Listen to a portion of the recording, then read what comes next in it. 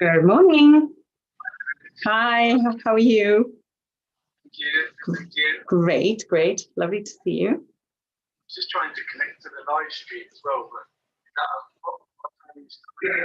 We're starting now, but we've had some technical difficulties, as one can imagine.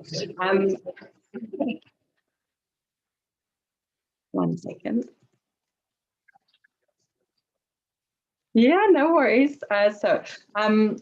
Just quickly, so if I might ask, I'm going to just ask you to show me your, so obviously the audio is working. Can you just share your screen with me? I'll just check that that's working. And do you have any sounds that you're sharing?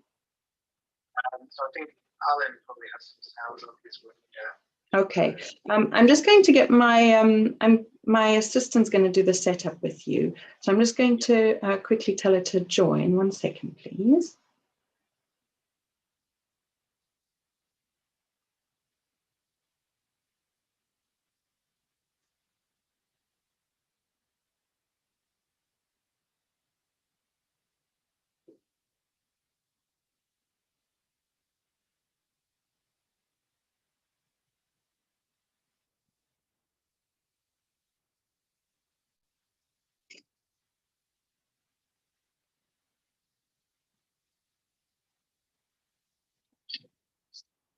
Okay, go ahead.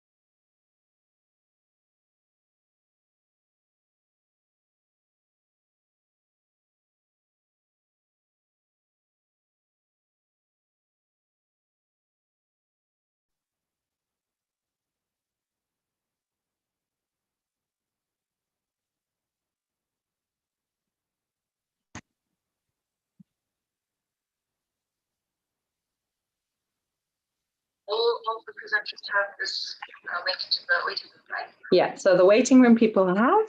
I'm also sending everybody their links before the start of the 30 minutes before they talk, they get a reminder.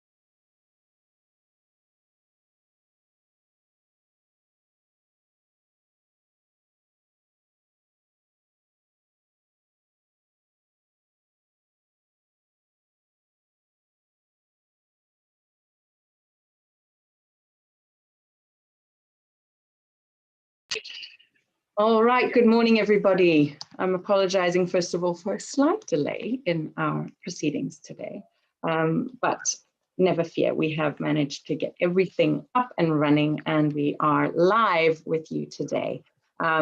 We have still got plenty of time to spare, but because we always build in a buffer here at Social Bridges, this is our second event in what I hope will be a very long and very successful series. Hopefully also after things continue in a more normal fashion after we have got rid of this awful pandemic. I want to welcome any and all who are joining us today via this YouTube live stream or perhaps in a subsequent catch up, and that is to remind you that all of our videos will be available for your perusal after our conference is ended and indeed after each and every day. I'm so very proud to be able to kick off this very exciting offering to you today on the topic of group alignment, very much connected with this theme we humans like and indeed need to exchange information in groups. It is how we learn, it is how we have fun.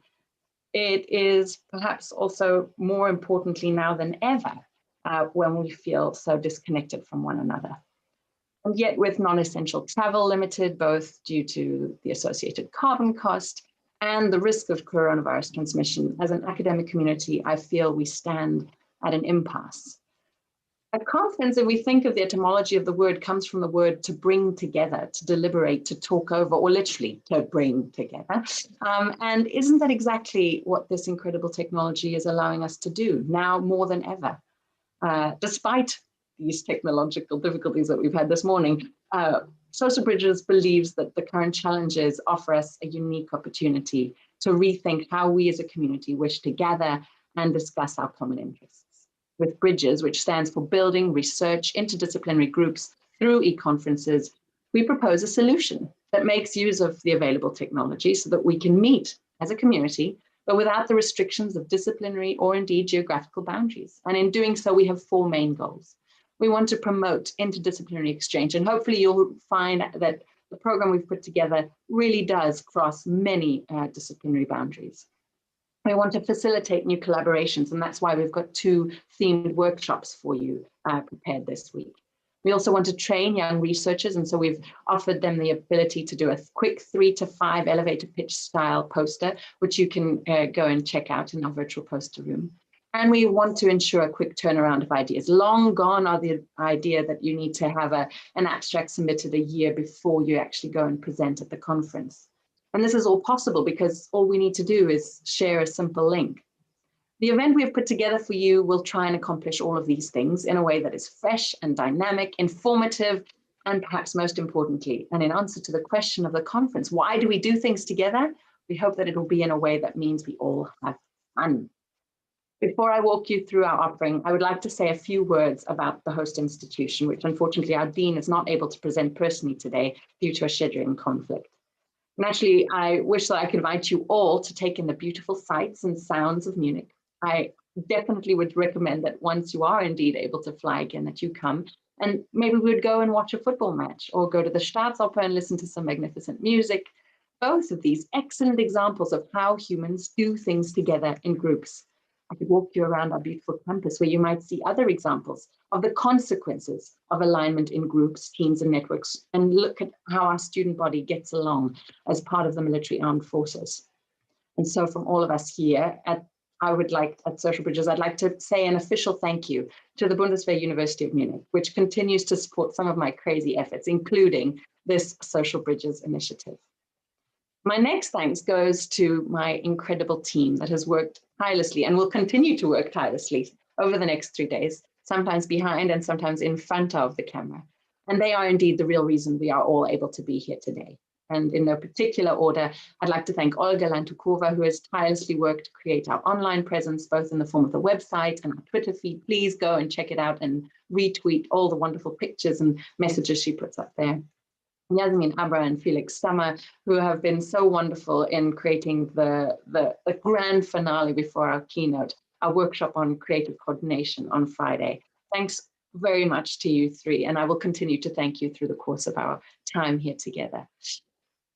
I would also like to quickly walk you through what we have on offer today before we start our official program. I'd like to say that we think that this conference format we've conceived of offers a wide range of activities for you. We've had our first socialBRIDGES event this summer, and it was even better than I even dreamed of. And I have to say, I usually have pretty high expectations. So I hope to treat you to a similarly memorable experience. We've chosen to live stream this event via YouTube, and you can access the link via our main conference live page. You'll simply see a click button which says online conference room. This link will be different each and every day, I'm afraid. So please go to our live page and click on the orange banner online conference room to join us. On the same page, you'll also find catch-up links to the videos from the previous day, as well as our poster submissions. You can find these under catch-up and virtual poster room, which I hope is clear enough. Finally, you can follow the program for the current day, which also specifies where we are in the program. And you can then go and look up any of our speakers. Because one thing we will not be doing today, again, a bit of a shift from the traditional conference styles, we won't have long, lengthy introductions telling you where our speakers are from. We believe that information is there for you to find very easily on our website. And we hope that you'll do that. Because Olga spent a lot of time putting up pretty bio pictures and giving you a link to our speakers' pages. In the time I have left, before we start with our first speakers, there are a few aspects of our conference that I'd like to make you aware of. Mainly, these highlight both the advantages, but also the potential weaknesses of an online exchange. On the one hand, we are not bound by space and time, and that sounds kind of exciting. But as metaphysical as that may sound, practically it has meant that those speakers who were unable to present live due to personal reasons can pre-record. That is the case for one of our speakers on Friday, but I will let you know in advance. And fortunately, they will be able to join us for the questions. Similarly, our virtual poster room has pre-recorded submissions from around the globe, from different time zones representing a global perspective that will be available long after these 3 days have passed. We are showing how we can truly ensure access with no registration fee or travel costs to the attendees or the planet. And with a simple YouTube link, all you need to do is click and join us either live or in a catch-up session later.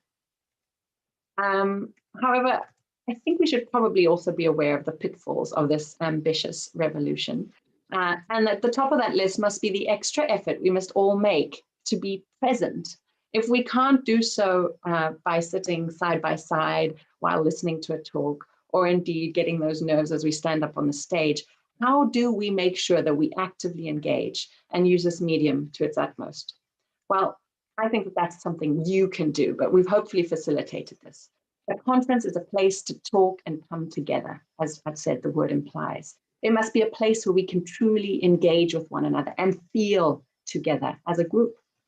So we've tried to create opportunities for this active engagement in the form of the YouTube chat alongside the live stream. Use it, fill it with anything that enters your head. It can be emojis to thank our speakers. It can be questions, either during or after their talks. This will be monitored by the chair of each session, as well as the speaker after the session, which will hopefully facilitate further exchange. We've also created an interactive whiteboard. Again, you can find this on our website, where you can put down thoughts, questions, comments, either in text or image form. But please note that to add content, so you can look at it without registering, but to add content, you need to register with the whiteboard platform. I will show you one of these before we start our next session so that you can see what we have on offer. Lastly, I should tell you that we've put together 2 interactive workshops. People have already been registering and signing up for these, and they are turning out to be pretty exciting. I'm very pleased to say that they're fairly fully booked, but if you would like to still join us, do reach out and I'll see if we can squeeze you in. Otherwise, of course, you can follow along on the live stream. But if you want to be actively part of the workshop, and I'd specifically say that the creative coordination one will be particularly fun, do drop us a line. The one is on quantifying group coordination. So this will be more methodsy, where we look at new computational approaches for capturing the degree of alignment and how this changes dynamically over time. And as I said, the one on Friday is on creative coordination. I think we've kept the best for last. I do want to say that we are very excited to have our 2 speakers currently setting up in the waiting room. I believe we have Alan just checking out the sound, but we are almost ready to go live in 2 minutes' time. To that end, I have Olga, who's going to just wave hello. I don't have my poster up yet, Olga. This will happen shortly. But yes, I'm just going to check that we have Alan. Alan and Mark, I believe, are just setting up, and they're going to transfer over to us here. So without further ado, we will be starting our live presentations with Alan Wing and Mark Elliott on ensemble timing in about 1 minute's time. We look forward to hearing that soon.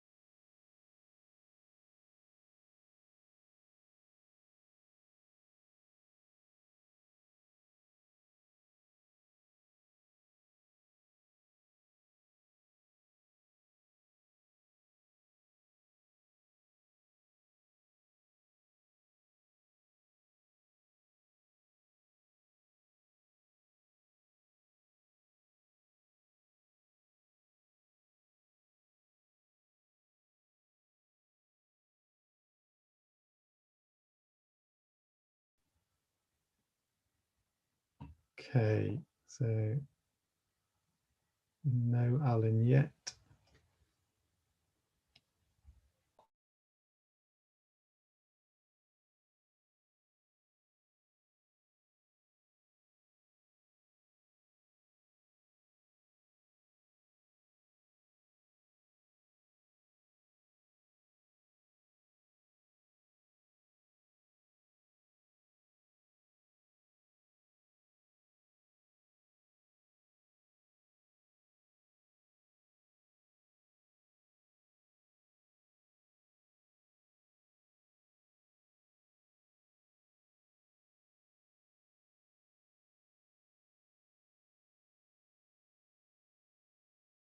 Everybody watching at home, or indeed in the office if you're that lucky, we're just trying to call in our second speaker. Mark and Alan will be sharing that duty today and talking to us about ensemble timing.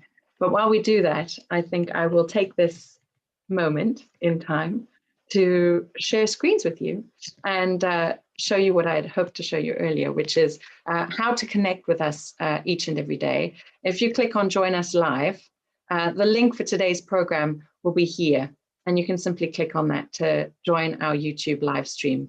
Each and every day, that link is unfortunately a new one. So do come to our socialBRIDGES/live to join the conference. You can also then go to our virtual poster room and take a look at some of our poster rooms sessions. And you can also then leave your messages on our whiteboard, which I hope you will do, adding links, images, and so on. You can get information about our speakers and talks over here. And I'm going to just leave you for a minute while I help our speakers connect.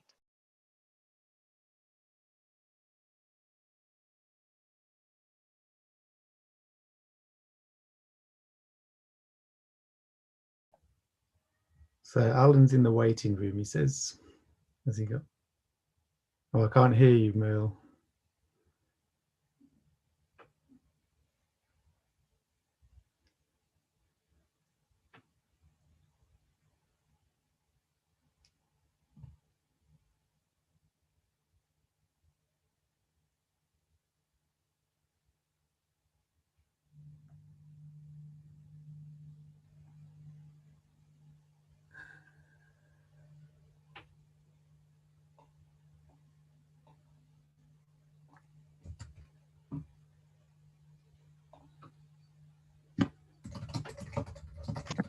And we're all here. I don't know if Alan can hear us. Can you hear us, Alan? It's all clear, thank you.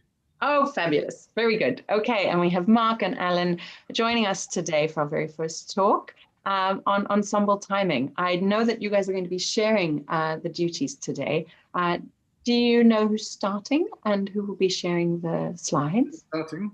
Okay. And so then without further ado, I want to just introduce our first speaker, Alan Wing, who is joining us from the UK. And as I said, I'm not going to do anything lengthy and give us your bio. People can catch up on that on our website. And I assume that you will be telling us everything there is to know about ensemble timing. Thank you very much, Merle. It's very nice to be here with Mark to present this talk. I'm going to share my screen.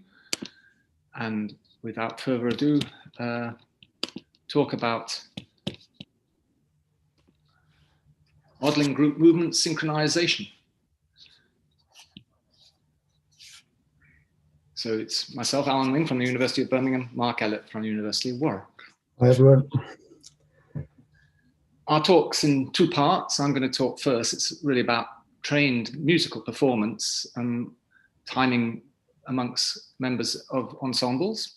And the second part by Mark is going to be about spontaneous activities. Again, it's about the timing between members participating in those more spontaneous activities. So in my talk, on part one, I'm going to be saying a little bit about music performance with a live recorded demo.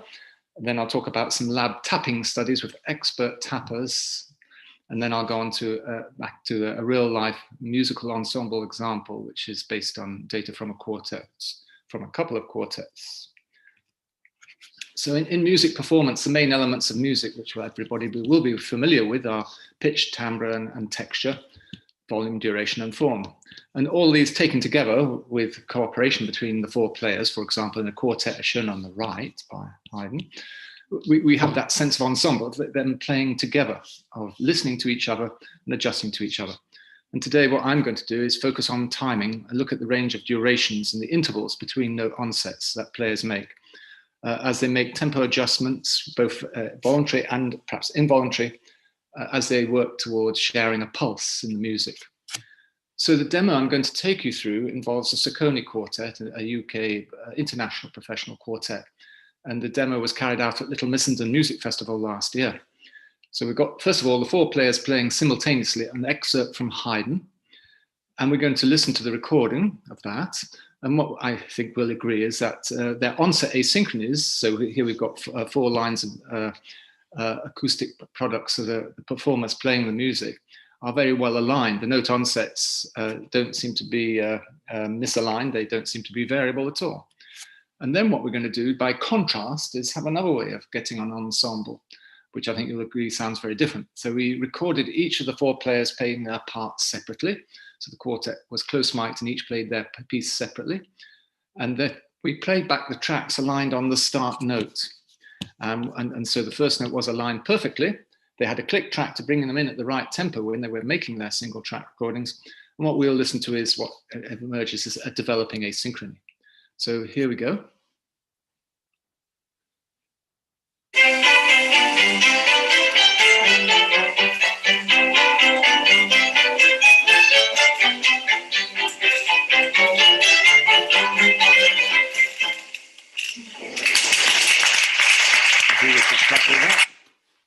Now this time they're going to play their parts separated. We'll just hear a bit of the violin, first violin.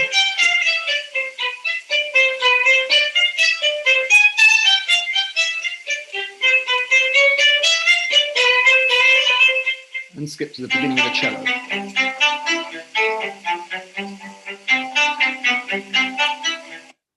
So now what we do is take the 4 recorded tracks, align them on the first note.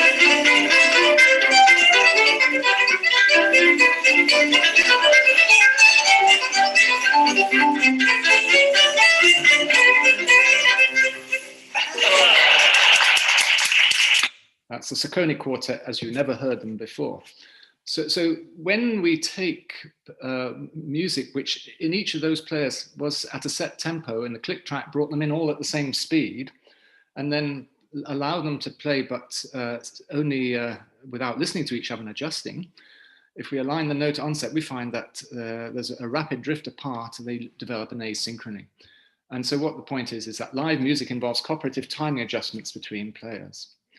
There's some data on asynchrony in musical trios. This is from Rasch in 1979, looking at different groups. For example, there's recorders here, there's wind groups here, and string groups here. And this is looking at the mean onset asynchrony in each playing 2 different pieces of music. And you see the mean onset asynchrony is around about 0, but there is a range for different instruments. Quite often, for example, with the violin taking the lead and the cello perhaps being the last in line.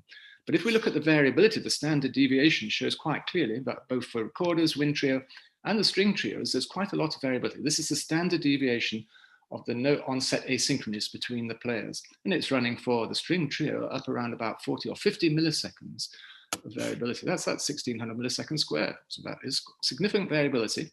It's not part of normal playing. These were good quartets.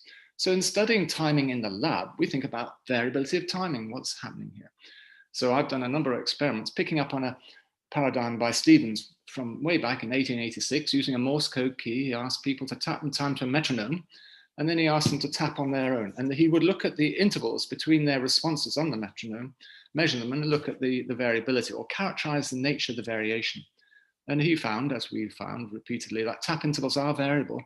And what's more, the variability increases with longer intervals. And one way of characterizing or thinking about this is to say, well, there's a mental clock in the head. We can think about time intervals.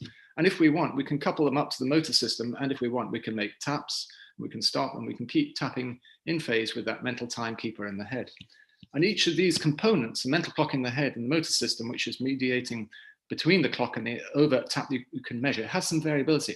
It turns out if you use the Wing-Christopherson model, which dissociates clock and motor variability, the clock variability increases with the longer intervals, but the motor variability stays remarkably constant across intervals. So this is a model of timing which has two components. Now we think about, well, if you've got to tap with a metronome, what are you going to do? You've got to get your responses, your taps on the Morse code key in line with the metronome pulses. And that means you've got to keep these asynchronies down to a minimum. And indeed, what we propose, or this is picking up really from the work of Forberg, is a feedback model, a simple linear feedback model on phase correction. So each time you tap and your tap response comes out here from the clock and motor system, you have a comparison with the pulse that is produced as an asynchrony. So this audio feedback allows you to make a correction to the phase of the clock to adjust its timing for the next response. But the proportion of that correction may not be 100%, it may be a partial correction. And there'd be some feedback correction going for alpha. And this setting of the value for alpha would be critically dependent on whether you use small alphas and you get undercorrection, or you get large alphas and overcorrections as to which type of variation you get in tapping. And now, if the metronome interval changes unexpectedly, if the metronome skips a beat or something like this, this model will also keep you in time with an unreliable metronome. And that's what I'm going to tell you about in the next slide. This is a study where we looked at metronomes that were producing unpredictable phase shift. So somewhere in the sequence, here lined up on time t, the 500 millisecond intervals suddenly switched either by one interval which was a bit shorter or one interval that was a bit longer by 50 milliseconds. And then the interval was again 500 milliseconds. And what this does is phase shifts all the subsequent pulses being produced by the metronome with respect to the pre-phase shift events. And so it's 50 milliseconds added or 50 milliseconds subtracted. This phase shift then produces a change in behavior. So when people are tapping with these metronome pulses, typically in these sort of experiments, people tend to lead the beat. So they've got a lead of 40 milliseconds until the phase shift occurs. The phase shift throws them either even earlier if it's a delay, or later if it's a phase advance. But then what we see is rapidly afterwards, the correction brings them back to the pre-phase shift asynchrony that was observed before the phase shift. But it doesn't immediate. So on the very first response after the phase shift, there's still some error left, and it takes a couple of responses to get back to the same baseline. So that means there's some undercorrection. The alpha is not as big as it could be to get you right back on target straight away. There's an interesting part about this experiment that I was just showing you there, was that we were taking EEG recordings at the same time. And we were interested in an area in the frontal cortex which shows up an error-related negativity in other experiments. And we were looking at the voltage difference between this peak, positive down, positive peak, followed by this negative peak, looking at this amplitude, the error-related negativity in the context of this tapping task. And what we can see is that this error-related negativity shows a sign difference and a recovery, which very much parallels the behavioral data. So we've got evidence here of the brainwaves of the neurophysiological underpinnings of the overt behavior. I'm now going to go into the musical case again and think about ensemble timing. So we take this audio feedback phase correction model that we were using for keeping in time with the metronome and say, well, what if we say, for example, the first violin trying to judge when to make the next note? What if that first violin looks at the asynchrony with the second violin, asynchrony with the viola, asynchrony with the cello? They can apply a correction to each of these to make a weighted adjustment according to the weight that you give each of these other players, and then produce the new interval. So this kind of a weighted correction could give more weight, for example, to the second violin, less weight to the viola and the cello, because perhaps the first violin doesn't trust the timing of the other two players to the same degree. So this kind of a model, this simple linear phase adjustment model, involves 12 correction parameters. There are 3 alphas for each of the 4 players, 3 correction parameters for each of the 4 players. So you get this sort of network diagram of who is depending on whom and how strongly. So we then took this model, and just to show a little bit further how it works, we say, what if you've got different values of alpha?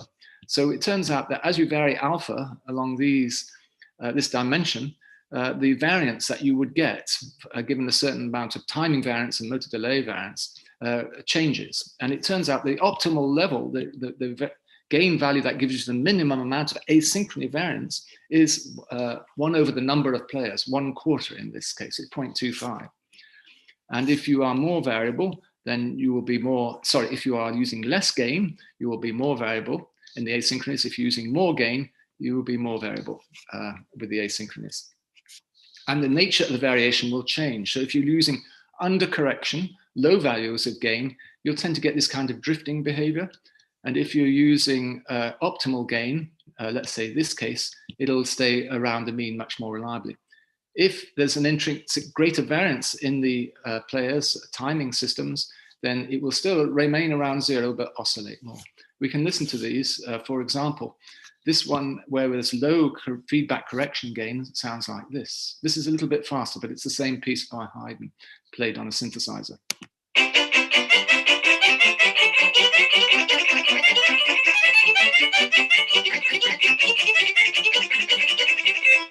Well, they ended up together, but I think everybody could hear that it was drifting away from the beat, that they were not together in the middle. Whereas if we play this version, which is staying in time and is using an optimal gain,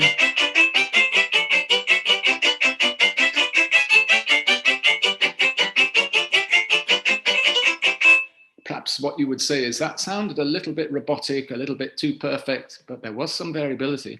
It is the case that in the music industry that there's been, for over a number of years now, a tendency to try to introduce noise into synthesized performance to make it sound a little bit more human-like. So if we add a little bit more noise, but use the same correction system optimally,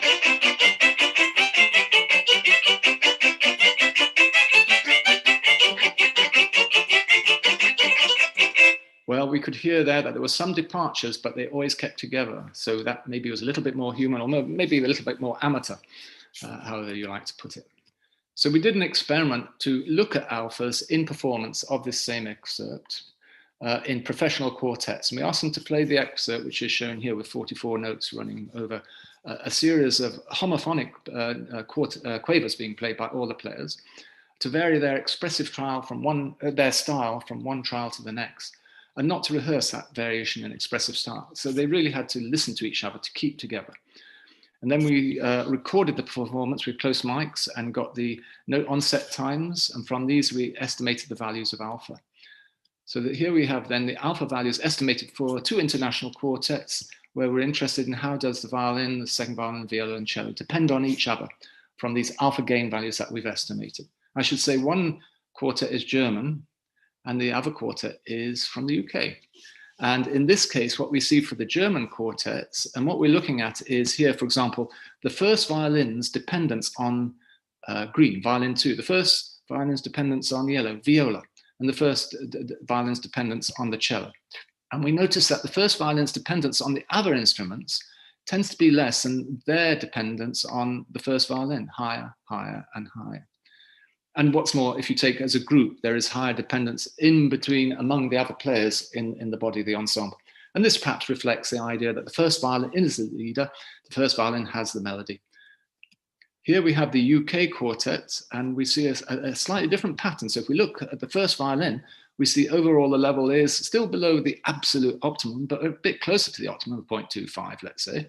But we notice now that this first violin is using correction factors against the other players, which sort of matches the overall correction factors being used by the other players towards him in this case.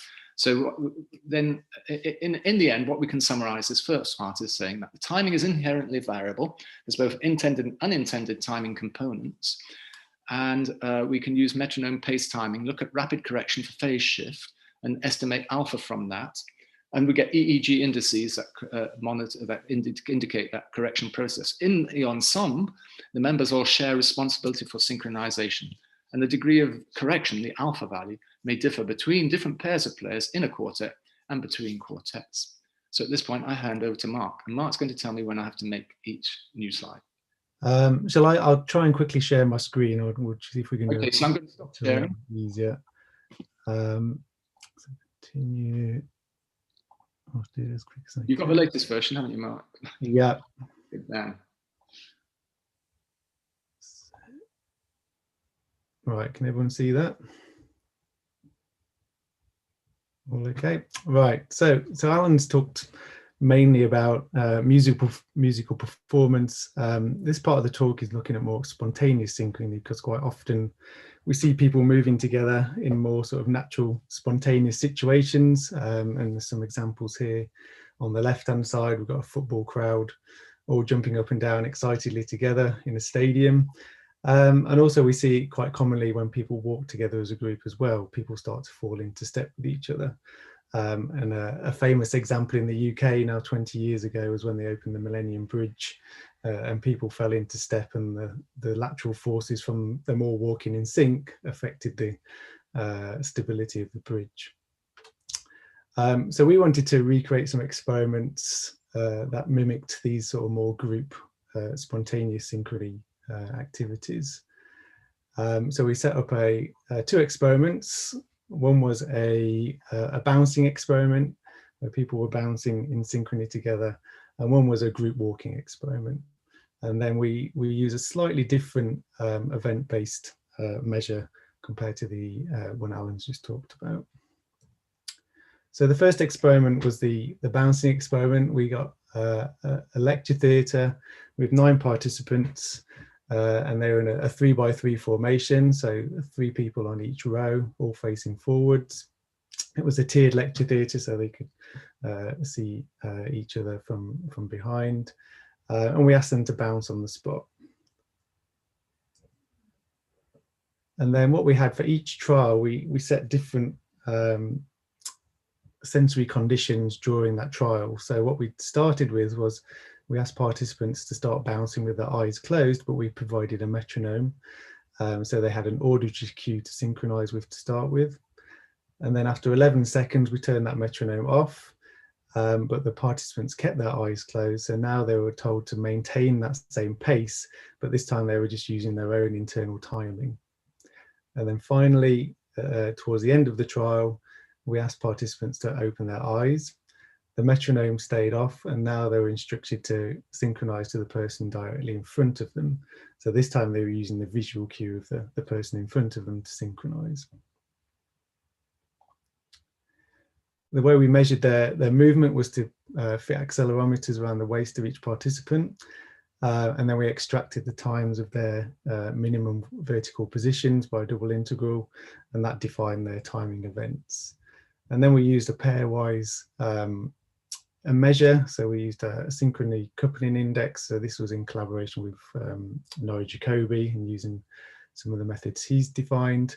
And we did this in a pairwise way. So we could look at, for each person out of those group of 9, how strongly they were coupled in terms of their synchrony to all the other 8 participants.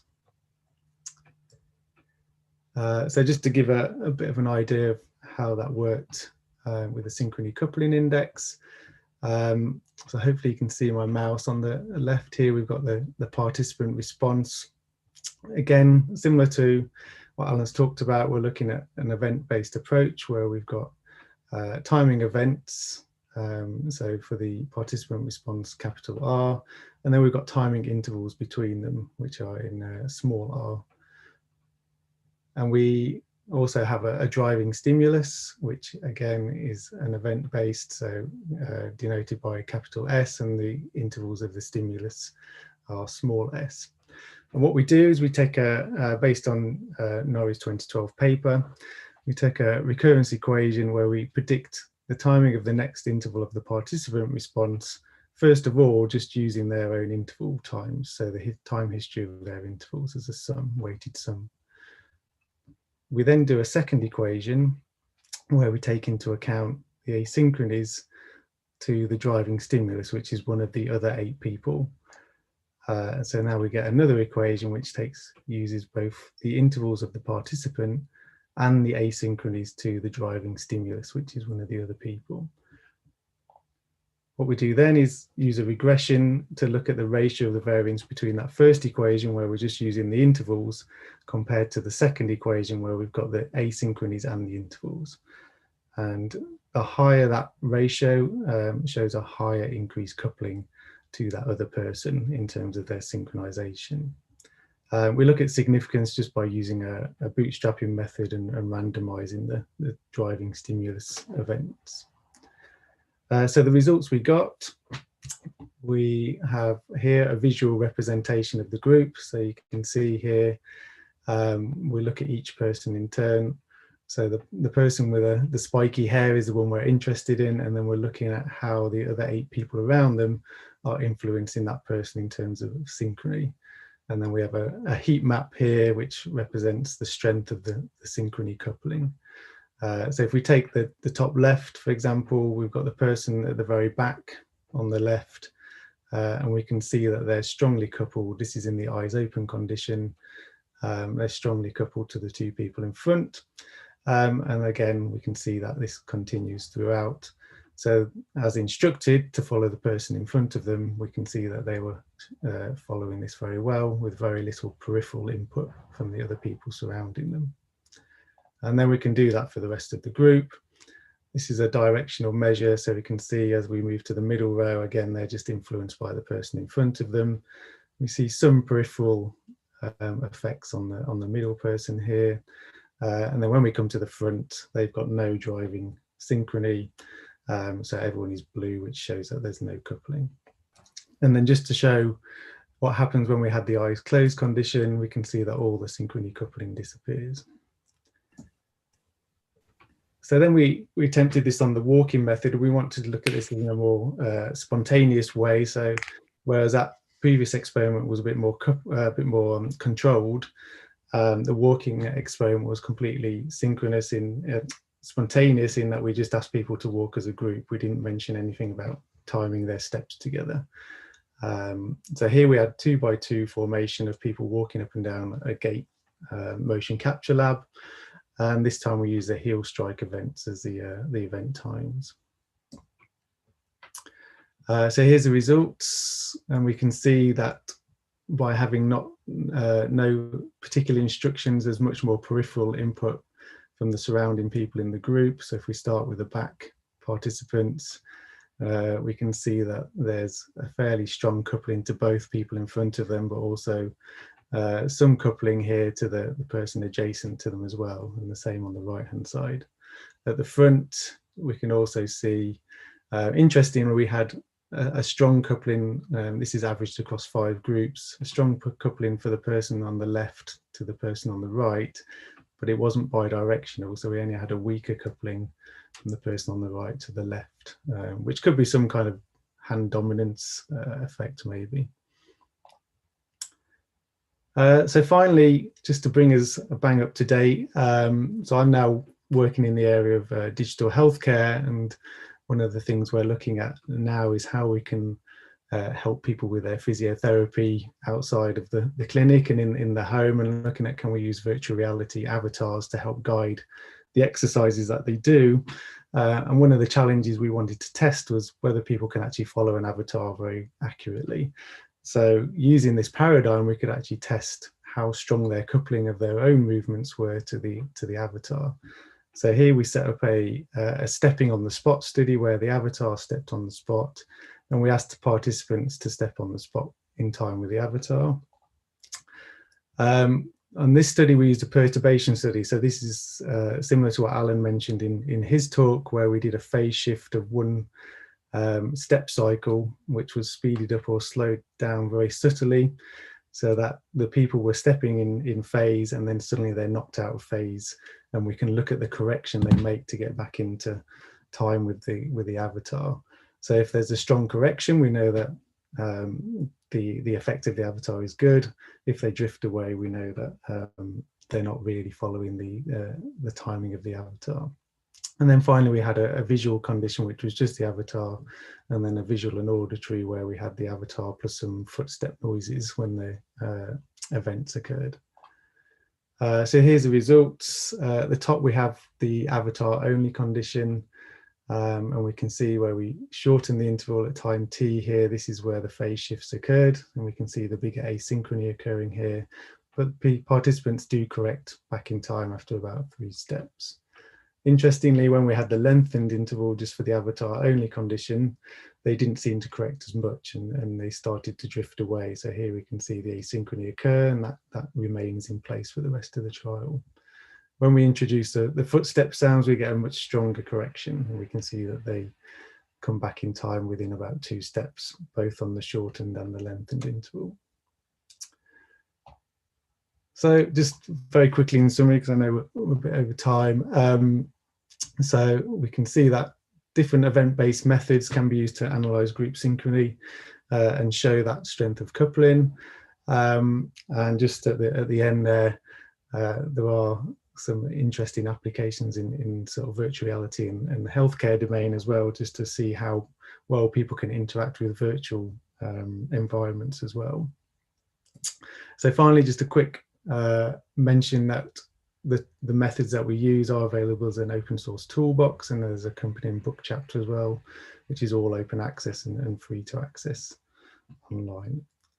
So thank you. That's all our collaborators and contact details. So I'll hand back to Merle. Thank you so much, Mark and Alan. That was probably the best way to kick off. We're definitely all awake. Lots of maths, but so well explained. So we are deep in it, and I really do appreciate how well it's been put together to be able to really capture both spontaneous and more guided, shall we say, ensemble movement. I have to also say we probably have to talk because we're doing very similar things with group walking, in fact. So I have probably about 600 questions. We don't have any on the YouTube stream at this point. I will keep an eye on it, but also because we're short of time. I do have a couple, and I'm going to just reduce it to one. So you spoke a lot, both of you spoke about basically pairwise coupling, both within the interdependence between the players in the string quartet, and then obviously in your group walking with eyes open and eyes shut. One of my big questions is, and obviously your data seems to suggest this, that we basically just pair to our nearest neighbors. But do you really think that that's the case? And do you think that that's the case irrespective of the size of the group? Do you mean, I assume that in a string quartet, we don't just look at the first finalists. We obviously have some degree of coupling with the others. So one of the things that sort of runs in the background is what are the group size limits to any models we make as to, pairwise coupling. As the group size increases, obviously, we probably will focus more and more just on nearest neighbors because we know that that's reliable. It's what we have access to. So basically, I want you to, could you tell us what you think about a pairwise coupling as a function of group size? So shall I, and then Mark can answer on the... That sounds great. Okay, so in music, what we've been thinking about is what happens in orchestras. And so what we were saying is optimal coupling, which minimizes asynchrony variance, is to use 1 over the number of players. And that doesn't really say about which ones that you were doing. That would be the average coupling factor, 1 over n. So if you've got 60 in the orchestra, it would be very small coupling with all the other players. However, what we know in orchestras when they're being trained is that they should, first of all, synchronize with their neighbors who are playing the same instrument. So all the strings as groups, like the cellos should try to play together, the violins should try to play together. And then what we would expect, but we've not tested this yet, so it'd be an interesting experiment, we're looking for collaborators, would be that when you go to the larger scale, you'd be interested, how do the cellos coordinate, adjust their timing with respect to, I don't know, the percussion or with the wind or with the brass, for example. Some would answer, would say that in fact, it's very difficult to avoid getting drawn into phase with the brass because they're much louder. So there are other factors which affect this as well. Yeah, it was why I was thinking we probably need to think more about layered models of coupling. Your first layer is, the people who are most important so that you can make fine-tuned changes. And then, subsequent layers, one which might be just salience driven, you hear a big bang from the timpanist or, something along those lines, that we need to probably get cleverer with more layered models. I think that's sort of what you were saying. Yeah, so I mean, I think on our study, it was interesting about the peripheral input as well. So when there's no instruction, like on the walking one, we could see the peripheral input. So even the person adjacent to you has some coupling. Whereas on the bouncing task where we explicitly said follow the person in front, you could see it was very directional, and they were just literally following that person in front with very little overflow into the peripheral. So that's an interesting area. Another thing that we were looking at is the reliability of the the stimulus as well. So if someone's very reliable in their timing, do you put more weight on that person because of that reliability compared to someone who maybe is more variable and harder to follow? So we were. But then I think it probably gets even more complicated. I should just be quiet because there are questions coming up on the YouTube stream. But I think just very briefly that reliability is one thing, but that has to then also interact with your priors. So if you assume them to be reliable and then they sort of go against those priors, you can have a pretty interesting effect as well. But I'll leave that. But I really do think we need to talk lots because we're doing lots of the same things. On the YouTube, we've got 2 questions, one from Travis Wiltshire, who'll be speaking later today, and one from Pedro Passos, who works on football and teams, and he'll be speaking on Friday. Travis asks a question for Alan. Any idea what the reason is for the natural or cultural pairwise differences in the quartet? Yes. Maybe Alan can take that. So the German quartets were displaying a more clearly leader-directed or controlled environment than the UK quartet. So we could say one is more autocratic, the other is more democratic. But that's only with 2 quartets and only 1 piece of music and a short excerpt. So we don't really know the real range of variation. It would be premature, but one could speculate that it's something to do with the cultural upbringing. We need to do an experiment. Yes, it's a familiarity with Haydn, and maybe the Germans got it right and the English were doing something that Haydn would never have dreamed of. Yeah, we need to do an experiment, don't we? And then we have another one from Pedro Passos. This is a question for Mark. In the bouncing experiment, do you have any explanation why the participant in the back row displays a stronger synchronization with the front row than the middle row? Right, okay. I haven't got a definitive answer. I'm not totally sure. The only thing it could be maybe is that the person in the front row was more less variable because they were effectively setting the timing pace, and the person in the middle would have been following that person in front of them, and then the person at the back following that person in the middle, who maybe was more variable because they were correcting more. That's my theory, but we haven't proven that, I guess. We're going to have to stop there. We have another question from Dan CM, and I hope that you will have a look at that, Mark. And I think it's meant for Alan. Alan, so perhaps you can have a look at that. Sure. I will thank you both once again for your time and your wonderful presentation, which has really got us off to a great start. We have Alessandro waiting in the wings, Alessandro De Arzilio, who has been very kind and patient. So we'll move on to him, and he's going to be talking to us in a similar vein on the sensory motor basis of human communication. Hello, Alessandro. And thank you again so much for joining us, and we hope you'll join us on the live stream. Talk to you soon. Bye. Okay, Alessandro, hi. Welcome. I'm sorry we're running a bit late here on Social Bridges today. This is not normal, and this is not very German of me, so I do apologize. But we are very excited to have you with us, Alessandro. And without further ado, we're just going to switch over to you. I know you've already done your sound and presentation slides check. So if you just want to share your screen with us. Sure. I'll give you a 20-minute warning at past, and just by raising my hand. And I wish you very best of luck. Okay, so thank you very much for the invitation, and really, really a nice organization and a nice situation, you know. We definitely hope that the future will not about only online interactions, but definitely it's a very good start. So today I'll try to be as quick as possible because I put a lot of things in my presentation. So the general theme of my presentation is about the investigation of the neural building blocks of sensory motor coordination. But then towards the end of the presentation, I will also give you some slides. I will present some slides about our attempts to develop methods to measure sensory motor communication. So the first part more about neurophysiology, the second part more, you know, about closer to application. So if we start from the very basic, here is something that everyone would agree with: the fact that whenever we move alone, our movements are necessarily the byproducts of individual level sensory motor loops. We basically have a continuous back and forth of information by sending commands and receiving feedback. And then when we move to the dyadic and also the group level coordination, things get a little bit more messy, because those loops to control our own movements, actually they have to incorporate, here I just said visual, but it could be other modalities. We have to incorporate other signals that are related to others' movement. And here we can represent some version of how you could imagine the movement of someone else that has to be fed into our loops, sensory motor loops, to control our own movements.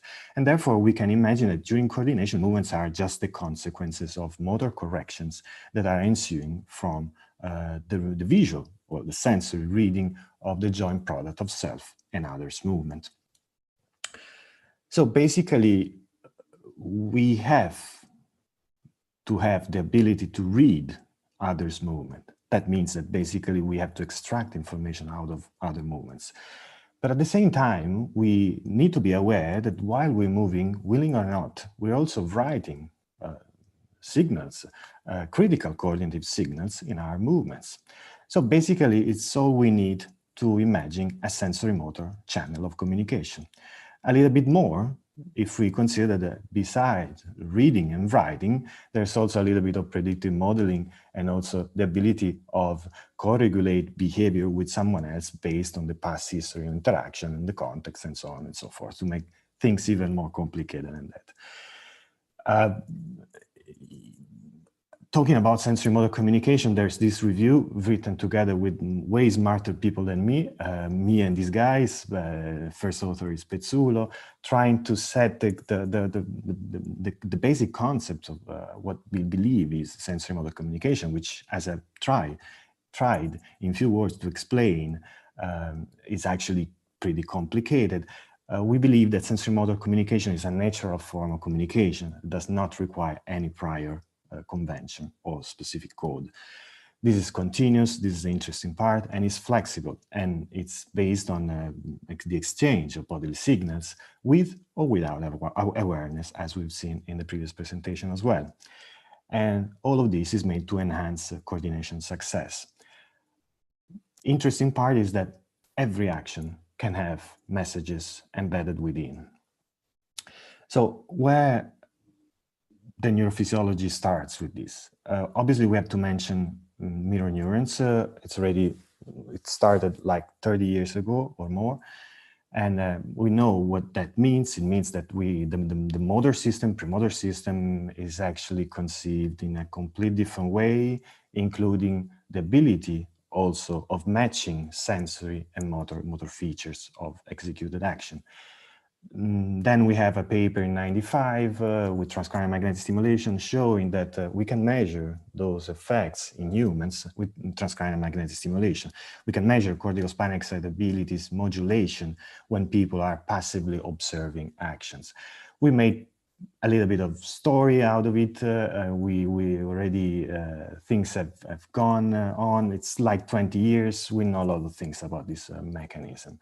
And if we want to simplify everything, we can say that human actions are characterized by invariance based on neural constraints, based on biomechanical constraints. Human actions are a kind of stimuli which are particular, for which we probably have a specific neural module to analyze. If we want to use some more engineering terminology, we can imagine that the motor system acts as a classifier or a filter for perceiving specific features of biological motion. And if we want to give a definition, we can imagine that the observer motor programs actually can help constrain an active search of specific sensory features in order to maximize the discrimination between several hypotheses, or to support the prediction of future information. It's kind of a Bayesian prior, while you have to make sense of a complex environment around you. So the kind of research we run in our lab, we can separate into four different lines, actually 2 lines, action and speech, and 2 approaches: single subject, classical laboratory environment, and multi-agent, the complex situations where you have multiple people engaged in a possibly realistic interaction. We do hyperscanning, but today I will just speak about few studies over here and few studies in the multi-agent section. And first, I start with thanking the people. These are all the people involved in this project. Longtime collaborator Luciano Fadiga. We've been working already like 10 or 12 years together, the postdocs and PhD, and these are the grants. But then let's move to some recent examples of the neurophysiological basis of sensory motor communication. I don't want to be too long here, but just an example of a very recent paper. In this case, we wanted to investigate the coupling of action and perception at the very basic level. Here we have a classical task where you have a continuous motor control, motor output. So it's an isometric force task, and we're recording electroencephalography. What we're measuring here is one of the classical methods is corticomotor coherence. So the relationship between center and periphery throughout the task. But this time people had to do also a visual task unrelated to the motor task. So they had to detect a stimulus that was a threshold. So basically what we are looking is that the ability of people to actually see the stimulus or not depends on the previous state of the sensory motor system. So basically what we show is the alpha lagged corticomotor corticoforce coherence actually explains visual perception. In a word, we can say that the intrinsic properties of cortimotor control, so the machinery, the neural machinery that is needed to output a certain amount of force, is actually orchestrating in time if we can see or not a visual unrelated stimulus. To move a little bit higher in the hierarchy of complexity, here it's another very recent example, another study where we have a classical action observation task. There are many, just like the Fadiga 95 paper I mentioned before. People are observing a hand opening or closing action. But this time we changed something. Our subjects were not passively observing. Our subjects were doing either the same action or a different action. This is like the first building block of the interaction. So how the mirror system works when I'm not just observing someone else, but I have to control my own effectors. How that thing works. Because when I'm passively observing, there's a lot of literature saying that there's an increase in corticospinal excitability. Actually, what we show here is that when you have to match your own action, when you have to execute an action, but at the same time you have to observe someone else doing something, basically, I'm not modulating corticospinal excitability, but actually I'm using corticospinal inhibition. So that means that probably motor inhibition is the key neural marker to tease apart what is my own neural needs for moving my body and what are the motor computations I need to implement in order to extract information from someone else. And then another study, another very recent study, imagine these two actions. These two are two different strategies in a continuum of a whole body pointing action. On the left side, we have a safest way where you keep your central mass projection down between your feet. Basically, you're spending a lot of energy by flexing the knees, but at the same time you want to be safe. On the right side, instead, you have the other option. You try to save the mechanical energy, but you move you risk a little bit more in terms of postural stability. And basically, this is interesting because these two strategies are equally spread in the population. They're very robust across even years in the same person, are differentiated by the activity of one muscle, the tibialis anterior. So basically, if the whole story of the mirror system was true, was completely true, we would imagine that by observing one of the two actions requiring a strong activation of the tibialis, I would see increase of modulation of the corticospinal excitabilities of my tibialis. Instead, at the group level, this is not the case. And that's why. Because basically, we know that everyone enters in a lab with a specific strategy, with like a personality, a motor strategy to do one particular task. And what we showed that actually the motor excitability doesn't follow what is in the stimulus, but actually follows the difference between me and you. So if I'm a blue strategy person, I'm going to resonate, let me use this term, I'm going to show a greater excitability for the tibialis when I observe someone with the red strategy. And the opposite is also true.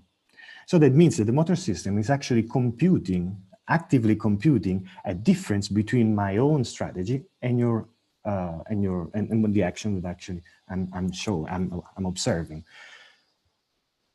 So to make a long story short, the 3 studies I presented show that the ongoing motor control actually changed the way we perceive actions. And this is important to understand the tight and the mechanism, to open a tight and mechanistic window upon action perception loops. At the same time, the second studies is starting to tell us, something interesting. It's telling us that acting and perceiving at the same time changes everything. Mirror-like activities or neurophysiology of interaction cannot be investigated in a single subject observing passively stimuli on a screen. And the other one is that the mirror function actually probably computes a difference between own motor template and others' visual appearance of action. This changes quite radically the picture of what is believed, what could be the motor computation during action observation, and what are the implications during the interaction. But it's also interesting because it lets us move from a group level neuroscience to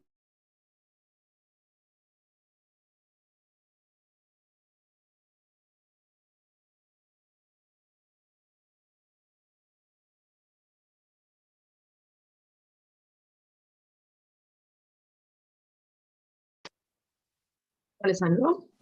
Yes, can you see me? Oh, yeah, for some reason it just hung. Can you share your screen again, please? Yes, I do. My apologies. Don't worry, don't worry. Not sure what happened there. Me neither. Can you see my screen now? Yeah, perfectly. Go ahead. Okay, so basically now I was jumping to the second part, trying to translating all those neurophysiological laboratory-like experiments, still trying to make it a little bit more interactive into a condition where it's very hard to do neurophysiology, where you have complex and ecological behavioral co-regulation. I'll jump over this slide because it's a little bit too late. And so we moved to orchestra and quartets, because we know already from the previous presentation how these are probably a very nice, interesting model of interpersonal communication, and the sensory motor communication I tried to briefly sketch at the beginning of my presentation. These are also interesting because offer different degrees of leadership when it's a formal leadership or a more distributed leadership. And there are multiple possibilities to investigate different social structure, if you want. These are one kind of the stimuli we're using, recordings we are using in our studies.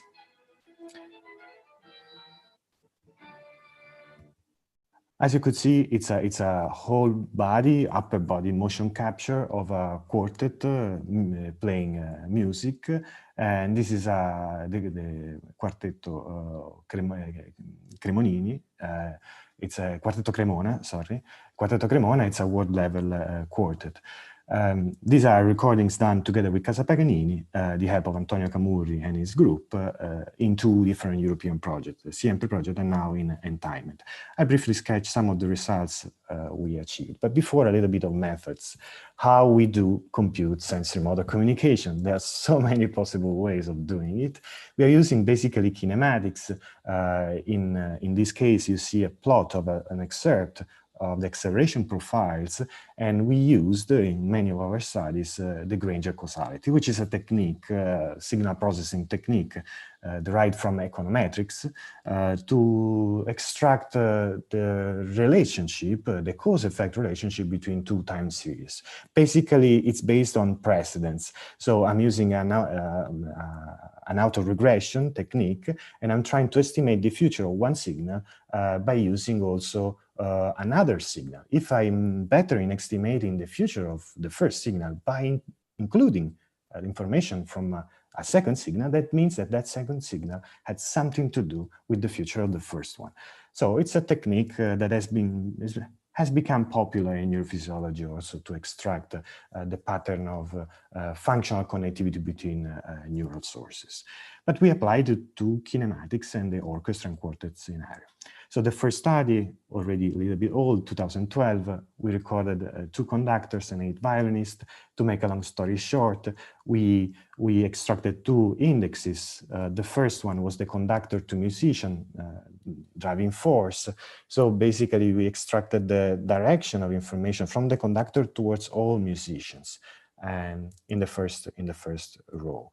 And then also the musician to musician. So the cause-effect relationship between all musicians by excluding statistically the contribution of the conductor. So what is the net collaboration, information flow between musicians, removing the conductor? And we did it for the 2 conductors. Here as well, to make a long story short, we had the pieces of music be rated by experts, and we can summarize the fact that in the worst rated performance on technical grounds was that actually had a strong communication from the conductor to the musician, which at the same time was paralleled by strong communication between musicians themselves. Basically, everyone was speaking, no one was listening, we could say. On the other hand, the best performance were when the strength of the conduction actually was paralleled by musicians that were reducing the inter-musician communication. This is a second study, 2014. It's a quartet study with the data I just showed. Here as well, we measured inter-musician communication, which is the total back and forth causality between each musician. And then we summed all this communication, and then the musician driving force. For each musician, we computed how much each musician was causing more than he was caused by everyone else. So then the net positive influence on the other musicians. The music pieces were separated in terms of technical complexity by expert musicians, and as expected, here are all the takes, the repetitions.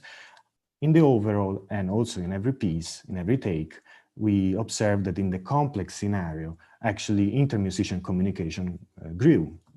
It's possible, it's probably obvious that whenever complexity actually called for more communication, actually that measure was capturing that fact. At the same time here in the musician driving force, we see that there's a pattern between the 4 components of this quartet, which is relatively constant and consistent across takes, except for take 5, something weird happened. But what is interesting at the overall level, we see that basically there's one musician, the first violin, that was actually always causing more than he was caused. This is telling us that he was the true leader in the group. And then another interesting fact. Actually, we had another condition where the first violin was asked to add to his score some agogic changes, like adding a crescendo, diminuendo, accelerando, and so on and so forth. But he was the only and the sole person in the group knowing the presence of that dynamic change. So that meant that basically we forced him to have more information than everyone else. So basically, we wanted to unbalance the informational content, information distribution within the group. What we saw in the perturbation was that inter-musician communication actually increased in the altered condition, but interestingly enough, the information flow from the first violin to the rest of the group actually was decreased. This could be explained in multiple ways. I have some ideas. Occam Razors to me says that classical musicians, professional musicians, are not happy with this kind of novelties in the way they rehearse. So, but you can tell me later if you have other interesting interpretations. And then the final study, we have the second orchestra, complicated scenario, as you can see, viewed from the top, 30 or 35, I don't remember, musicians on stage. The recording was done only for the conductors and for the first 2 lines, the 2 rows of musicians. Here we wanted to extract a little bit more complexity of this interaction, the multi-layer nature of communication. We recorded the head and the hand movements, one for ancillary expressive movements for the torso, the body sway, and the other one, the hand, to measure instrumental movements. Also, at the same time, as was mentioned earlier, we can extract two modes of coordination, because intergroup coordination, it's a kind of complementary coordination. The musicians in first and second line have to do, most often, very different things. Instead, in the intra-group coordination within the line, actually they have to play the same score. So they have to synchronize their movement. Then we did several other analyses and a perturbation here as well. The perturbation is funny because the first line, now they have to rotate 180 degrees, so they no longer see the conductor. Actually, for the first time in their life, they see the second line in the musicians in a phase. So now the communication changes completely. So what we see is that there are different effects on different channels. So we see that there is a clear directionality between the conductor and the musicians, and line 1 in the normal condition drives the music or the movements of the second line, both in the hand and the head. When we apply perturbation, obviously interesting enough, our method capture something that is obvious. The communication pattern between conductor and line 1 was completely cut, was absent. What is interesting is that the communication between conductor and second line for the head movement was increased, and also the direction actually was reversed between second line and first line. That means that second line now has to increase the communication with the conductor, and now is also the hub of a new communication path from the conductor to the first line. So they're kind of mediating this new rearrangement of the system. Also, in the intragroup, something interesting happened. So the first line that now they have to readjust, they make more use of their peers because they start to synchronize more in both channels, as if they have to regroup and try to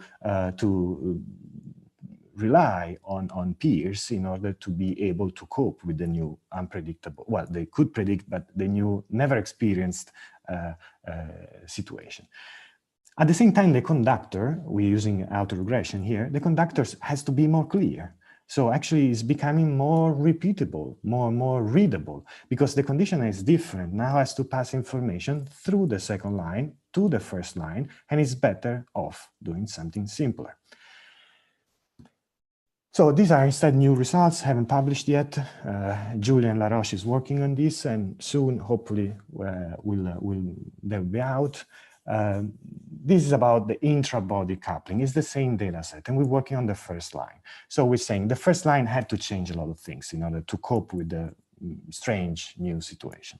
So, but what is that these people are doing in their body movements? And basically, what we're looking at, the coordination between bow and head. So we want to see if they change the way they reorganize their movement in order to, do what we just seen in the previous results. What we see is an increase in intra-body coupling of movements. You see the plot on the right, it's a cross-correlation plot. What we see is that lags in the cross-correlation doesn't change between the normal in blue and perturbed condition, but the lag variability seems to be lower in the perturbed condition. So that probably means that musicians are making movements between the head and bow movements become more similar, more correlated between them, and also more consistent in the lags. If we look at if we do a power spectrum of the bow movement, what we observe is that something probably obvious is that the frequency content of the bow movements actually show peaks in relevant positions, especially where there is a musical value. And those peaks do not change across conditions. That is probably obvious because musicians were still playing and the score was still followed and read. So they were coping with the rest of the body, but then the bow was still doing the same movement that I expected from the score. But what happened that is interesting in the head? Actually, head movements showed a significant difference between the conditions perturbed in red and normal in blue, but specifically at those frequencies that have musical values. In the normal conditions, the spectrum of the bow, of the head shows actually a lot of energy in the low frequencies. which are basically probably not related to the fine, fast movement of the bow. Instead, when we observe the perturbed condition, we see that the spectrum shows multiple significant periodicity, especially with peaks reflecting half, quarter, and eighth of a note. So that we can simplify and say that probably this data, still working on it, actually is telling us that head movements actually try to rebalance towards higher frequency. So they move the spectrum towards more energy in higher frequencies, trying to match the frequency, the spectral content of bow movements. And to make a long story short, an intermediate conclusion, we could say that there's probably there happening an attempt to coordinate ancillary and instrumental movements to frame and stabilize the timing of the bow movements, and probably in order to replace the loss of timing information that is normally provided by the conductor that, I remember, they no longer see in the face. So this is all of it. Thank you very much. This is the nice picture I could see from my office if I was at the office. Thank you so much, Alessandro, for that perfect continuation from what we heard this morning. It's almost as if I planned it. So it was fantastic, actually. Again, to talk a little bit about action perception coupling, as we started talking about with Mark, as we brought that session to a close. The idea being that when we were talking about the first and third row and how they were interacting in their walking bouncing study. Here again, you're saying that, you know, everybody is interconnected. So it's not just about saying, are they synchronous anymore? Now we're saying, why are they synchronous? How do those patterns change over time? And how is it related to how they're coupling with different people? I am just checking to make sure that there are no questions coming up on the, yeah, so we've got no questions up on the YouTube channel yet. I will keep watching those, but I have many questions. I was particularly interested in the fact that you used the analogy reading and writing, which was, I thought, very interesting when you talk about communication. I first of all love to hear why you think about it as reading and writing. And then the second is related to that, because reading and writing are both very active signaling processes. Whereas a lot of the times, and obviously the data you've just shown us is very active, right? When I'm a musician and I try and coordinate my bow and head movements, it's a very active signaling that I'm doing. But sometimes the signals that we send to one another are not as active. So one of the questions I sort of had to you, because I'd be curious to hear what you have to say, is what about those other signals, those less actively sent out signals? Yeah, I completely agree with you. I have to say that sometimes in my presentation I use read and write because I expect very different audiences, and many times I have engineering audiences where usually with the collaboration we have and the projects we have, we talk with roboticists and so on. So the reading and writing, it's an oversimplification and they're easy to understand. But I totally understand that the difference between an active process and what is not active, it's a critical for cognitive, a critical one for cognitive science. And we are into the more active, though not necessarily voluntary kinds of reading, if you want, and writing. We know from studies, we don't have to go back to Jonasson in the 70s, showing that biological motion forms a specific shape, but we also know from studies in the 90s that when we are observing a biological motion profile and we have to produce another movement which is unrelated to that, actually we see contagion.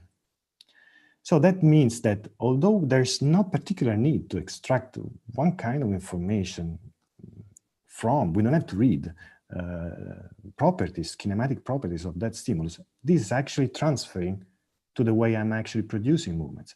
So now if we use this continuum, it's even hard to set the separation between what is a completely explicit voluntary reading actively and what is, you know, just like an automatic imitation phenomena. And That sort of leads me on to the question we have on the YouTube live stream from Travis Wiltshire, one of our speakers from later today, who says, thank you, Alessandro. Can you elaborate a bit more on this distinction you were making between sensory-motor communication and information transfer? And maybe that is sort of related to what you were just saying. I think, yeah. Thank you very much for the question. It probably needs a lot of discussion, because it really depends on the perspective you're taking. Because I agree that from a cognitive science perspective, it makes a whole lot of a difference.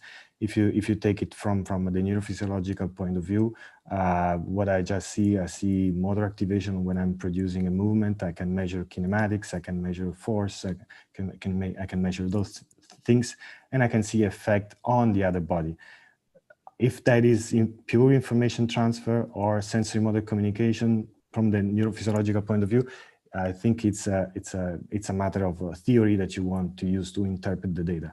But data, it's there to say that there's a change in a system that is mechanically not coupled.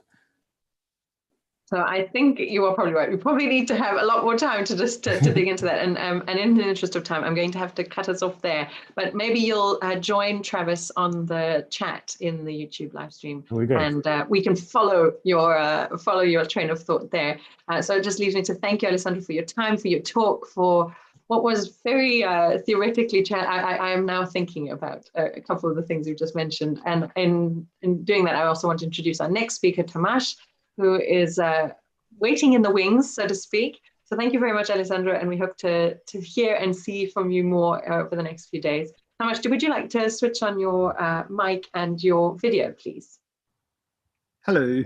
Hello, marvelous, thank you so much. And yes, welcome to our next speaker, Tomasz, who is, I have a couple of notes. So first of all, he was going to be talking to us about the evolutionary origins of coordination on social networks, but he has a favor to ask of you. He would like to make this as an interactive a session as possible, which is a wonderful way for us to make social bridges more interactive. So I'm all for it. So his request is that if you have questions during his talk, to please put those down into the chat. I will be following those and will transmit them as best I can to Tomasz in as quickly as possible. So Tomasz, if I do have a question, I will wave my hand vigorously and interrupt you.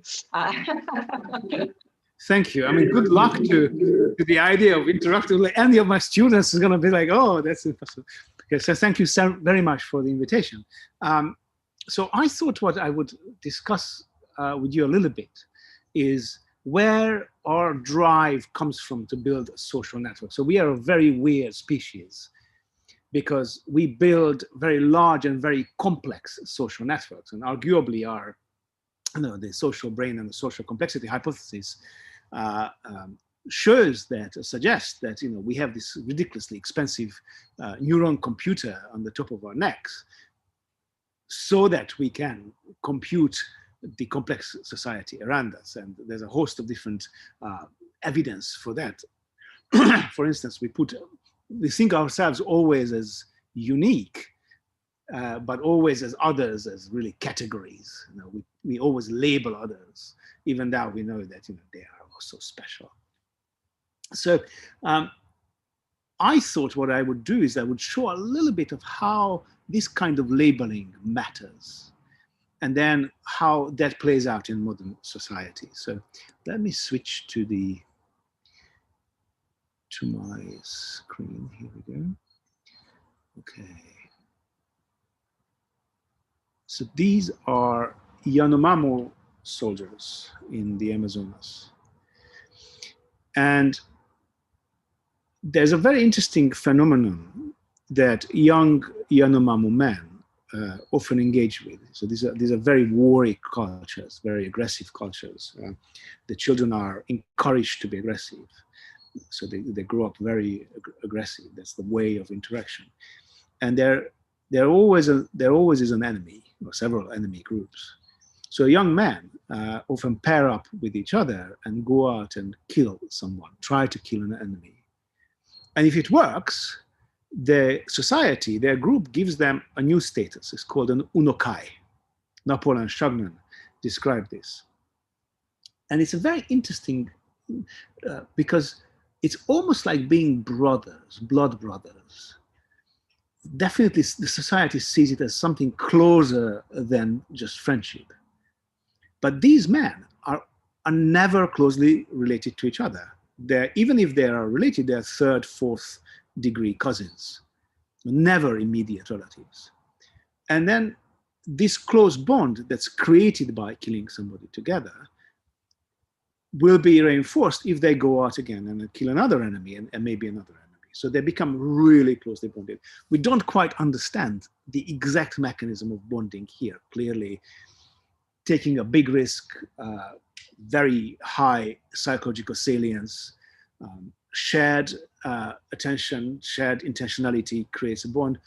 Some people argue maybe the act of killing someone also contributes to this, but it's not clear. Anyway, they become very closely bonded. And after a while, they marry each other's sisters.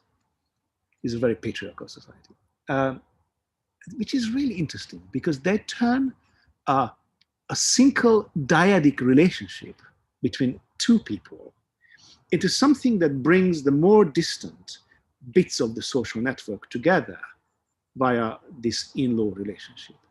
So I've been wondering a lot, what exactly is going on here? Because chimpanzees and bonobos, our closest relatives, wouldn't be doing this. So there must be something special going on. And what I found, and I will show you a little bit how, with a fun experiment, is that the edge type matters. So it is important what our relationships are. So for this, please imagine that you are leaving wherever you're sitting right now. Hopefully you're sitting on a beach, amazing beach like this. Some of my friends are sitting there. It's really outrageous. I'm in Whiteham in Oxford. Anyway, so let's go to, you're planning to go to a beach like this with 3 friends. Your name is Julie, and you're going on a holiday with Tom, Kate, and Pete. So 4 of you friends are going to go on a holiday. And you get to choose the house. So these are your choices. And the houses, the huts floating on the water differ in that one type of a hut has 2 rooms with 2 double beds. And the other type of a hut has a triple bed in one room and a single bed in the other. And you're the one who's choosing the hut. So you need to think about it very carefully. So of course, if you start looking at this, it's not quite clear which one you should really go for. You need more information, yeah? So that if you just go and look at the hut itself, it's not clear where you would want to be. But here's one more piece of information that not you are choosing the hut, but this other person, a friend of yours, Tom, will be choosing who sleeps where. And to be very clear, this holiday is going to be about love. You're arriving with romantic intentions. So which one are you going to choose? Maybe you say, okay, I'm gonna choose the one with 2 double beds. Maybe I get lucky, but clearly you need information. So I give you this little bit of extra information that there's a love graph.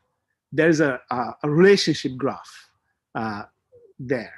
I said, okay, oh dear, this is really tricky. So maybe I should go for doubles because I better be in the triangle, in which case I want to end up with in the bed in which there are 3 people. So maybe that's you're switching places. Unless I tell you that, oh, sorry, you are the one hanging out. So of course, oh dear. If there's gonna be Tom is choosing the triple bed version, then they will be sleeping there. So you better be in the double beds. You better choose the double bed house. So maybe you end up with somebody rather than inevitably sleeping alone.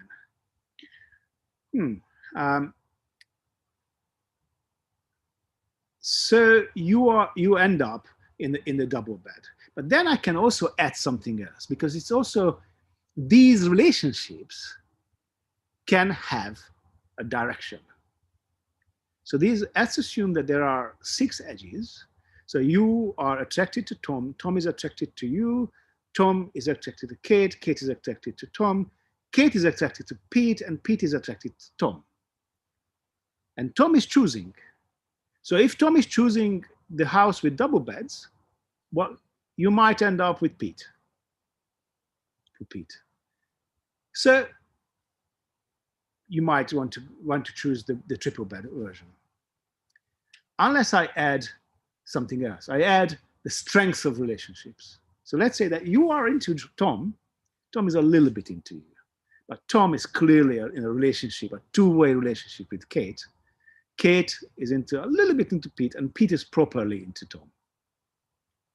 So suddenly, when Tom is choosing, clearly in a double bed version, we'll go with Kate. So you might choose the house with the triple bed, because Tom will pick you rather than Pete to go into the triple bed. So then you're gonna choose, again, a different one, the 3-bed version. And then let me add one more thing. The characteristic of the nodes. Yeah? So let's say Kate, orange, the size of the node is attractiveness of the mate market. So Kate is a little bit not attractive, Pete is not very attractive, Tom is middle level, and you are hot. So in this case, you might want to go for the 2+2 version. You walk around on that wonderful beach in your bikini, and then you might pick, Tom might actually switch away from Kate towards you. So again, that little bit of information of the characteristic of each node changes your strategy of which house to choose. But now let me do something else. Let me change the types of relationships. Because up until this point, what I have done is I simply showed you the history of network science. Yeah? Starting from dots connected by black lines towards the strength of the knots, the strength of the connections, the direction of the connections, and types of the different kind of vertices, the dots. But what is missing here, which is very characteristic to human societies, but not characteristic of an electrical network, is that the relationship types vary in nature. So if I add only 3 basic types, blue will be friends, red is a romantic relationship, and green is a kin relationship, then suddenly this world between you and your 3 friends going on a romantic holiday is completely different. Because Tom and Kate are siblings. They're very close to each other. Tom is a little bit into you, and you are into Tom as a friend. So this is going to be really awkward. And Kate is a little bit into Pete, and Pete is into Tom as a friend. So you will end up again changing the direction, the heart you are choosing, and you're going to choose the heart with the 3 ones. And if I just do a very simple thing and look into your eyes, keep my gaze, and I say, I love you, man. Let's assume that you are a male in this case. Then it will have a particular meaning. If I say, I love you, honey, I need another meaning. I say, I love you, brother, a third meaning. And actually, these meanings are not only learned, but are part of it is inherited. So we have an inherited package of regulating the social network around us and regulating the types of social networks around us. So if I add one more thing to this, and let's say that I ask you to predict a new edge. Let's assume that there's going to be a holiday fling. It's either going to be Kate and Pete or Julie and Pete. So Pete is going to get lucky. Which one do you think is more likely to have, is it going to be Kate and Pete, the holiday edge? Or is it going to be Julie and Pete, the holiday edge? That one of them, Kate, is already into Pete. So you might as well say, well, Pete might be into Kate, and that's going to be, he will suddenly notice Kate. There's going to be the new relationship. So Pete is going to choose Kate. But let me just do one thing, recolor the lines, exactly the same directions, exactly the same width, of the edges, but different colors. In this case, Tom and Kate are a strong couple. Julie likes Tom as a cousin. Tom likes Julie a little bit as a cousin. Kate is friends with Pete. And Kate would like to be friends with Pete, and Pete is friends with Tom, would like to be friends with Tom. Clearly a completely different world. And your human ape mind already calculated that the relationship here is going to be between Pete and Julie, and definitely not between Kate and Pete. So, in other words, the relationship types matter. So we had a really interesting work that we looked at now in two different societies. I'm going to show you one. We looked at mobile phone networks, and we figured out how to detect from mobile phone networks the basic types of relationships with a very simple trick of adjusting the ages of people. And what you would have here is the number of calls is the first column, the number of the average fraction of time of calls, the second column, the out-in calls, or who calls who, is the third column, and the length of the calls is the fourth column. And we have identified mother, the first row, partner, romantic partner, the second row, the daughter, the third, father, fourth, son is the fifth, and same-sex best friend is the third. And I'd like you just now focus on a single thing here. Please focus on the relationship, and the red line is always the caller, the ego that we're watching on the mobile data phone set, is a woman, and the blue line is a man. So please look at the 1, 3. So the first row, third column, out in curve. Yeah. So this is people calling their mom. Yeah. Look at the red line. So when you are calling, when you're a woman, and then your mom, when you're like 18, this is from 18 to 80s, 18 years old, your mom will be calling all the time. Yeah, there's going to be something like this. Hey, mom, no, fine, thank you, no, fine, bang, you put it down. I've got 2 teenagers at home, so I'm very aware of this. And these are going to be very short calls, yeah? So it's the graph next to it shows it's very short call. And then suddenly it starts going up. And at some age, you start calling your mom. So what is that age? So in this particular population, so this is age 30. What happens at age 30? This is a European population. It is age at first birth. You give birth, and suddenly the phone calls are completely different. You're calling your mom. If you look on the right a little bit, more than much longer phone calls. It's like, hey, mom, yeah, how was the TV? Yeah, no, I didn't watch it. No, did she? Right, wow. Mom, can you come over and help with the kids, looking after them a little bit? So it's completely different calls, yeah? So this is just a little illustration that actually we have a very varied relationship with our immediate social network, depending on the network edge type. So it will have some life course consequences, pattern how we go through life with them. But there is something else which is the key, what I want to show you here. That when you have 2 siblings, let's say I've got 2 brothers, brother A and brother B. I'm gonna be brothers, siblings with brother A for the rest of my life. And we're definitely siblings. So it's 100% probability. And I'm going to be brothers with brother B for the rest of my life. 100% probability. And hence, by definition, they are also going to be brothers to each other. This is how brothers work. So we will have a closed triangle at 100% probability, which is stable. Let's say I've got 2 friends, X and Y. I'm friends with X for now, but who knows how long it lasts. And I'm friends with Y. Who knows how long it's going to last? Well, we are not friends. But they are less than 100% probability going to be friends with each other. So that means that we are going to have a much less likely to have a closed triangle.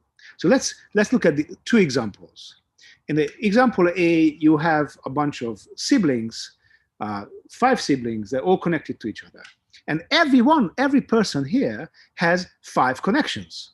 Yeah. So if you count it around the lines around any dot, it's 5 lines.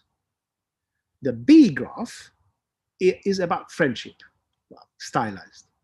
Everybody has the same number of lines around each dot. Everybody has 5 connections, but they're not connected to each other. So the degree in both of these, in network parlance, you know, the number of edges is exactly the same, 5. But the clustering coefficient, the number of the proportion of close triangles around the maximum possible number of triangles is 50%. It's a very highly clustered network. And the second one is 0. So this has a deep consequence for our societies. Okay, let me just let me just jump over this because, of course, I speak much slower than I want to, and I just want to show you what happens to society when we change the relationship types in a for everybody. The frequency of relationship types change. So what happens to society when everybody used to have a lot of family around, so everybody could populate their social network, and suddenly there's not enough family around, and you are going to populate the social network with friends. Exactly the same transition. You are going to move from a highly clustered social network to a low clustered social network. It's going to be very important, because why wouldn't you have the family around? Because fertility is falling. So in 1960, the average fertility for the global population, for our species, was 5.2 kids per woman. It already was going down. And today it's 2.5. This is for the global average. And in 1960, the average urbanization level was around 33 and 34%. And now it's about 55%. So that you don't have enough family around. And even if you have, you can't get access to them. It's not less the problem in an urban setting about your siblings, but more about the second-degree cousins. They just wipe away. So here's a little simulation of what happens to the clustering coefficient, which is the y-axis here, as you move from a rural, high-fertility, no-migration society, which is the x-axis here is the availability of relatives, to the urban, low-fertility, migratory society. And what you see here is that you have a very high clustering coefficient in rural settings, which goes down all the way down. Basically, you have a disappearing clustering coefficient. And this will be very important. The reason is because our species has a very special solution to organizing collective action. Like every ant, we like to collaborate with our relatives. This is Bill Hamilton's inclusive fitness realization, that to the extent we have shared genes above the population average, we might want to collaborate. It pays evolutionary, it pays to collaborate with them, even if it's costly.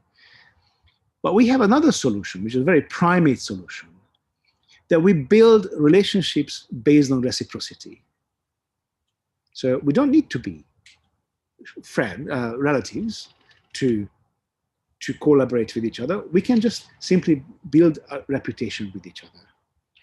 Also, Bill Hamilton's and Rob Axelrod's finding. And when you do that in a dyad between 2 people, it's reciprocity. When you do it in a network, it is going to be a network reputation. When you are managing your network reputation constantly, and we do this all the time. If you think about it, last time you spoke to your friends, for a while, especially these days on Zoom or Skype, you would first discuss, oh, what's going on with you? Yeah. Oh, what's going with me? And then you almost predetermined you will likely to go down all the shared friends. Say, oh, what about this guy? Oh, he had a new baby, crazy in the name they gave to this baby. And that was, oh, we constantly monitor people around us. Yeah. So that means that to the extent we have a high clustering coefficient, a lot of shared friends, there is this reputation monitoring going on. And hence, once you have high clustering coefficient, you have high trust in the society.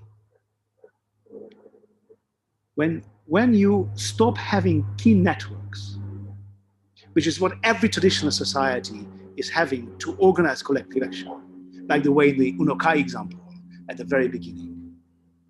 When you stop having these very highly clustered key networks, because you ran out of relatives, because fertility fell, because of migration or urbanization, then suddenly the clustering coefficient goes down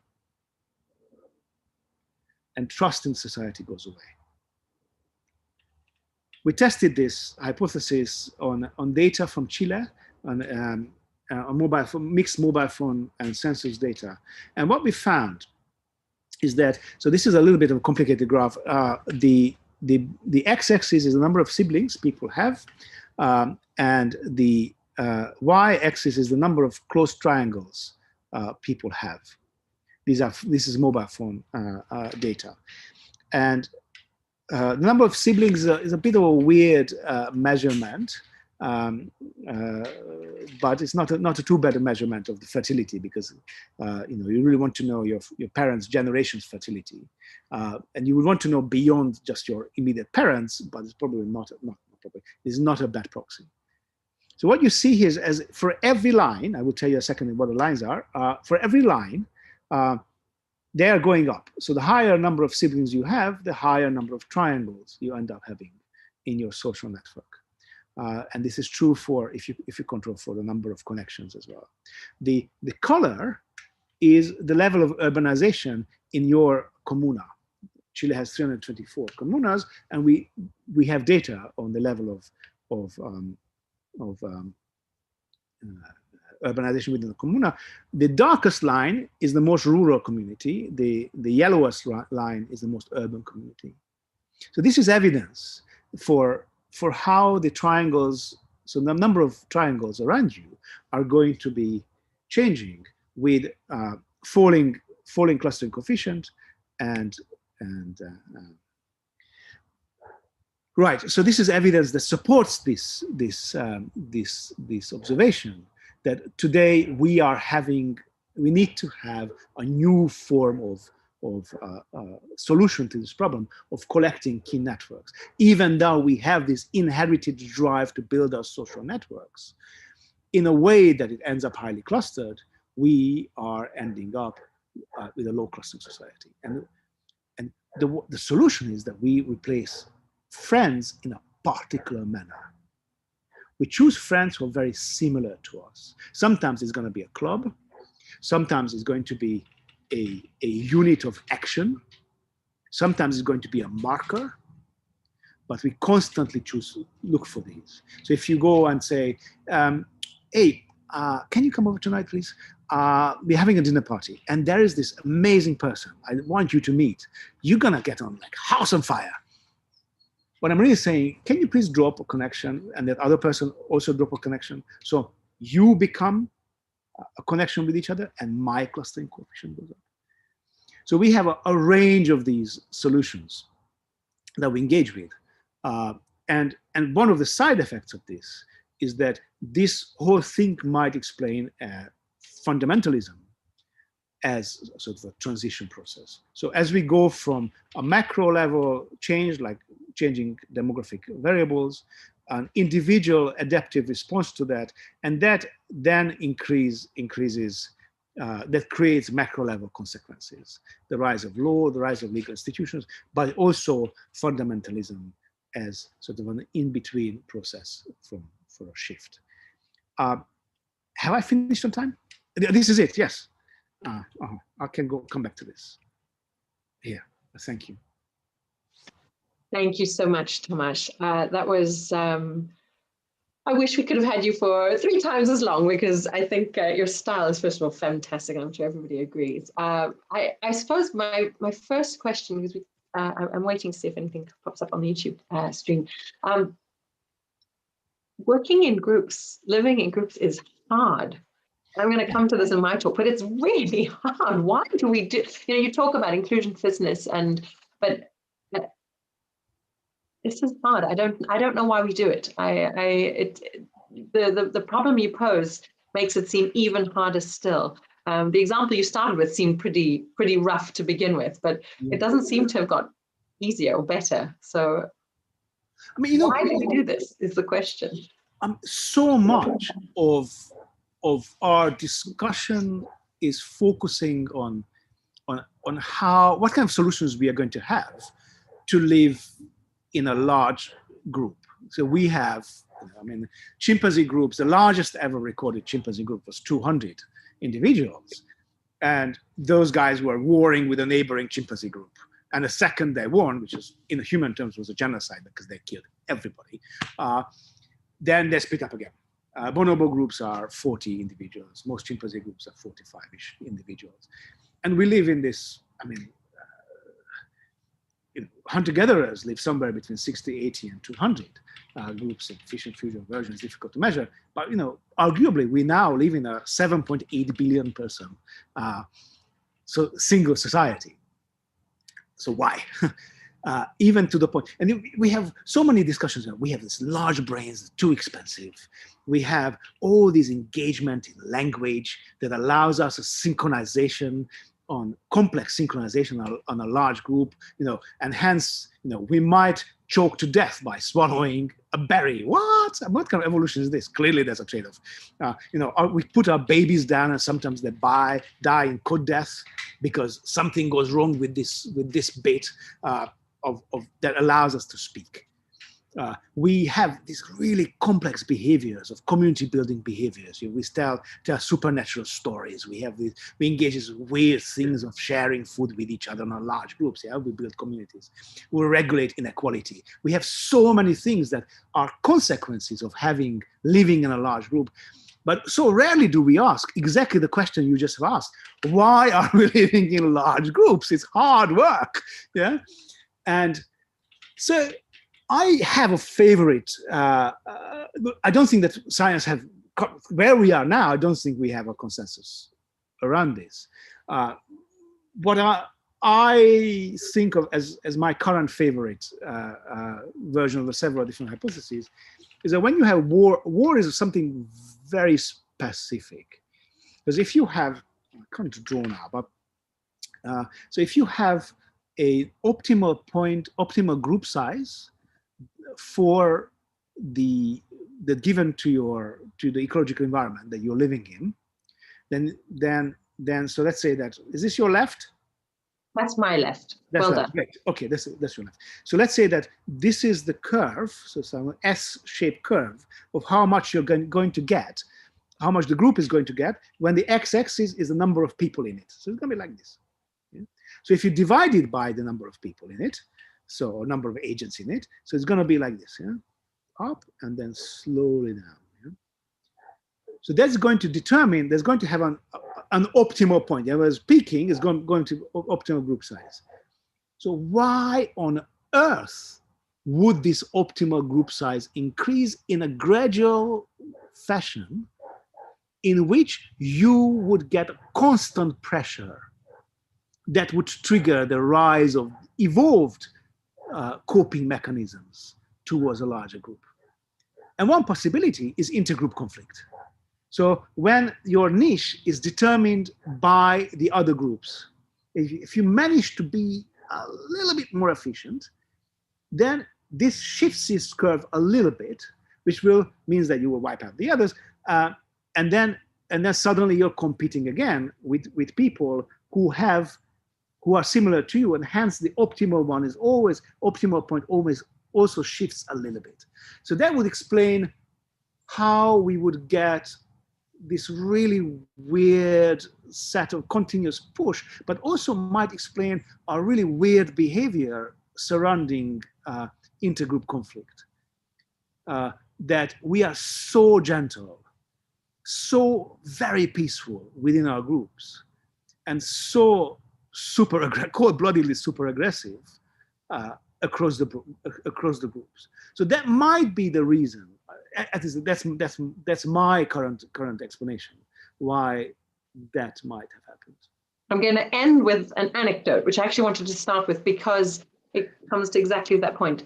I start my day with my 4 children screaming and shouting at each other because they had decided to play together nicely. They were friends, they were in group, and all of a sudden they decided that somebody had taken the wrong toy and they wanted that toy, and all of a sudden became extremely violent. And I think that what you have just said sounds exactly right, because I think developmentally we see a similar pattern of learning how to switch between these 2 modes of, you know, absolute harmony and absolute destruction at the flick of a switch, because we only have these 2 modes. Either, you know, we are together or we're not. And I thought it was very interesting that you said that that large group of primates went from, you know, sticking together as a group of, did you say 400 or 200? I meant to try and remember that number. The largest group. The largest chimpanzee group was around 200 individuals. And then dispersed, you know. So the idea that these connections are dynamic. You can stick together and then disperse. So I did want to end with that anecdote, and we can continue speaking, but for the live stream, everybody needs to go and have their lunch. I hope that you will continue to join us when we start again at 1:30 CET. Tamas, it's been wonderful having you speak. Thank you for your wonderful presentation, which got us all thinking, I hope. And we may or may not have, we have tons of questions coming up on the stream now from Bahar Tungjang, from Liam Cross, one of our other speakers. So, hi, Bahar. Yeah, maybe you can hop onto the YouTube and answer the questions there, unless people don't mind us carrying on, which maybe they won't. I will just give you. I'm happy to stick around. Great. So Bahar says, one question, reflecting their high need for care, infants show a lack of selectivity when approaching potential caregivers. What does this say about how inherited or learned bonding with kin versus friends is? Okay, can you repeat it? So infants will have a lack of selectivity given the caregivers. Or yeah, they sort of go to anyone, which I don't necessarily think is true, but this is the question. And she says, what does this say about how inherited or learned bonding with kin versus friend is? Right. So Bahar would probably know more about this than I do. So the Westermarck effect is, I do not know, and I think Bahar probably knows. The Westermarck effect, to the extent it works with parents, I mean, definitely works with siblings, and you know, we are just one of several species in which this kin recognition works, and it's been shown. I mean, this is so interesting. Can I hop back something, because there's something that sort of speaks a little bit to this in my talk. Yeah, jump to. Is that okay? Yeah, absolutely. Bahar, do you mind? Let's hope that she doesn't mind either. Bahar doesn't mind. Okay. And Liam Cross also has a question for you while you're finding your slides. He says, thanks for the interesting talk. I had a question about the Europe calls study, particularly the bottom right cell, for I think it was for the cell for same-sex calls. There seemed to be a big drop for females at around 50. And he wants to know if you knew why. Okay. So this is so I'm messing around a little bit with this idea. What is happening when we shift from a kin group to a friendship group, the logic of kin group, and then so here's how you build a kin network, So every traditional human society is coordinating social action, collective action on kin groups. That's one of our tricks, So we combine the inclusive fitness solution and we combine the reputation of network solution on to kin networks, like really smart. So this is how you build a kin network. But just jumping ahead, and that is why that because we are arranging in the kin networks, that we are in trouble when suddenly the kin networks fall apart. So this is what you. So let's say that there is a mommy and a puppy, and there are 3 kids. This is like a very modern family. So just for simplicity, otherwise it's going to be 6. Okay, so, and everybody is like this in the society. So you have this world in which there are a lot of families, and all of them, 2 parents, 3 kids. So you could actually assume that the parents are also connected to each other, So you end up with this particular pattern in which you sort of need some kind of parent recognition. Yeah. So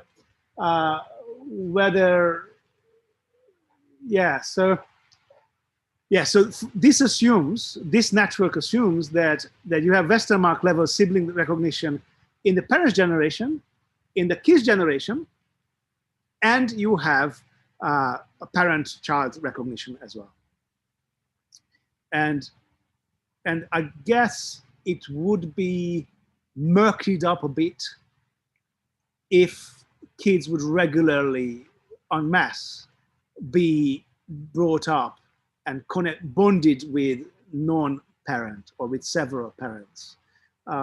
There is some hunter-gatherer data. I think Bahar knows better than I do, but I know that there's some hunter-gatherer data that shows that adoptions tend to be within families, and not only hunter-gatherer, actually traditional pastoralist societies as well. And then you can actually delete, so from this, you can delete the parents, and you can switch to this graph in which there are 3 kinds of edges. These are all sibling edges, or edges of relatives, direct relatives, so there are no affinal relatives here. The red ones are siblings, the blue ones are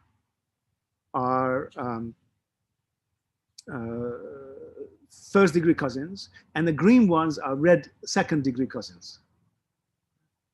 So now you ended up with a graph in which we have 3 different kinds of relatives based on the shared number of great grandparents. And that would allow us, actually, let me just run ahead this. No, it's not in this graph. But anyway, so this then allows us to discuss what is happening when you start running out of shared relatives. And amazingly, if you have 2 different kinds of logic, so one of the kinds of logic is that you are tracking the network. So you want to track the network, but the network is based on these social network edges. Then the relatedness, the number of shared great grandparents, will be a really useful measure of your social network distance, of the shared number of social connections. So if you're meeting somebody new in a high fertility society, and you say, well, we are sharing 8, whatever, let's say 2 of the 16 possible great grandparents, it will give you a piece of information of how many possible shared social connections you're going to have, and then hence will give you a piece of information of how likely this person is going to cheat on you. And hence tracking the social network is going to be really important. But in our field of evolutionary anthropology versus social anthropology, there is this battle. Yeah, the battle is this evolutionary concept, is the kin network concept, is it an evolutionary concept or is it a cultural concept? And on one hand, evolutionary anthropologists point out, look, all of these red lines are based on Westermarck connections. So you build this network based on Westermarck connections. Obviously, this is an evolved behavior. And then to which social anthropologists say, oh, gee, you know what? You can construct kinship. Here's a fine infinite list of societies doing that. So I think this particular explanation is a solution where we are really, what is happening is that we have these Westermarck connections, which are stable, stay with us all the time. And in high fertility societies, tracking the kinship, tracking the relatedness, ends up a network heuristic. And this is what changes when fertility falls, when urbanization falls, yeah? Urbanization rises, when we start migration, because suddenly there are not enough relatives. So we replace the relatives with friends. And the way then we start building a social network is going to be based on similarity, a completely different logic. So in a high fertility society, rural society, similarity doesn't help you at all assessing whether somebody is going to be having a high connection towards you. What you want to know is the relatedness, because it's going to give you network heuristic. In a low fertility urban society, actually relatedness will not help you. What will help you is similarity, or whether you belong to the same club. And that will be a guiding post. So if you think about it, this actually completely rethinks or rewires the whole fake news phenomenon. Yeah, because suddenly the fake news phenomenon might be a simple little local level adaptive behavior, just trying to maintain a high fertility, high clustering in a high clustering local network in a low fertility urban society. I'm Anyway. going to bring this session to a close, Tomas. I do apologize, but I just want to do that. I'm going to say that if I took away, you know, an important word there was similarity, and in our previous talks, we talked about reliability. So one thing for you all to go and think about right now, because we talked about low-level sensory-motor synchronization to begin with, and now we're talking about a slightly higher level view of things. But maybe we've been talking about a similar idea, similarity and predictability. That's your homework for lunchtime. Thank you so much, Tomas, for your talk, for your extra time. To the people who've been giving us questions in the background, I would suggest that you go and check out Liam Cross's question on the YouTube comments, Tomas, if you're able to do that, and maybe you can give him an answer there. I wish you all a happy lunch or a happy bedtime for those of you joining us from far away in Australia. And we will meet you all again here in about 1 hour's time at 1:30 CET. Thanks to you all, and see you soon. Thank you so much, Tomas. Bye-bye.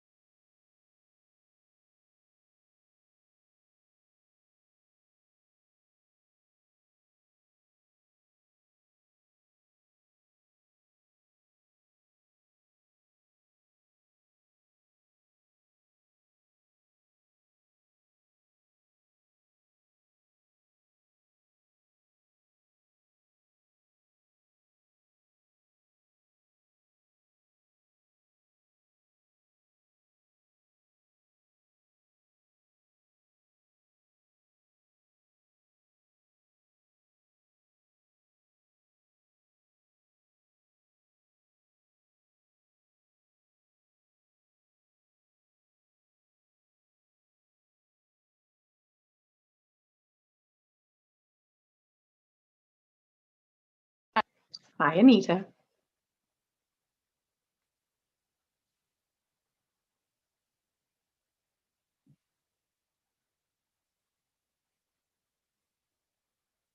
Now I muted myself. You can hear me? Great. Yes, perfect. And the screen? Everything is ideal. Great, thank you. So shall I start? We'll start in 3 minutes now, in case people are still connecting. Great.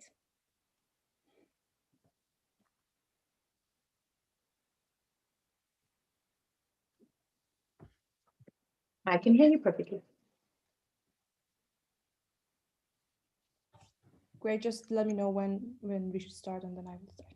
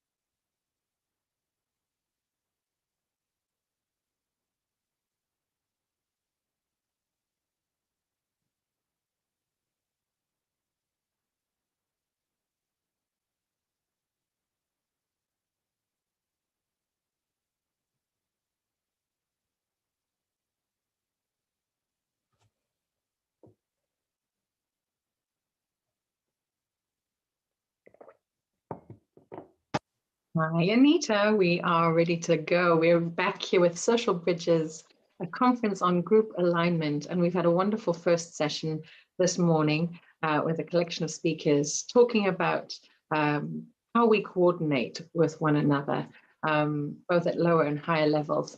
And today we are lucky to have Anita Keshmerian with us, who is going to go one level higher again. And I think leading on very nicely from Tamasha's talk. So without further ado, and without any formal introduction, because you can all go and read more about Anita and her background, and indeed connect with her through the links on our website. But over to you, Anita.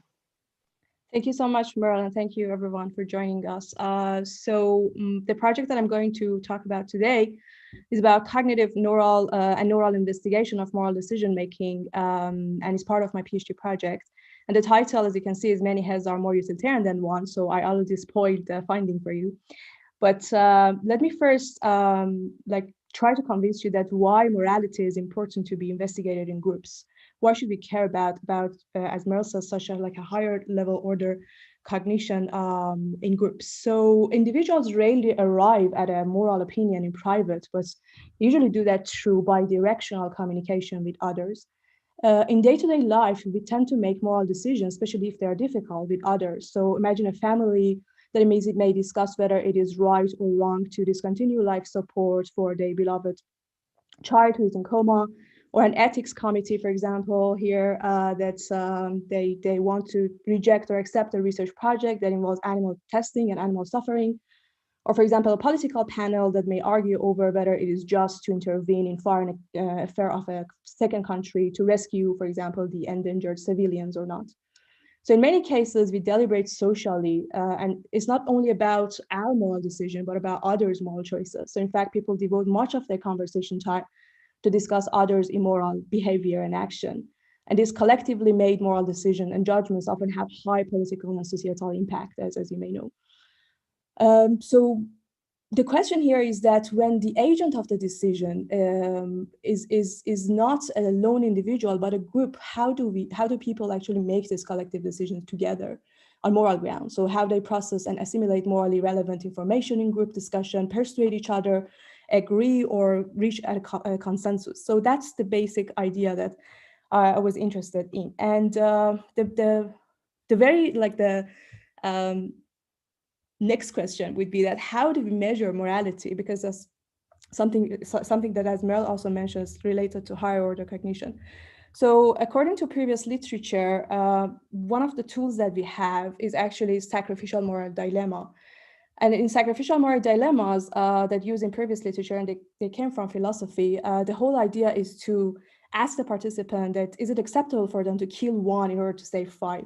So imagine that you are standing here and there is a runaway trolley moving towards these 5 people and it's going to kill them. And then you have this option to switch the track and kill one or to save 5. And if you actually say yes, so the question is, what would you do as a participant? And if you say yes, and if your answer is based on the reason to maximize the utility for the greatest number, then you are classified as a utilitarian decision maker in this moral domain. And if your answer is no, that regardless of the outcome, you think that killing one human being is wrong, then you are categorized as a deontological person or Kantian, or let's say less utilitarian person. And because these kind of sacrificial dilemmas, they are more related to these kind of bizarre situations, in my work, we also try to have more real life scenarios. So for example, I put in one of the example here is upholding onto a secret or informing a happily married friend that his or friend partner has been cheating on them or not. So that was the context of the questions and the stimulus that we used. But I want to talk about the design and the participant before going to the literature to give you an idea that what we actually did in the lab. So we invited 75 participants in group of 4 to 5 people. And we gave these dilemmas to them, and they measured the utilitarian scores according to their responses. And so they responded to 16 scenarios, and they have 19 seconds for each, and it was fully randomized. And then after responding to all of the questions, then they had this opportunity to discuss these dilemmas each in their group.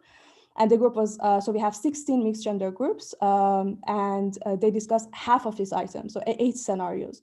And they have 3 minutes to discuss and reach a consensus. And then we measure the consensus, like the collective moral decision.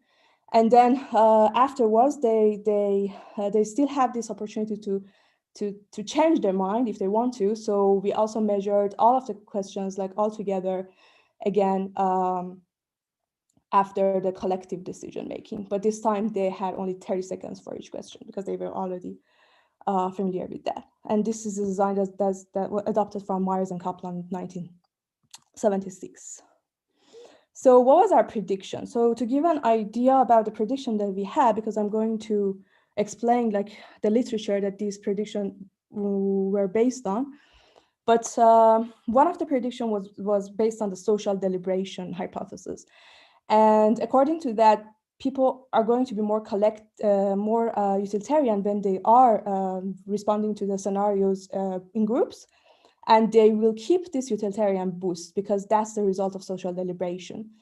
We had another hypothesis that was about stress reduction, that when people are in group and they are answering to the question all together. So the idea is that the responsibility would be diffused and the stress would be less for the outcome, and then people are more utilitarian when they are responding collectively.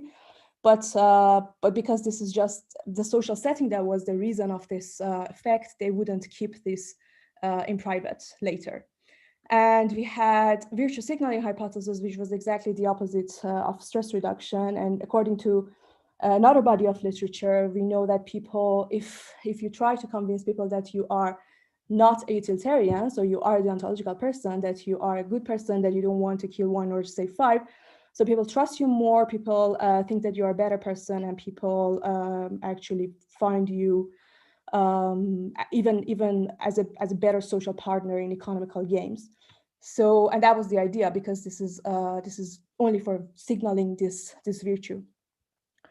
So if we want to understand this hypothesis in more depth, we have to look at the psychological factors that modulate moral judgments and are important in collective decision making. As I said, so first, like the first one is deliberation and reasoning. And we have a vast body of literature suggesting that when people talk to each other, they could calibrate their uncertainty, they produce more diverse arguments, and converge on a better moral judgment, and understand the same problem from various viewpoints and arrive at a solution that had not been available to any single member of the group. And in terms of morality, we know across diverse measurement, reasoning and deliberation leads to more utilitarian responses as well. So reflection and deliberation, giving participant analytical mathematical puzzle, for example, or asking participants simply just to be more analytical leads to more utilitarian judgments. So that's the whole idea, that it seems that this group interaction is likely to increase conscious deliberation and reasoning and analytical thinking. And that was the basis of the first hypothesis that I introduced earlier. So the social deliberation hypothesis predicts that collective judgments would be more utilitarian because that they happen after social deliberation. So people would keep this utilitarian boost in the discussed items. But the second hypothesis was based on the negative emotion and stress that people experience, that we know for a fact that they experience when they are responding to these kind of dilemmas. So again, utilitarian judgments and emotional factors are very well studied in the literature. Difficulties in emotion regulation, emotional reappraisal, active suppression of emotion, even administration of anti-anxiety drugs, or induction of some positive emotion leads to less sensitivity to norm violation, and in consequence, more utilitarian responses in people. And that was the basis of the second hypothesis, which is the stress reduction hypothesis, that makes a similar prediction to social deliberation for collective decision, but predicts that the second individual judgment, as you can see, would be no more utilitarian than the first one. And the last one is the virtue signaling hypothesis, which I briefly explained, but that's the whole idea, that if you are advertising yourself as a less utilitarian person, people trust you more. So participants who were socially observed by a third person, even by themselves in a mirror, they preferred deontological judgments more. And that was actually the reason that we thought that this is also a possible prediction, that virtue signaling in groups may decrease the collective utilitarian consensus. So let's see what we found. So this is what we found. This is the findings. So as you can see, this is more like consistent with the second prediction that we had. On the vertical axis, you see the utilitarian score here. So the more the utilitarian score, the more utilitarian the person is. And this is the first, in fact, the first moral judgment in individual, like in private. And then this is the collective. So that you can see the collectives are more utilitarian. So the consensus is more utilitarian. And then they would go back to the baseline. So each dot here represents one group. So what we have here in more detail is that there isn't any actual difference between the discussed and undiscussed item in the first and in the second. So in the second, they didn't even change their mind for the discussed item that they actually discussed here in this condition. So I don't know if you can see my cursor, but I hope you do. So this is actually the same graph, but you can see that there isn't any difference between the discussed and undiscussed item even after the discussion. So this is something that only happened during the collective setting. And what you can see on the right graph is actually the vertical axis is the collective scores, the utilitarian scores, and this is the majority before the discussion. So we calculated the majority in each group, and each line corresponds to one group. As you can see, there is a high correlation between majority and collective. So this is another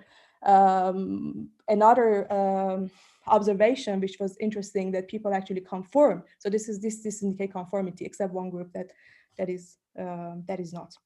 So what you can see here is basically the same analysis with another approach. This is Bayesian analysis, in order to make sure that there isn't any difference in the null hypothesis that we previously mentioned. So here you can see that actually the utilitarian, the first figure on the left that you can see is the collective condition posterior distribution. So in the posterior distribution, you can see that is significantly different from our weekly prior, which was the mean of 0 and standard deviation of 1. And on the right, you can see the posterior distribution of the second individual condition, which is basically very close to our prior, which is 0. So that's another way to see the data. This is also the item-based analysis that you can see here. So each dot here is just one item, and you can see that even at the level of the item, when you compare items in first and second, in collective and in the second condition, you would see the same pattern for each item, and that was interesting.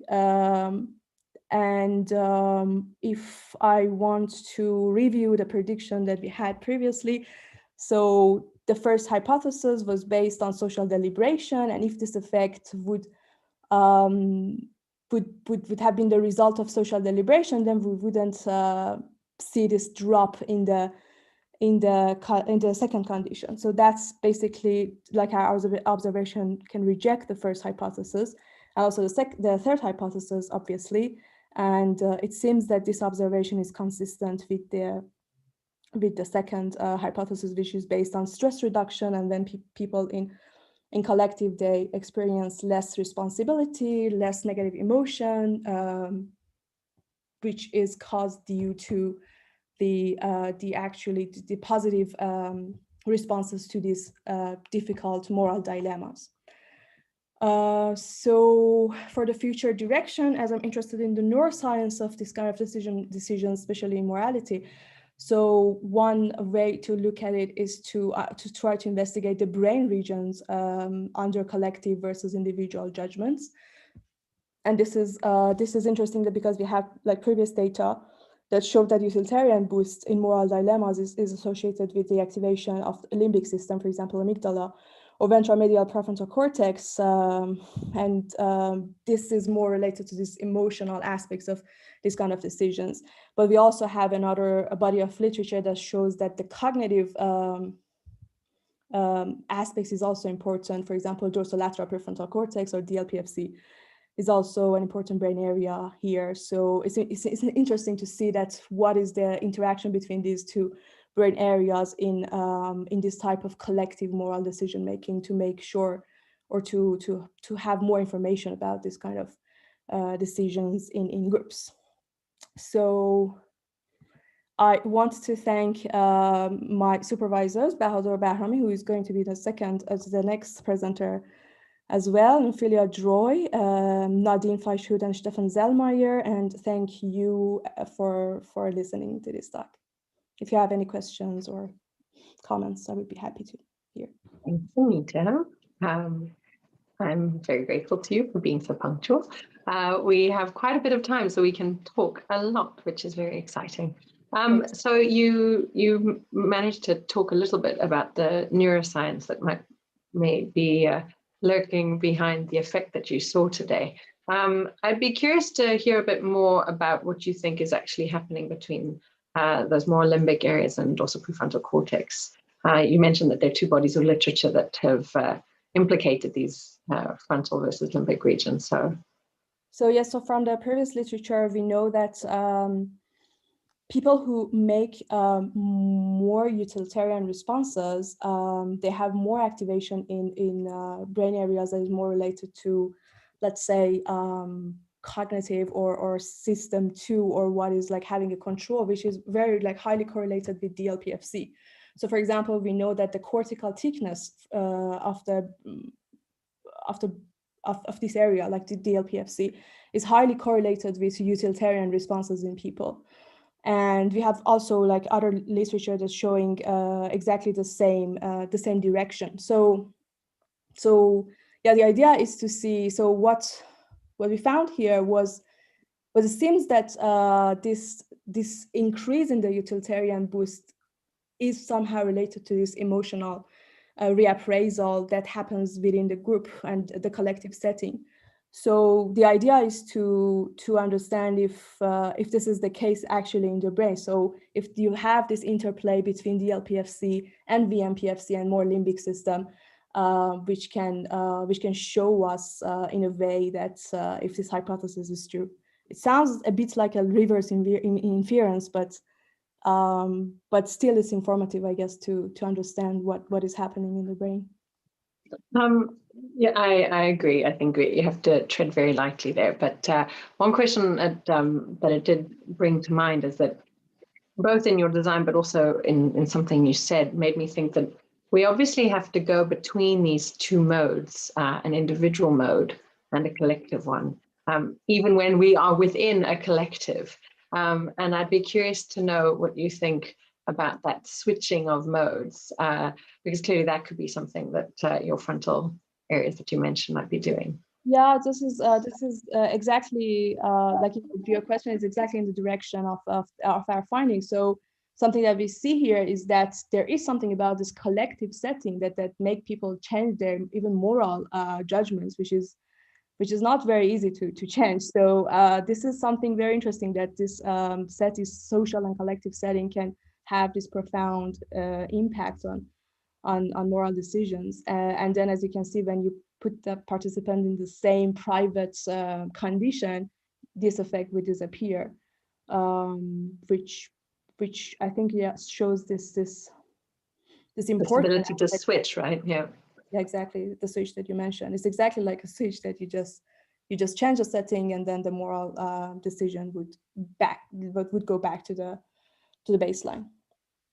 And then, I mean, then if you could scroll forward to where you showed that there was no effect between discussed and undiscussed items. Yeah. So this is here. Yeah, exactly. Yeah, it did strike me that there's no carryover at all. What do you think about that? It's a perfect switch. Yeah. that works perfectly. So yeah, I mean, this is interesting that we see. So we actually have this undiscussed item as a control. So it was very important to us to have this control condition.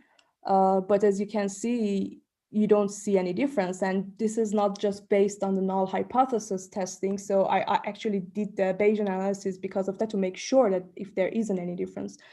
And this is the data we have. So apparently people just go back to their previous thoughts. And this is something that we have actually in the literature, that it's very difficult to change moral attitudes, especially like during three minutes discussion. So I'm not sure if we increase the time of the discussion or the frequency of the session, you have kind of moral learning or this carryover effect, as you mentioned, but you don't have anything here. So this is there isn't any difference between. Well, I wonder, there is a question for you from the YouTube chat, but I wonder if we're not forgetting that there might be something that happens before the switch. And indeed, we need to maybe think about what those mechanisms might be. What pushes you into one mode or another? Is it just that you are in a group? Or are there other additional factors? You do have a question from Ralph Quivers, who will be talking on Friday. So everybody wait for some further discussion on this kind of topic on Friday from Ralph.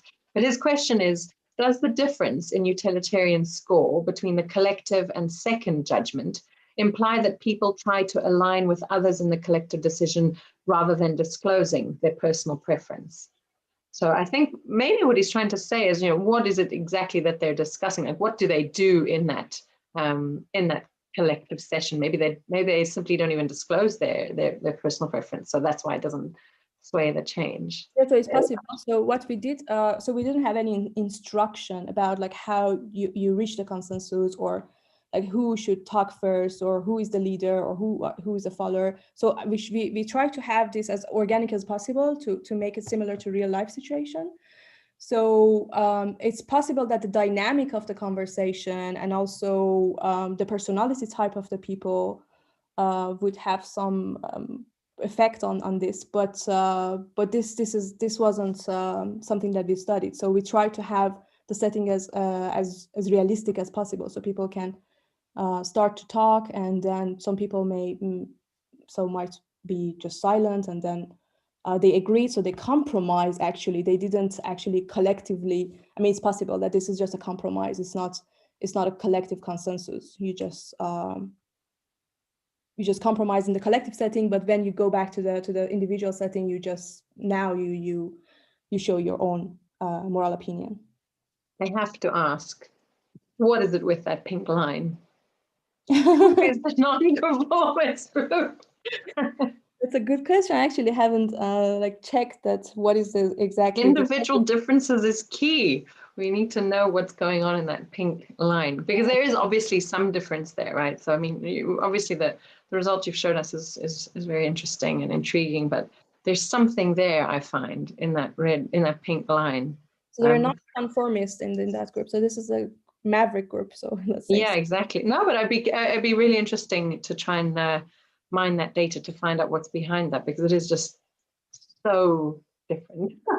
Yeah, but something about like your previous comments that you just mentioned, that it's possible that people like this group setting would make people more towards like extreme. I actually did an analysis for that. So I calculated the polarization to see if people get more polarized after the discussion or not. So maybe this is just an average, but if we look at deeply at the polarization, we see that people are getting more polarized, but there wasn't any polarization effect.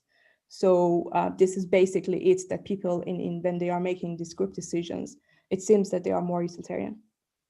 Wonderful. I'm just going to check that so we have no more questions for you, and we have a little bit of extra time. So I wanted to ask you a final question, because we did have a session on more physical coordination earlier today, and you and I have had this discussion previously, and it might be something of interest to other people and bring our two sessions together. But we described that what you've done in this particular study design is get people to talk together. But I wonder why people go to rallies and move in time together is that it's another way to change one another's minds. And I wonder whether, as we have discussed previously, if you had an intervention phase, your purple on this diagram here on the left, if in that intervention phase, rather than just talk, people moved together and shared together, whether you might have a more lasting effect. Yeah, that's a very interesting question, as we discussed. So if we can actually manipulate some psychological factors that can synchronize people in any sense, so it's interesting to see if this collective utilitarian boost would be modulated by that psychological factor, which we can probably do later. We will do later. Yeah. We absolutely will. Okay, Anita, well, I thank you so much for your time and for your wonderful talk. We'll have more of this level of discussion with our next speaker, Bahadur, who will be joining us shortly.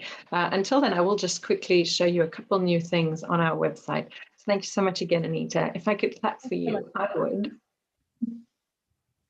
But what I'd like to show you all while we wait for our next speaker to join us is indeed that we have got another place for you to tell us about your thoughts. And you will find it on our Join Us Live page, which again, if you come and join us tomorrow, you can simply click on this link here. Our virtual poster room can be found below that. And what I really wanted to show you was our whiteboard. Now, this whiteboard function has worked well in the past. I'm hoping it'll load now. But what it will allow us to do is interact through the whiteboard, leave your comments, your questions. Maybe you have a link that you think people might enjoy trying out. For example, our first speakers today, Alan and Mark, suggested a place where they have actually put together all of the huge body of tools that they have developed. And I've left this here for anybody who's interested. So if you click on that link, you'll be taken to the book, which is free to download, Timing and Time Perception, Procedures, Measures, and Applications.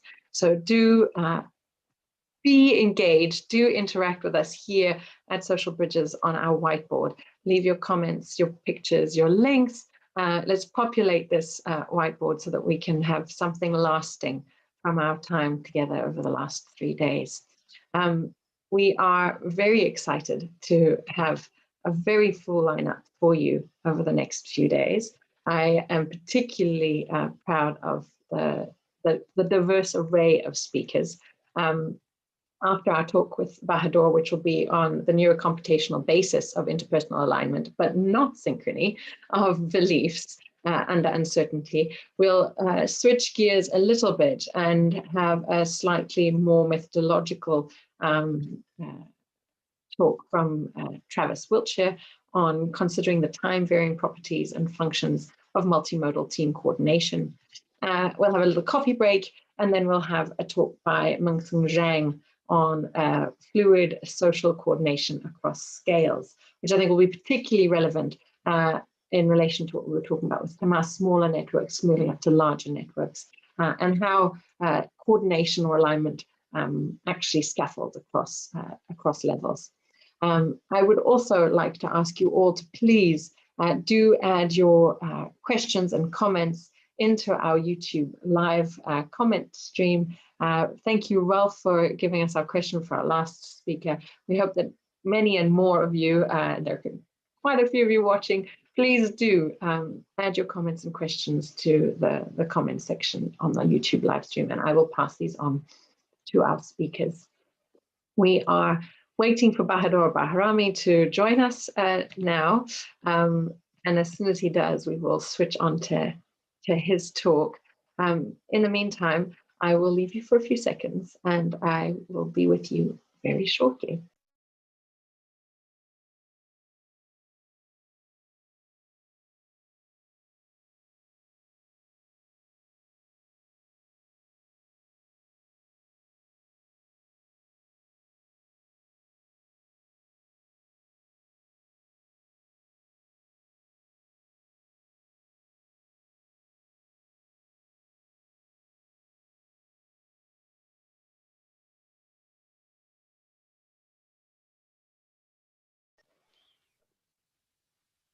Hello, Bahadur. Hello. Welcome. Thank you. It's lovely to see you. It's lovely to see your picture in the back, to be honest, most of all. We're very, very pleased to have you with us today. I've already advertised that, but We're very happy to have you and your beautiful background. And without further ado, because we're not going to waste time with big introductions, we would just like to pass the baton to you, our next speaker, and we'll give you a warning when if you are running out of time. So over to you, Bahadur. Thank you, Merle. That is very kind of you. I think I've now shared my screen and everybody can see it, right? Is that correct? Yes, okay. So let's start. The topic of my talk is neurocomputational basis of interpersonal alignment, but not synchrony of beliefs under uncertainty. That's long, so we'll just shorten it to interpersonal alignment of beliefs under uncertainty. And to see what we mean by interpersonal alignment of beliefs, I can give you a very simple, very nice example from a recent work. This headline is from Harvard Business Review in September-October issue, but it's actually a sort of press release on an article by Cheng and colleagues from 2020. It basically gives you everything. It says, feeling unsure about yourself, spend time with hubristic teammates. That basically is the concept of interpersonal alignment. What that paper says is that overconfidence transfers from one person to another. And today, what I want to do is to actually study the behavioral, but also the computational and neurobiological basis of that transfer of confidence. When I say a transfer, interpersonal alignment of beliefs, what we mean is that transfer of confidence. Okay, but how does this work? So in our research group in crowd cognition, the key question that we are interested in is how do we communicate uncertainty? And that question is interesting and important for us because, like any other communication channel, there's two sides to this. One is the person who's communicating their uncertainty. How do we express our uncertainty? What kind of rules apply when we want to tell people how much we know about the thing that we are discussing? And there's also the recipient side, which is when we hear other people's opinion and especially their state of uncertainty, when they communicate it to us, how do we interpret that? And how do we integrate that with the information that we have about uncertainty of the world? So I'll give you two very brief examples of how we have studied this in the past. In one case, we had people do a visual search, a standard visual search that you would see in a lot of experiments in vision. But we had two people sitting in the same room, as you can see here, I hope, and they were disconnected from each other in the first case. Each one of them was sitting in one room, and they did not actually communicate with each other. They saw a set of visual stimuli and they did visual search. What I'm plotting here is the correlation between the confidence of one person and the confidence of the other person. And this is the average confidence. Each data point corresponds to a pair of people that we tested. And you can see that for these people, when they're not connected, when they are not interacting with each other, their average confidences do not really relate to each other. They are like there's knowing one person's confidence doesn't tell you anything about knowing the other person's confidence across the entire experiment. But the moment we put them into the same room and they start making joint decisions with each other and they start interacting with each other, suddenly something interesting happens. What we see is that their average confidences become very correlated with each other. Here again, each data point is the one pair and one on each of the axes gives you the average confidence of one person versus the other. And what you can see comparing these two is that when people communicate, their confidences become correlated with each other. Knowing one person's confidence can give us information about the state of confidence of the other person. We have also seen this, like it's important to say that these are, we call them experiments in cooperation because people do these visual search tasks together and their goal is to find the target together and to do better as a group. So what we see is that there is alignment of beliefs in cooperation. But we also see a similar alignment of beliefs in competition. Here I'm showing you data from another type of experiment by Uri Hertz, who tested groups of 3 people in what we call the advisor game. In the advising game, we have a client who is the red one here, and 2 competing advisors.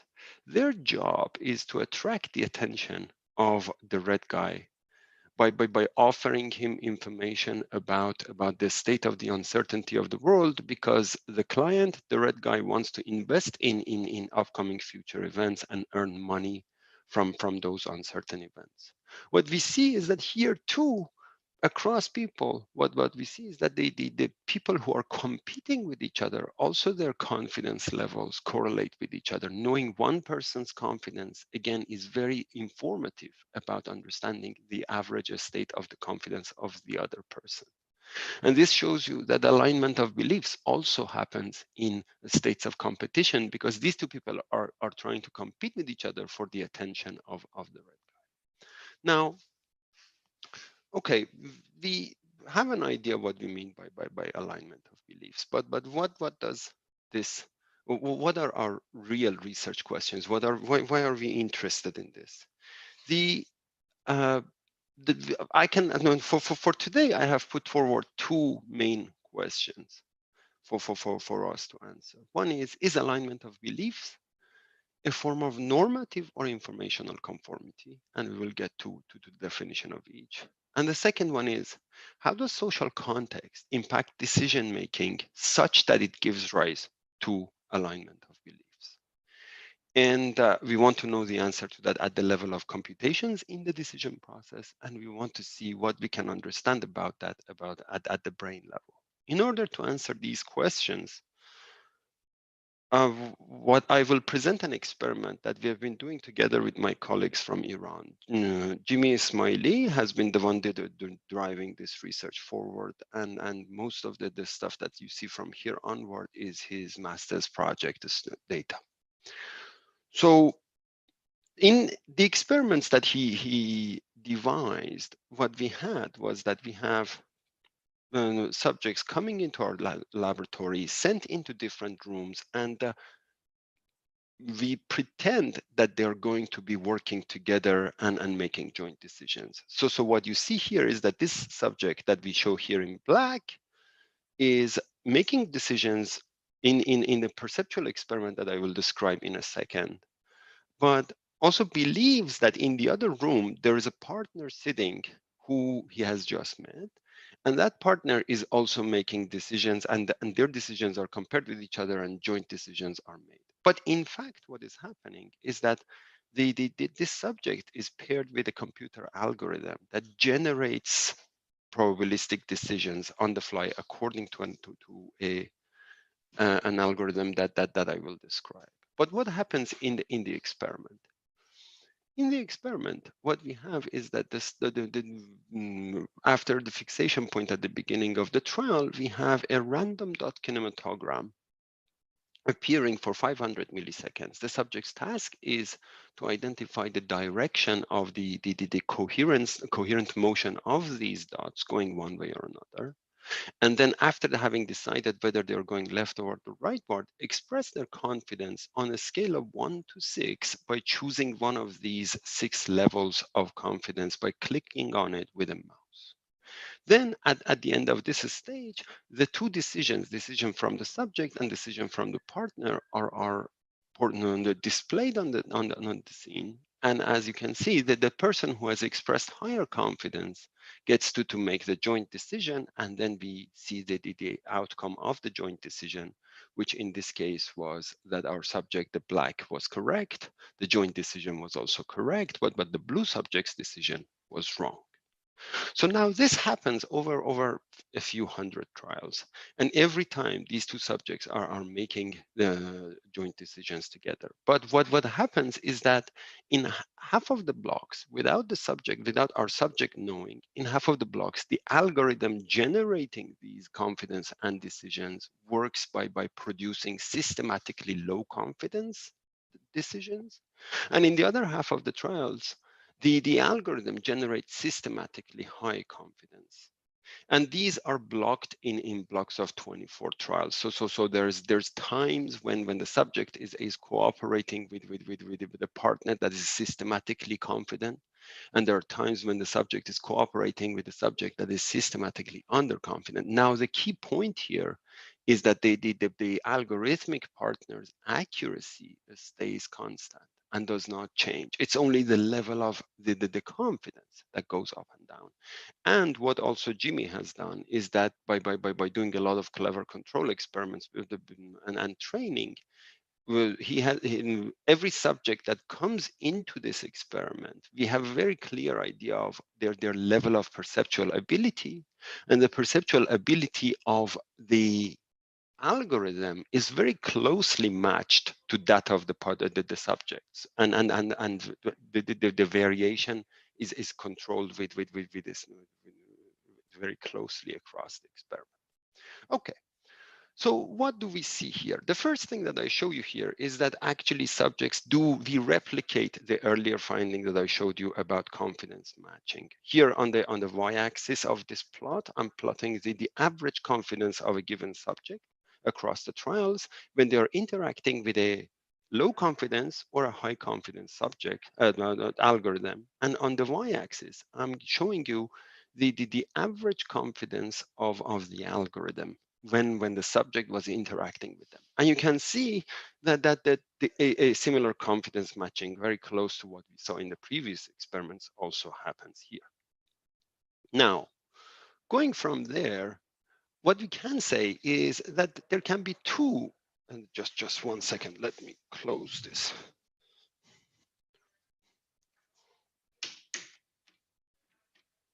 Okay. So we can come up with at least two different hypotheses for why confidence matching happens, and we take them from the standard social psychology textbooks and follow from the works of Solomon Asch and others in conformity. It could be that people are showing normative conformity. In other words, changes of confidence reflect a normative conformity, and subjects just express confidence as consistent with their partner simply as a social obligation. Every time their partner goes up, they go up as well. Every time the partner goes down, they go down as well. But the variability in their behavior has nothing to do with their belief. On the other hand, it could be that the variability in the behavior actually shows a change in variability in the belief. And we want to know how and whether we can actually distinguish between these two things. In order to do that, what Jimmy did was that Jimmy looked at the pupil response in the intertrial interval, comparing the trials from when the subject was cooperating with a high confidence algorithm compared to when the subject was cooperating with a low confidence algorithm. Low confidence here is shown by the orange curve, and high confidence is shown by the blue, and you can see the average across the intertrial interval. So it is important that these pupil sizes are not induced by the stimulus strength.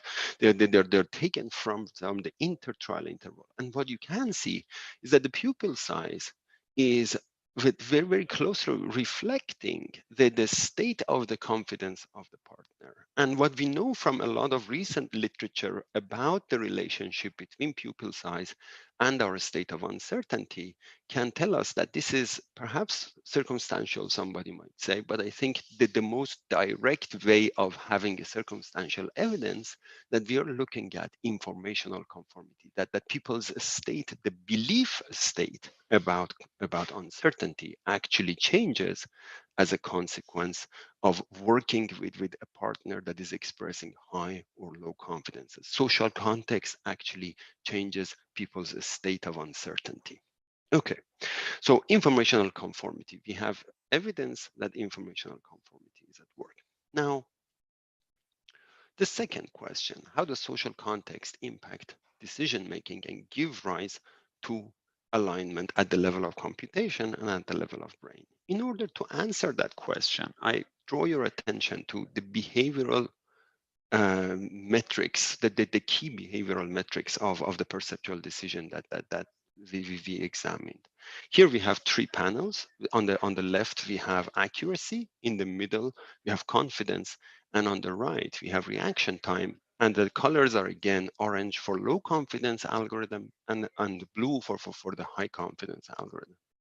And what you see is that the subject's performance, our participants' performance in accuracy is identical in the two conditions.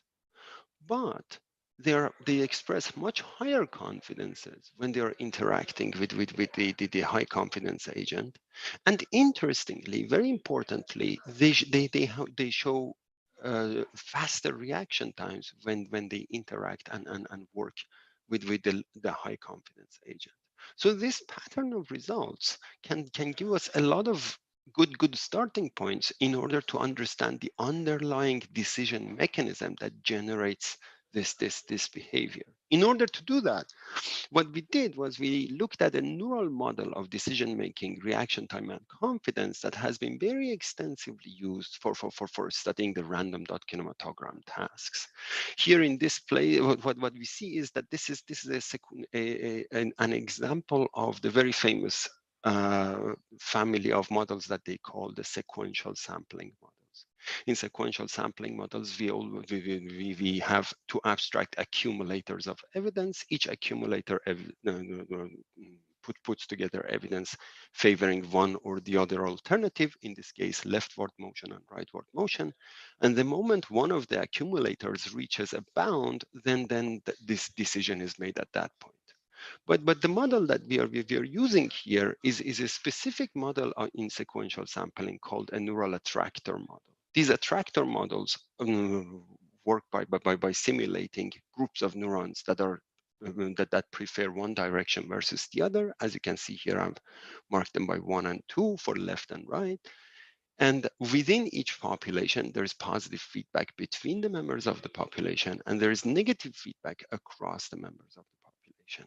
And when we there's lots of work starting from the works of Wang and colleagues that shows that this kind of neural dynamics can produce this pattern of sequential sampling decision making very well. So we fitted this model to our subjects' behavior when they were doing the task alone. And then we wanted to see what aspect of the model should we change in order to see this pattern of behavior when they're doing the same thing socially. Now, one hypothesis that we tried and this across several different models that we looked at was the most successful one, was that what if the partner's confidence acts as a top-down input for the model in our subject's head. So in other words, here we have one subject expressing confidence, and that confidence is fed into the neural attractor model that we hypothesize works in our participants' head. How would that work? So here I show you a simulation that compares two conditions. One is when there is no top-down WX feedback, when WX is 0, and you can see that in the dotted lines. That is what happens for the dotted lines, and how one of them eventually crosses the boundary and decision is made. But if we have a top-down input that is added to both of the populations, what you see is that the winning population rises faster. And that rise faster, when we look at the behavior of the model, leads to a pattern of predicted simulated behavior, very similar to what we see here in the social condition. So here I show you the simulated model's performance for its accuracy, for confidence, and for reaction time. The most important thing that we should notice from this very rather crowded slide is that the colors here should have a completely vertical organization. In other words, the amount of WX doesn't change the accuracy when we have, for example, high or low WX input from the system, and that is intuitively very understandable. If we add equal amounts of top-down input to both populations, we are not going to make one or the other any better. The other one is for confidence and for reaction time. And here we can see that the colors suddenly take an oblique shape. And that oblique shape can be translated in exactly the same way as we have here, that confidences go high when WX is higher, and reaction times become faster when WX becomes bigger and bigger. So that gave us the idea that what interacting agents in our experiment do is that they reciprocally drive each other's decision-making module. One such that one subject's confidence acts as top-down input for the other one, and the other subject's confidence acts as top-down input for the first one. And the good thing is that we can very immediately connect these two examples of the model and run the simulation and see if we can actually see confidence matching. And what we see there is that when we have models, these neural attractor models that are working one way or that are working without being connected to each other, the high confidence and the low confidence agent do not really become aligned with each other. But the moment we gave one model's confidence to the other one, and vice versa, feedback in a mutually connected form of model, then the model simulations show us a very similar level of confidence matching. The two agents' confidences become very similar to each other across time. Now, there is a couple of interesting follow-ups from this model. This model, when we look at this model, we can then look at whether this model makes any predictions that we can go back to the data and test. One of the predictions that this model shows is that the model predicts that when we connect two neural attractor accumulator models like this, as if these are the two subjects, then what we also get is that people's confidence when they are should be the variance of people's confidence should decrease with the amount of top-down input that they get. In other words, this predicts that people's the variance of one's confidence should also co-vary or depend on whether the subjects are working with a high confidence agent or a low confidence agent. And that is indeed what you see here.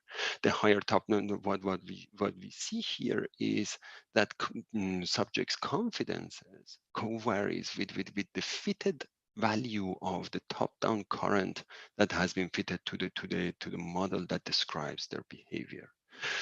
And so this prediction, the important thing about this prediction is that we did not have this prediction, or we did not design the experiment for this prediction. And then the prediction and the experimental data came out of the simulation that was used to explain the reaction time and confidence data.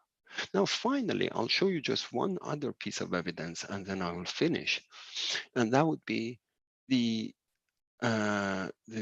what we have for the alignment of beliefs at the level of brain. What we have on the left side is that if we look at the model predictions for the accumulator behavior, what we also see is that across various coherency levels of the stimulus, the prediction is that the rate of evidence accumulation, the slope of that rise in the accumulated evidence, also depends on what our partner is doing. The model predicts faster, higher rise in slope of evidence accumulation when the subject is cooperating with a high confidence algorithm compared to when they are cooperating with a low confidence algorithm.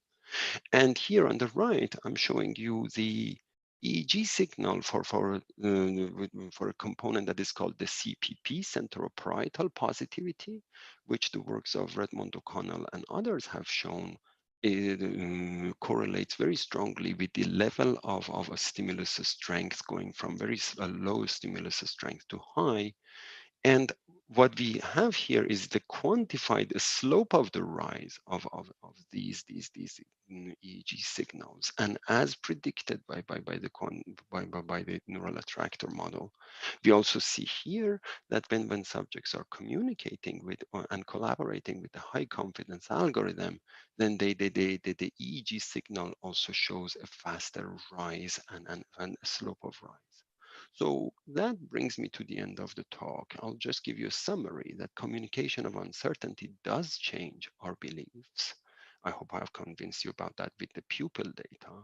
Alignment of beliefs can be observed in behavior, pupil size, and in EEG signal. And the behavioral and neuronal observations are consistent with a sequential sampling model in which the signal, the social signal that we get from the other person, acts as a top-down signal for coordinating or aligning our beliefs with each other. And with that, I stop. Thank you so much. Thank you, Bahadur, for that wonderful talk. I do have, as ever, far too many questions, so I'll keep an eye on other questions coming in on our YouTube stream. But one of my questions is probably best if you could go back to the graph where you see the effect of the interconnected model. So where you see the dotted lines and the solid lines. Here. Exactly.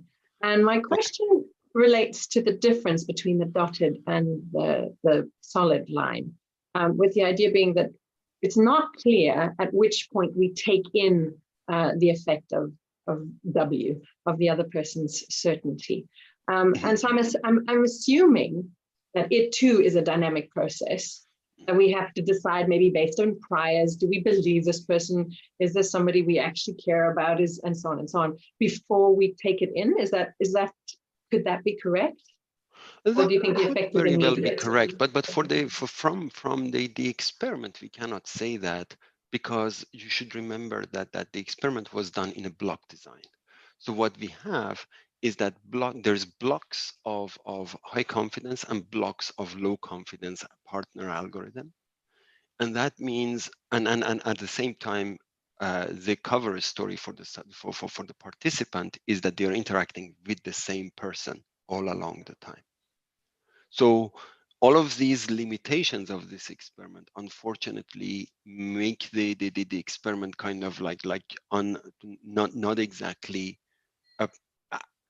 suitable for answering your question. Ideally, one would want to rerun this experiment, for example, with having you cooperate with an in-group or an out-group person, or having you cooperate with a person that comes in and goes out, or their confidence varies on a trial by trial basis rather than on a block by block basis. So do you see a block to block change? Just in case, yes, you have this. What you see here is actually the impact of the blocks, like, because the various dots that you see for every participant, there's 4 dots. There's a black one, a red one, a blue, and a green, if I'm not mistaken. And the blue and the green are for when the subject is interacting with a high confidence algorithm, and the black and the red are when they're interacting with a low confidence algorithm. So for the same subject, their confidence more or less, you could say, matches and co-varies with the algorithm. Now, one could ask, is this a leader follower or an interactive relationship? And I would tell you that, again, the design of the experiment does not allow to test that. You preempted my question. I think you need to go and run those experiments so you can answer me. Because I am very curious, especially based on what we were talking about with Anita, with this idea that something has to switch in you to decide to take on this other information. And we talked about in this morning session about similarity or reliability, which basically are just other ways of saying something needs to tell us to take this information on board. Yes. So I would be very curious. Go run those experiments, Bahador. Go. I'm going to just check if there are any questions. As soon as we can open the lab again, then I would happily do. Online experiments. So we do have a question. No, this is not the kind of thing you can do online.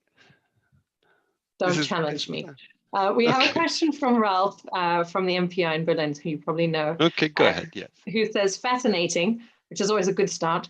Participants play with algorithms without knowing this. Would knowing you play against an algorithm lead to more decoupling of the neural nodes? Hello, Ralph. The quick answer is that this work that we did in 2017, we actually compared and examined whether this actually happens, and knowing if you are whether knowing that you are cooperating with an algorithm or with a person changes.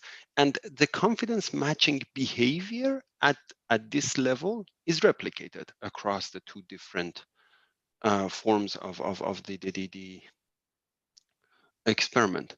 But whether, for example, the belief and the conformity in the belief also similarly changes or not, to be honest, I would say that is an open question. It could be that you may cooperate with, for example, a machine learning visual algorithm differently from when you cooperate with a human partner, and I wouldn't be surprised if that happens.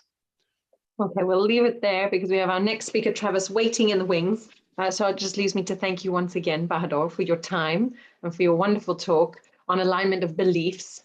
We will now switch gears and move on to our next speaker, Travis Wiltshire, a new collaborator of mine based on our previous Aligned conference last year in May. So I'm very glad to have him back. And he's going to be talking to us with the topic titled, Considering the Time-Varying Properties and Functions of Multimodal Team Coordination. So without further ado, Travis, over to you. Okay, let's see if I can get my slides shared here. And I'll just wave my hand with the 5 minutes when you've got 5 minutes left. Okay, hopefully I can see that. Is everything showing up all right here? Yeah. Okay, so in this talk, I'm going to talk about some of the recent work that I've done over previous years, as well as some ongoing work and some inspirations of mine as well. And my goal here is some of this material may be familiar to you if you've heard me talk recently, and some of it might be new. And I hope to inspire and also advance some important areas for this field that I think will be useful for us to consider going forward in discussions, after talks, in the workshops, and so on. So starting with this question of what are teams? Well, it's pretty interesting that I'm the first one talking explicitly about teams today. So it's good that I have this definition. So generally when we think of teams, it's a group of individuals that work together with each other. They often use technology. Team members also have specific roles. They often take on different roles and they don't do the same types of things. But one common thing is that they're all working towards a shared goal. And when we think about teams, we know that they're context specific. There's an individual working with their technology within a broader group of the team that may be situated within an organization. And what's important here is that much of the work focusing on studying team cognition or teamwork focuses on things that are going on within team members' heads and ways to measure that. But recent efforts have actually advanced some pretty compelling theory that says we don't really need to look at what's going on in the head of team members because we can understand their cognitive work that they're doing by focusing on the actions and interactions of the team members. And this is interesting because, well, if we think about the cognitive work that many complex teams do when they're solving problems, developing, rockets to go into space, this is pretty cognitively challenging work. But if we think in particular about, well, human interaction more generally, rather than this complex cognitive work that teams do, this also quickly becomes pretty complex. So there's a lot of things, especially as wearable sensors get used or more readily available, and algorithms for processing things like video. Let me just turn on my laser pointer here. Nope, that's not working. Yeah, so we can extract a lot of things from video with some basic computer vision or things like OpenPose. We can use accelerometers. We can process signals from the speech, whether that's the actual words that people say versus fundamental frequency or other properties. We can look at physiological signals, neurophysiology, questionnaires over time. This is, for example, mouse movements, which you could also observe for teams. And then this doesn't even begin to address the complexity we have when we're all virtually interacting. So one of the approaches that I think that we really need to advance is this area of social coordination dynamics. And this is essentially a scientific approach for understanding coordination, where teams in particular are a subset of a social context. So to get a better idea of how to cope with this richness of human interaction and how we might be able to better understand teamwork, I'm going to unpack each of these terms, starting with the social. So one of these aspects of social interaction is that there's a mutual information exchange between people who are interacting, and it's thought to be multi-scale. So a simple example of something that's multi-scale is a sort of nested frequencies within a signal, although there's many other examples that I'm going to bring up throughout my talk. And this was also why I was asking my question earlier about this difference between sensory motor communication versus information transfer, because I thought that was interesting and related to my perspective. But we know that when we're thinking about teams who need to collaborate, if they want to be effective, coordination needs to span behavior, the things that they're doing, and their knowledge, the things that they know about. And this can occur spatially and temporally. We know that teams don't just do their work instantaneously, it happens over time. And this kind of coordination can happen within an individual, as we saw some examples of earlier, but also between individuals. And there's this inherent multimodality to it that we don't have a great understanding of yet, that coordination happens between physiology, body movements, language, and even technologies. So coordination, if I were pressed to define it, it would be the ways in which components and processes of a system change together over time. And I think that there are many forms of coordination. So things like alignment, which is the theme of this conference, synchronization, co-regulation, and coordination is the sort of superordinate construct here. And we can get more specific than that. And I'll talk a bit more about that as well.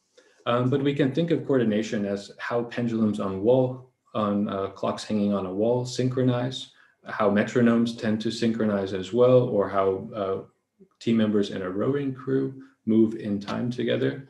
But when we're thinking about teamwork specifically, the functionality of why people are coordinating their behavior and knowledge and how that's related to different aspects of the teamwork, it's not that clear yet. So another aspect of this approach is dynamics. And this implies that we take a systems approach to studying teams. And there's many components of a team. There's components that are also hierarchically structured. So we could think of different subsystems, different physiological systems within an individual, for example, and how that scales up to multiple teams who, again, may be nested within an organizational structure. But the key aspect here is that the relationships and the interactions between these components change over time. And that's interesting and important to us. And the strength of that coordination can change, and maybe it even breaks down altogether. And that's one of the kind of guiding themes to some of the work that I'm doing now. There's also this other aspect that, that these are open systems, so we can't just say teams are closed off to their environment. There are things, unknown events that happen, perturbations, things that can influence the system that aren't due to intrinsic properties of the team as a system, but extrinsic. So I want to make this kind of forms of coordination a bit more explicit. And I think there's two kind of key types of coordination that, that I'm going to talk about. One is about understanding that systems exhibit states. So when we think about human interaction, we know that we may have patterns of cognition, emotion, behavior, and physiology, and they can vary over time. But some of them are more stable than others. So coordination can be thought of as a degree of stability. And stability can also be how ordered or disordered a system is. So if we think about this kind of attractor basin, and the ball here represents a given state that a team might exhibit, it can move around a bit, but it's generally kind of ordered. But we know that we could also have extrinsic forces. There might be a surprise or a crisis scenario that rapidly changes the state of the team. So this is one type of stability or order and disorder that I see as a case of system organization. So one level of coordination. And there's a good example here from Damien Kelty-Stephen to make this perhaps a bit more concrete. If you're familiar with the Lorentz equation or the butterfly attractor, if you generate data from this equation and you calculate entropy across the time series, what you can see that during the startup period of the system, entropy, which reflects amount of order in the system, is relatively stable before a transition point starts to happen. And then we see this rise in entropy that reflects an increase in disorder before settling into a new pattern of the system where entropy begins to decline, and then it's totally stabilized here. So this is a form of system level organization, or a form of coordination, if you will. We can also think about component level coordination, which I think we've heard a few examples of today. where you have at least two signals. This could be two people, for example, and looking at how their emotions vary together over time. It could be musicians as well. And we could think about how, even at just a component level, there's different things like whether they are changing together in time or whether there's a lagged relationship and so on, or whether there's a change in overall level between these. And so when we're thinking about teams in component coordination, we may be considering things like pairwise relationships between each of the members of the team, but we might also be interested in sort of a global measure of the team's coordination. So this is my last part of the coordination dynamics overview in this talk. And maybe it's not something that I've thought through too well, but essential to this area, which comes from ideas in physics and thermodynamics, is order parameters, which are collective variables that capture the current state of coordination in a system, and it also varies over time. What's nice is that these measures as collective variables can span multiple levels of analysis. And I think we're also going to hear a bit more about this in the next talk by Mengxin Zhang. But this helps us to simplify complexity in complex systems if we know what an order parameter is. And this is important in this case because a lot of studies that we think of that look at alignment or coordination are on rhythmic tasks. If we look at musicians, we know what the timing ought to be, and we know people ought to perform rhythmically. So it's generally more straightforward to think of order parameters that make sense in these cases. Whereas when we think of, well, how do teams work together to solve a problem? It's a bit more challenging to see what these order parameters are. Although in principle, it could perhaps be any kind of measure of coordination that we might come up with.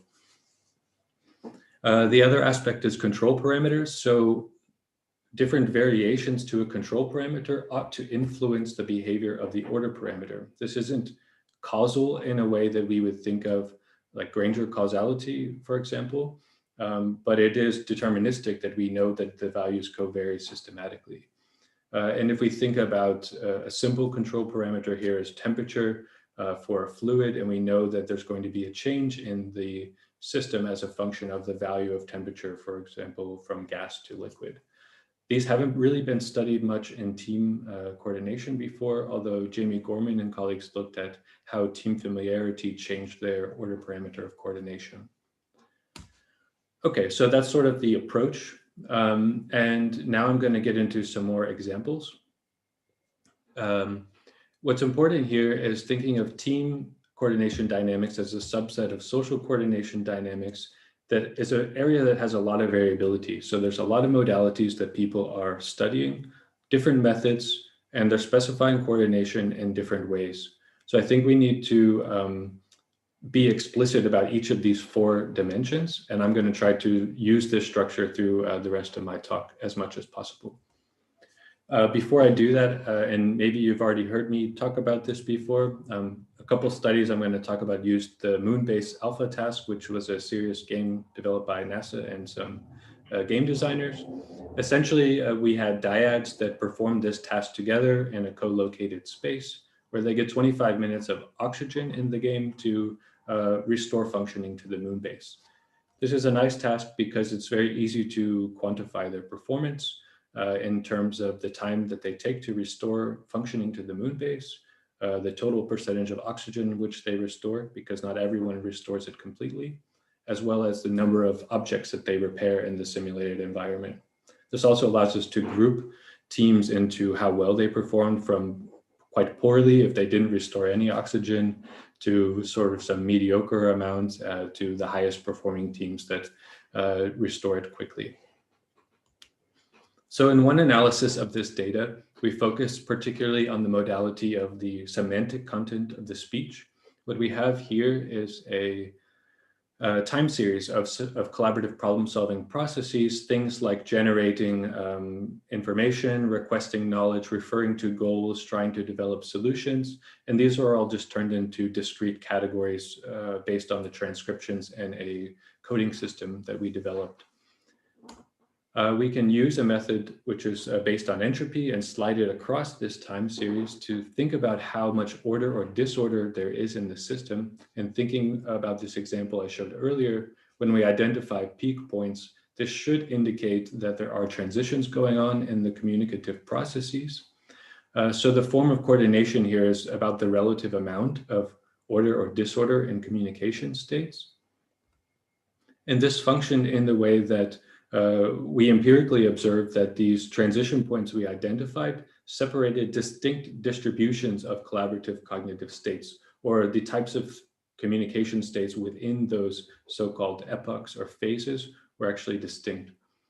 One of our also interesting finding from this paper is that the values at the transition point, the lower the entropy values were, the better the teams ended up performing. So there's something that suggests sort of an optimal relationship between the amount of order at a transition point and how well teams would perform on this task. Using the same task, we also looked at the movement dynamics. So we extract bodily movements. It's a global measure of body movement for each of the team members, actually using a webcam that was facing the team members while they performed the task on the computers, using video frame differencing. And we quantify movement coordination in using cross-wavelet coherence. So this is an example cross-wavelet coherence plot, where you have essentially time across the task here on the x-axis. You have hot values or more red values corresponding to high coherence or high coordination, and cool values suggesting little to no coordination. What you have here is time scale. So these are very fast scale values, and these are very slow scale. And so what we see, for example, that this form of coordination is related to body movements, and that it emerged at a level greater than chance and task demands, particularly above this point. And this is just from one example team. And that this amount of coordination was actually related to performance, particularly those that were in phase at 1 second. What I find even more interesting about this study that we did was that the change in the coordination was actually systematically related to the task performance. So with some growth curve modeling, we showed that the lowest performing teams had this stronger quadratic trend in their change in coordination, the average coherence across several periods for the task, whereas the highest performing remained relatively stable, although they all seem to start out at about the same point and end at about the same point in terms of how coordinated they are.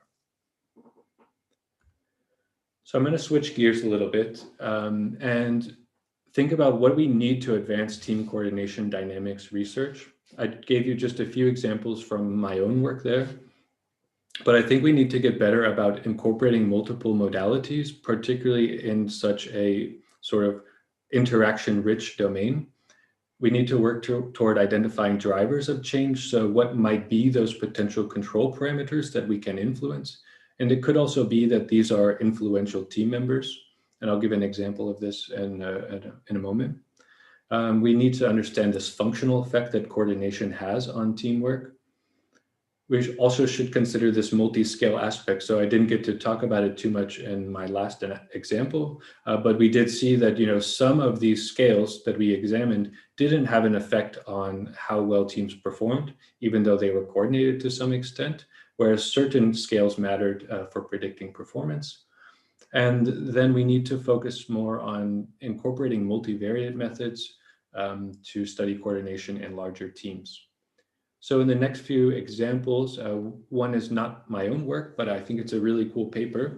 And one of the reasons about this, that I think this paper is really cool, is that it focuses on movements, speech rate, and changes in the user interface. So it captures many of these elements that we think are important for teamwork, especially the technological interaction.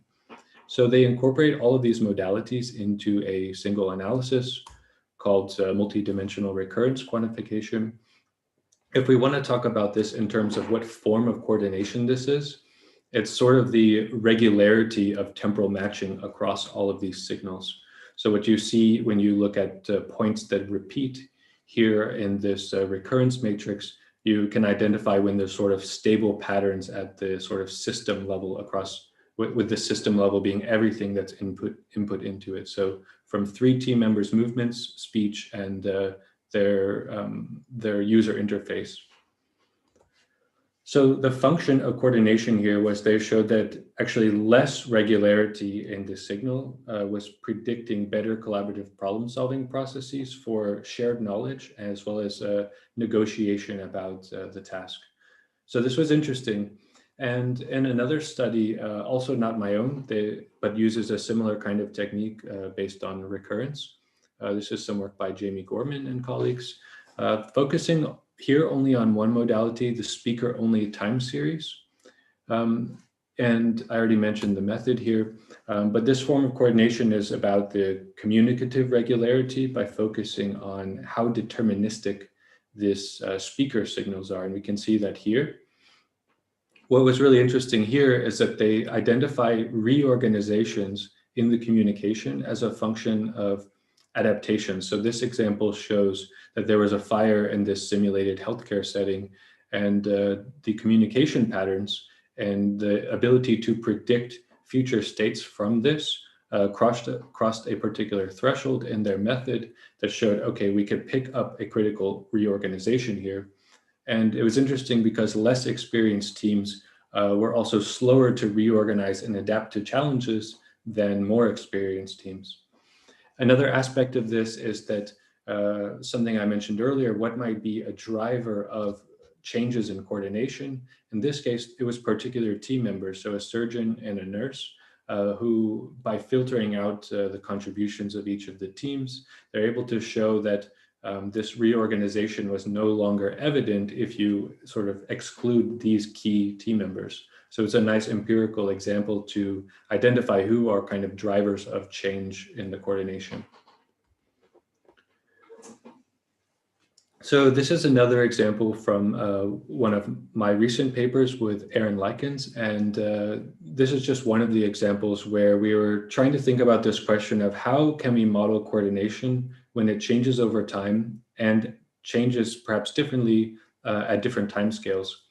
So we have this method which kind of integrates a few things that already existed in the literature to look at what we call windowed multi-scale synchrony.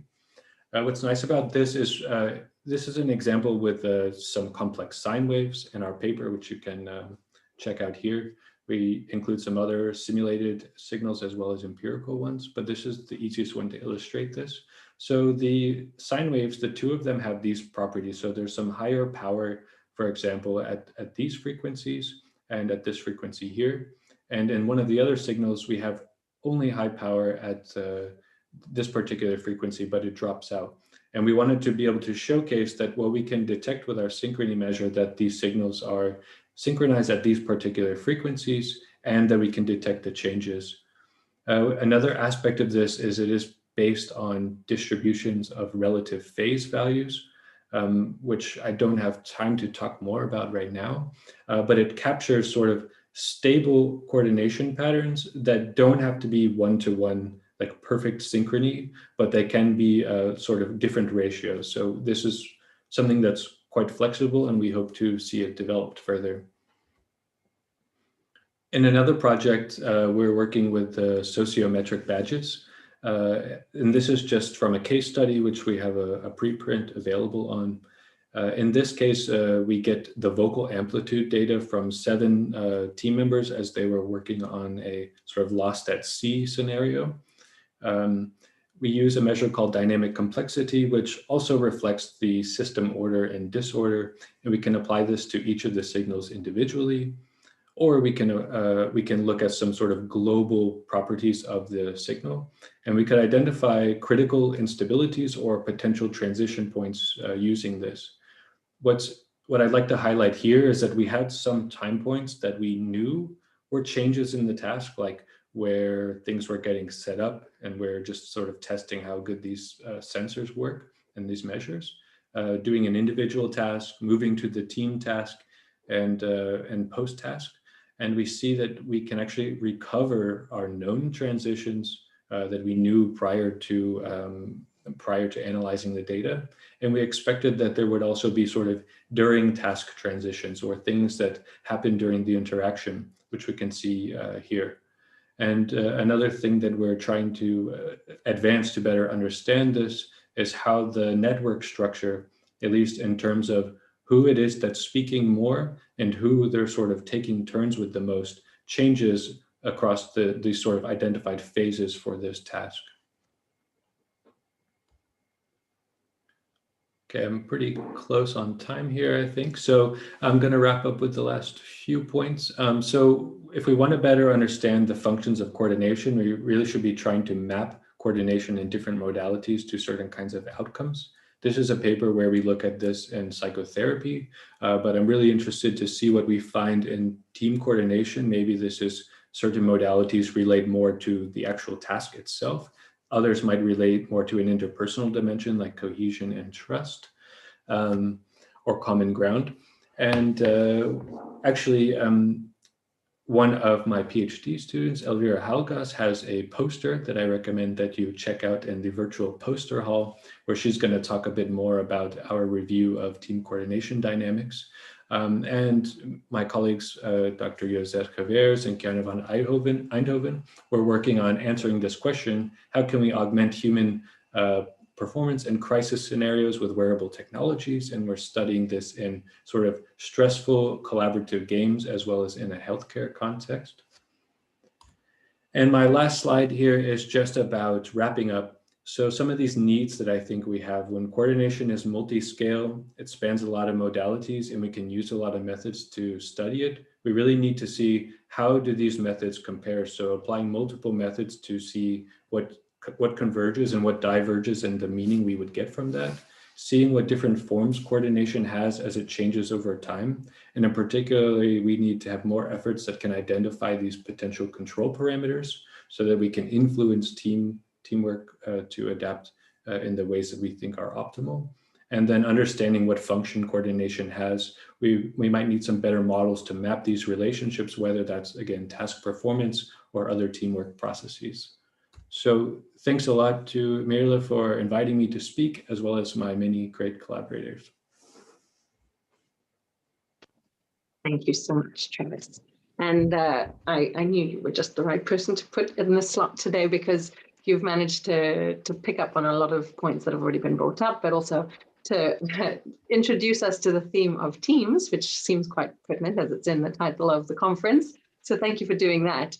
I want to just pick up on one point, or rather one term, which you called the drivers of change, which I thought was so pertinent to what we had been talking about with Bahadur and Anita, this idea of these switches, right, that make us do things like incorporate the opinions of others, or start taking on information about their coordination, their movement coordination patterns. We have a talk by Justin Sulik on Friday on Mavericks, which might be particularly interesting as well, who work outside of the team, but also manage to be a driver of change. So you might want to tune in for that. But I wonder, one point that I have been thinking about, which is you talked about these so-called experts, and there's data from Leonoi who says something similar, that they make these transitions quicker, or that in your data that the entropy is lower during these transition phases.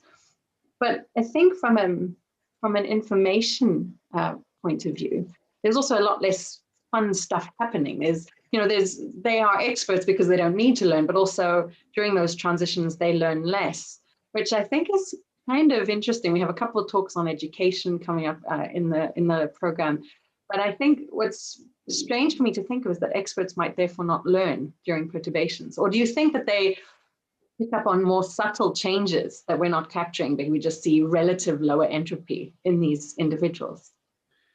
I think that's an interesting observation, and we didn't study the experts in our work, but there's the idea in like studies of expertise and learning that some people develop an adaptive expertise and some people develop a rigid expertise. And in some cases, someone can be really good at doing what they know how to do, except for when something unexpected happens, and then everything sort of breaks down. And so I wonder if this is reflective of that there might even be some distinct subpopulations within experts that we would see that their coordination patterns are also different as a function of how, resilient they are or adaptive. I like that a lot. The other thought I had, because I really do like your idea of us being more interdisciplinary and being more multimodal, which is again why we are all here. Because I wonder if the drivers for change might be observed at one level, and if we're only focusing on one, we might miss it.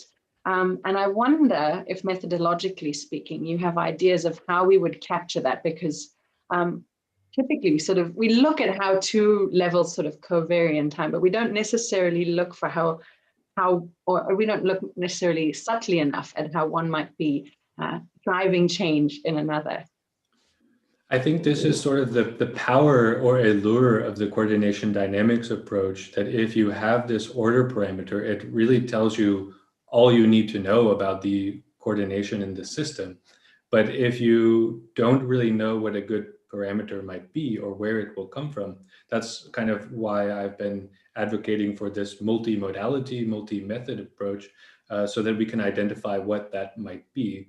And the example that I showed about identifying team members that might be the ones particularly driving change, a similar approach could actually be applied to seeing, okay, which is the modality that's sort of driving the changes that we see at a global level, but at this more like fine-grained level.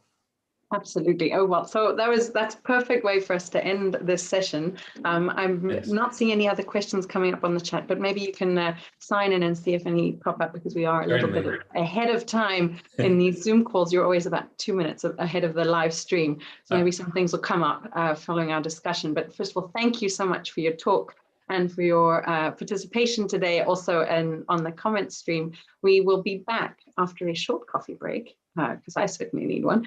And I look forward to talking to you all then, when we will have, as Travis very kindly introduced, a talk by Mengxing Zhang, who will be more on this idea of coordination across multiple scales. And then we have Wayne Gray, Stephen Brown, and Carolyn Parkinson. We have an afternoon of people that are joining us from across the Atlantic. So to give them a little bit more time to wake up and rub the sleep out of the eyes, we'll all pop off for a coffee break. Thanks again, Travis. Thank you.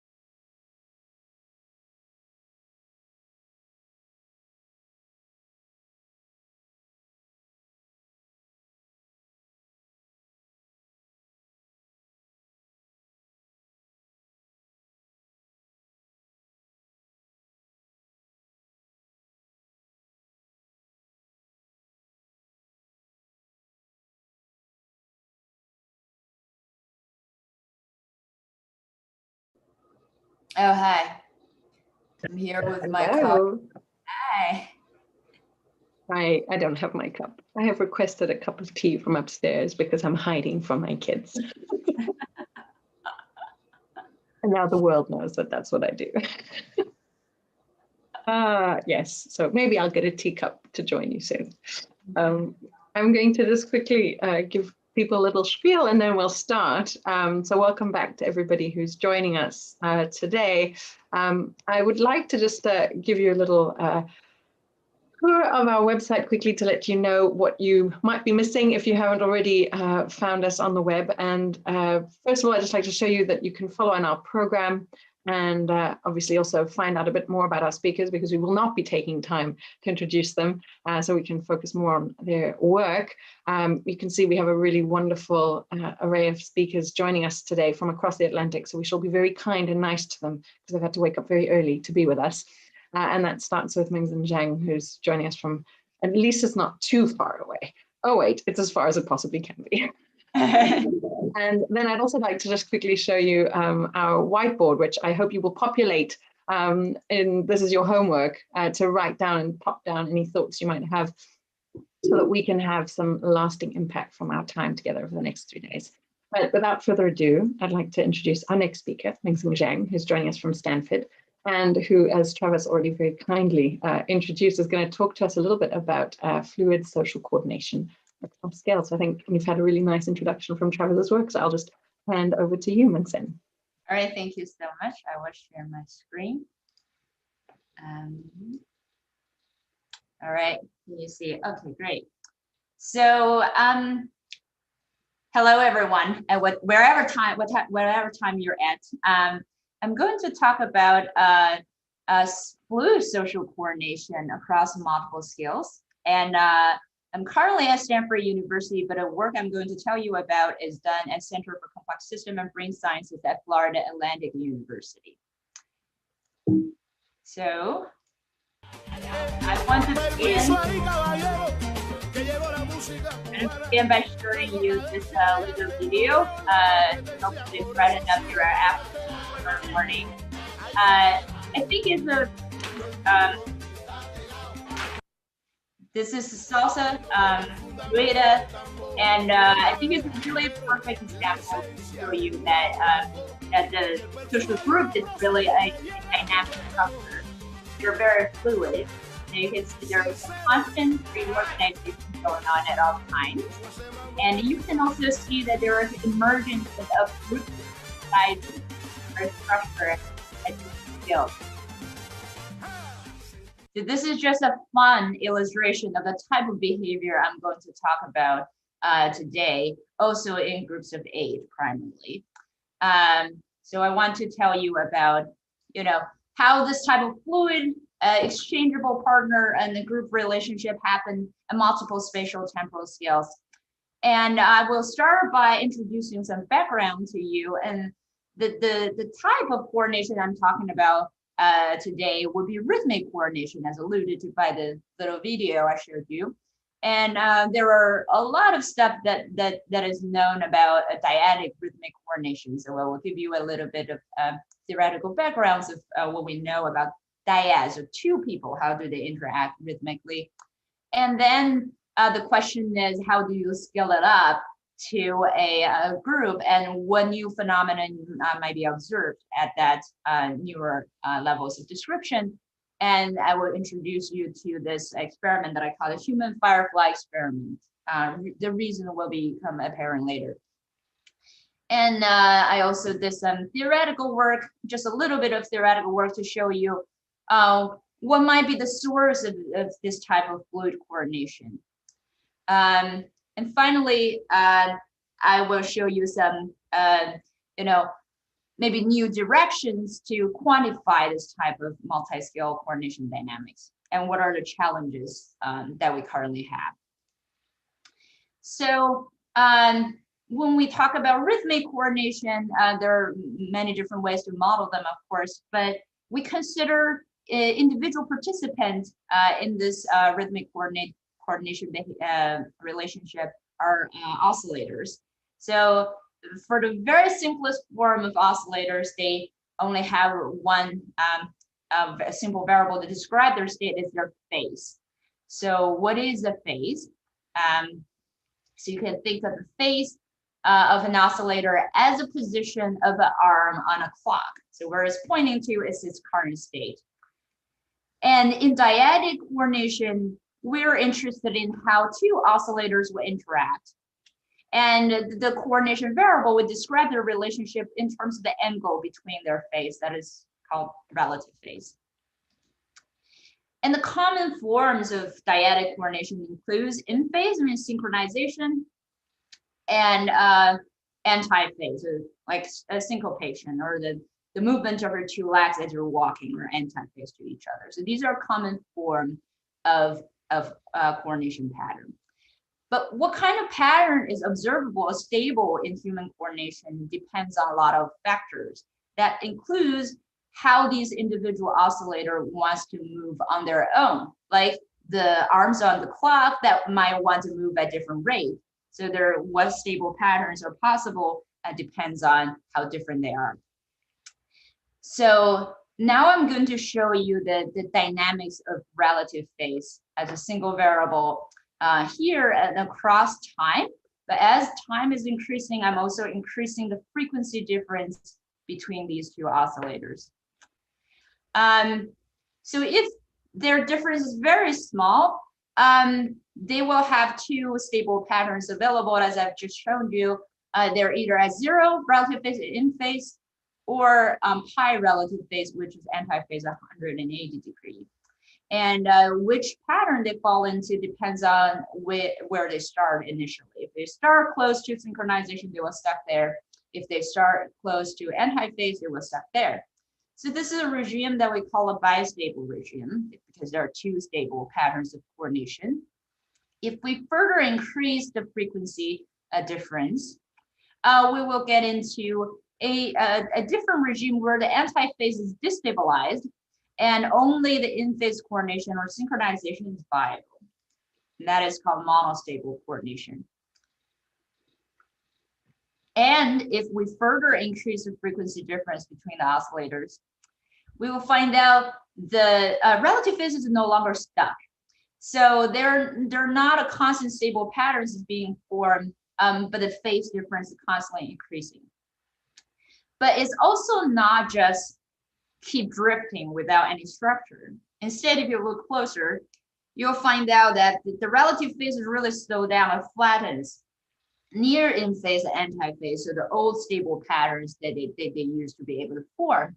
And they dwell at these relations temporarily and escape them from them and return to this relation later. So this is a kind of the intuition I wanted to give you with a little dance video. And we call this, more technically, this is a metastable regime, where there's no stable patterns of coordination is viable, but you will have a constant drift of fluid type of coordination. So what I really want to do is scale it up to groups of 8. And this is the human firefly experiment. And in this experiment, every day I have 8 subjects coming in, and they were given a little touchpad which they can tap on and produce some flashes on an array of LED in front of them. So they can see their own taps and other people's taps as flashes on an LED array. And for each trial, they are given 50 seconds to interact, so they can see other people's taps as flashes. But before that, I pace them with different metronomes for 10 seconds before their interaction, so I can control their individual differences or their diversity in their tempo. And their task was to continue to tap at the metronome frequency. They were not asked to explicitly coordinate, so all the coordination behavior that I'm showing today are spontaneous coordination. They're not trying very hard to do it. So to give you some intuition, this is a rerun of a single trial of this experiment, where everyone was paced with the same metronome. But you can see, even given that their intrinsic frequency is very close, they have this kind of dynamic interaction. They're not stuck at a synchronization or a specific pattern. But furthermore, to introduce some diversity into this dynamics, I paste different group of people with different metronomes. So such that I split the A people into two different frequency groups. So people with the same color here are paced with the same metronome, and people of a different color paced with another one. So what I'm manipulating here is the difference between these two groups in frequency, and I want to see how that influences coordination at lower scales. So I will begin by showing you some examples of what type of dyadic phase relations are observed in this experiment, and we can move on to what are the emergent behavior in the higher levels of organization. So first of all, I'll show you this dyad,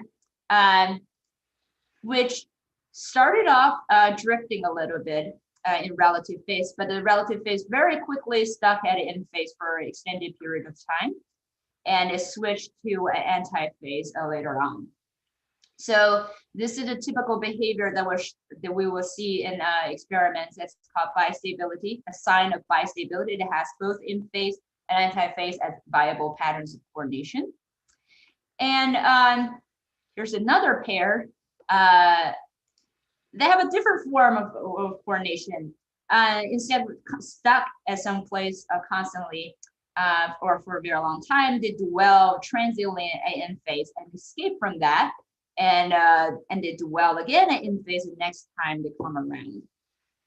So this is the type of fluid coordination that I told you about, and this is called metastability. So I've just showed you that the basic form of what you would expect from dyadic rhythmic coordination are also observed in the group setting. But what is new here? Do we have new form of interaction? So turns out that if you look closer at this top trace, you will find out there are some kind of bumps in these in-phase coordination that is unexplained. Why are there this constant shift and perturbation of the phase relation that's in a periodic form? You may have guessed it, that these two traces are from the same trial. In fact, the shift in the yellow relative phase will follow right after the duels of another relative phase. Okay, so what does it mean? Means these two relations in the same groups are influencing each other, such that every time 1 and 3 are forming a transient relation, it will perturb the relationship with between 3 and 4. Or more metaphorically for intuition, think about me and my boyfriend are in this yellow relationship that will have a long-term in-phase relation. But there is another girl that's keep calling him and call him 3 times, each time longer than the previous one. And that will cause a perturbation in my relationship with my boyfriend and eventually cause us to a switch to anti-phase. So in other words, you can say that more is different. So it is different in what sense?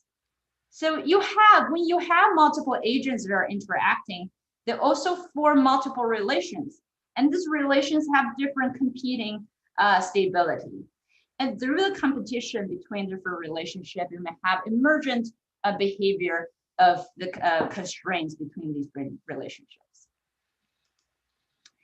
And you may also notice that none of the relation here is staying at the same level forever.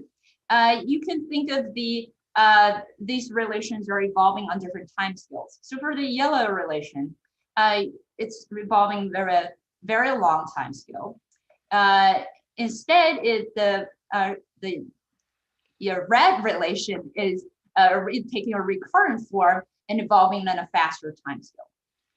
So when you are having more agents in the group, your relation, this is just an example for adding one extra person, you have their phase relationship at increasingly different time scales.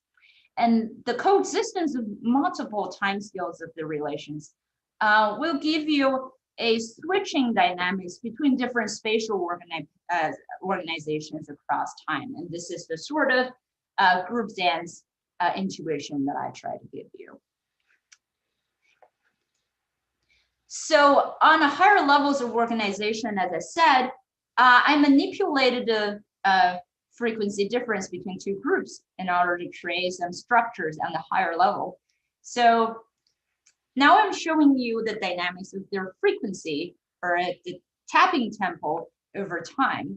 So if I give them injected the high levels of intergroup difference, you will see that there is a really segregated, two segregated frequency groups. The blue one on top is a high frequency group, and the warm color ones on the bottom are the low frequency group. But as I decrease the intergroup difference, even though you can still see that there is, the cold colors are in the higher frequency range and the warm color in the lower frequency range, there are a lot more crosstalk going on between them. And if I eliminate intergroup difference, you will see that they just merge into a very large group. And the oscillation of the curves here is really reflecting the temporary coordination between the oscillators when they're getting really close. The curve, when they're engaged in phase coordination, their curve in frequency will also get together. So this is not entirely surprising because I'm manipulating the intergroup difference. Of course, they will cause some segregation in the group when the frequency difference is large. But what is interesting is that I also observed that the intragroup coordination, so how the people interact within the groups, are also affected by the intergroup difference. So when you're having some intergroup difference present, the intragroup coordination will also be reduced due to the intergroup difference. So what I'm showing you here, there's some flexibility in the intragroup coordination, enables it to adapt to the intergroup relations and what's happening outside of the group. So what is the requirement from a theoretical perspective of what is enable this type of fluid coordination beyond individual difference? So the strength of coupling is a very key factor here. So how strongly people are interacting with each other. So if the coupling is super strong and all the individual oscillators or people will stuck at the same pace, at the same frequency and stuck there forever. So it's not very interesting. You do not see a dynamic organization. If we weaken this coupling a little bit, you will have two frequency groups that all the oscillators are stuck together within. They're phase locked and frequency locked. But their relation between groups are sort of fluid. There are, at some point, their frequency is closer when they engage in temporary phase coordination, but at other times they will be escaping from each other and they're very far apart in frequency. So, but there is no fluid structure within the groups. But if we further weaken the coupling, you will see that the individuals within group also break up and they are engaging in this recurrent coordination where at this discrete time, they will reconverge as the same group who are all almost phase locked, but they will diverge and reconverge again periodically. So this coupling strength controls at what skills you can have this type of fluid behavior. And what we observed in the human behavior really correspond to the weak coupling regime where the groups is fluid at all skills. So for this final part, I want to talk about what is the difficulties in further studying this type of fluid behavior in groups. So when I want to have a finer description of what these relations are or what kind of group structure they're actually forming, I come into this mess, I'm showing you here is the dynamics of relative phase of 7 different relative phases in the same group. That gives you a complete description of the coordination between 8 individuals. And what you can see is you don't know what's going on. You don't know what's going on because there are too many relations and they're evolving on distinct time scales. So I thicken the lines in front that are sort of flat, they're evolving on a very long time scale, and the rapid evolving phase relations are in the background, they are very stiff. And even if I can plot individual dyadic relative phase on a different axis, it is not obvious what kind of collective structure they're actually forming. So what kind of global structure they're really forming. And I do not want to go into too much technical details, but there is a way to describe the relation between multiple individuals through its topological structure. So very technically, we call this type of abstract representation of relations a simplicial complex. It describes the collections of dots as you can think of as individuals, they're vertices. The relations will be represented as the edges and the faces between the individuals. So this gives you a beyond dyadic levels of a description of relations, and we can describe the kind of what kind of topological feature there is in this type of simplicial complex or higher level description of relation. And to show you what's the effect of analyzing the change of the topological features in this group, I will begin with showing you what's if we do not compute a topological feature of the group relation. We just use a regular recurrence plot to try to uncover what's going on in this complicated trial. So a recurrence plots give you the difference between the state of the system at 2 different points as the color of each pixel. So if you see this picture, so you can see pretty much there's no structure. It means you don't really know this if the system has some recurrent or persistent activity. But if instead of comparing the state of the system at different points, I compare the topology of the group relation that describes it as a simplicial complex at different times, I will see amazing structures emerging in this recurrence plot that is not present in the state level description of the system. And the yellow color here highlights the moment where the group structure is very different from other times.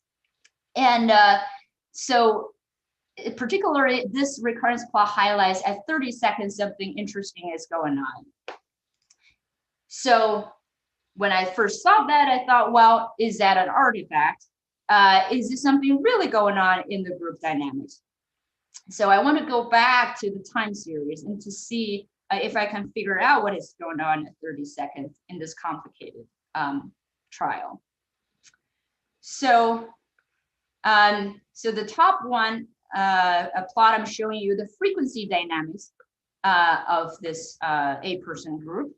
And right before 30 seconds, the group is sort of fall into 3 pairs. There are 3 frequency pairs where they're phase locked within. And there is a lone wolf on the top that's doing its own thing. And there is a commuter, the yellow guy, who is oscillating between its neighbors. At 30 seconds, you will see that the 2 frequency pairs actually broke up and they regroup with other people from other previous pairs. So what I'm showing you here is that there is a major transition at the 30 seconds where there's a collective partner exchange between the members of the group. And is this kind of exchange related to the phase coordination that I've told you about? And it turns out it is the case. If we look at the evolution of the dyadic relative phase within these three pairs, we will find out that the duration of this transition highlighted by the topological recurrence happens to coincide with the time for the orange and red pair break up from the antiphase relation and reconnect with each other at antiphase. So what I'm showing you is that the collective transition in this group of partner exchange dynamics can be locally controlled by a single pairs of relation.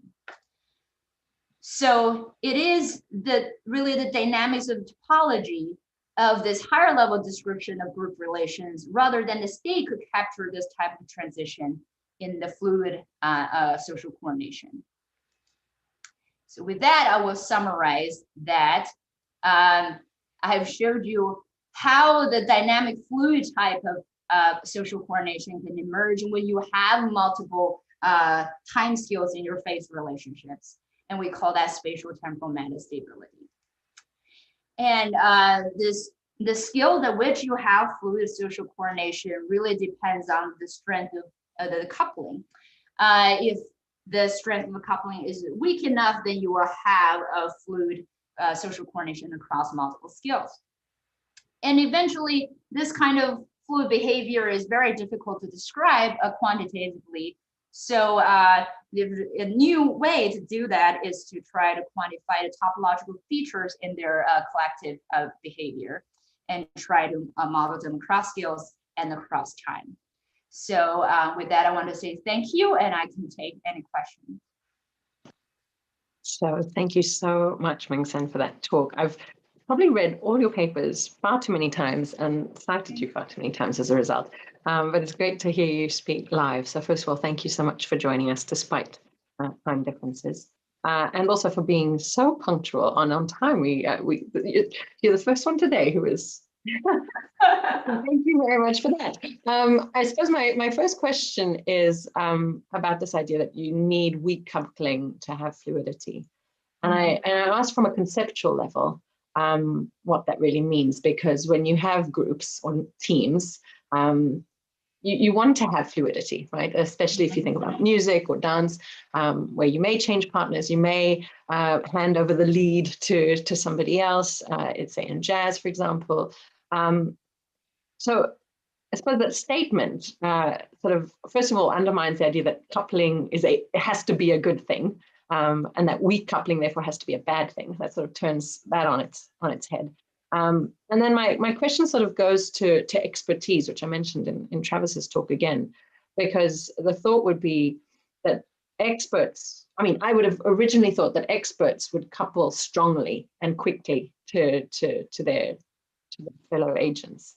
But is that not necessarily the case? Is it that they can couple and uncouple more quickly? So it's, what do you think expertise is in terms of? So what I didn't show you is probably subtler points of the weak coupling story.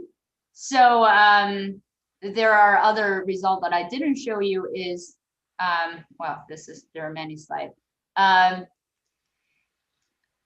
What I'm trying to say is that the coupling needs to be sufficiently weak such that they're not stuck. But they also cannot be too weak, in which case they will just be drifting. There will not be duality and escape as their frequency difference further increases. So you can already see that the duality in phase here is shortening as I was further increasing the frequency difference. Right? So there's like an optimal stickiness. Right. You do not want to be too different.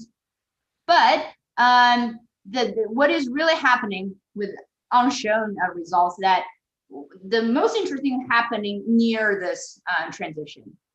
So the most diverse sequence that could be produced by metastable coordination in a sort of controllable way happens very, very close to the stable regime.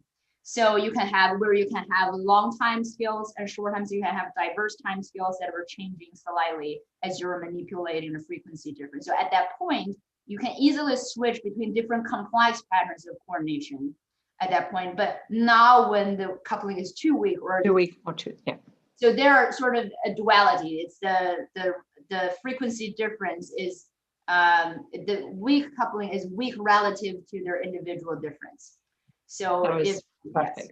I'm going to stop you because you have questions coming in very fast, and I want to make sure you can answer at least one or two of these live.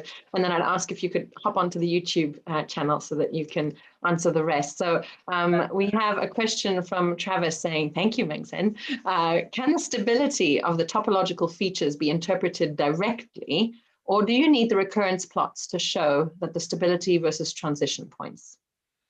Yeah, so I'm trying to, oh, then you cannot see the slides. I'm trying to go back to some hidden slides that I have. There are too many, you can see. Share slides are what we all have, right? In the last few minutes going, oh no, I don't have enough time for that. Yes, so this is, they are interpretable directly as, so here I'm showing you a comparison between the relative phase plot and its corresponding frequency plot. So the topological portrait was actually, the topological description was done at the frequency space. But you can see that traditionally what we study as phase dwells and escape dynamics in relative phase is flattening near in phase and escape, and flattening again at in phase is also reflected as the structure, topological structure of a loop formation during the escape and the connected component formation during the dwell in the frequency dynamics. And when we have multiple interacting oscillators, they really form a very complex spatial temporal patterns in the frequency space. And the advantage of focusing on their topological features at different scales is that you can reduce a high dimensional dynamic problem into a low dimensional geometric analysis. And these topological features are interpreted as you're forming groups during the dwell, or you're forming a loop during the escape. So there is the interpretation. I don't think I have the slide where I'm showing the what the topological landscape actually looked like.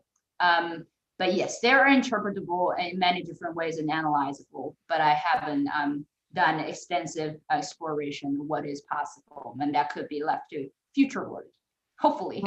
I'm going to give you one more question, and then perhaps you can get to Pedro Pas's question. Baha Tongcheng says, great talk. Do you think your condition effect on intra-group phase locking would be any different if people weren't instructed to synchronize to the pacing beats?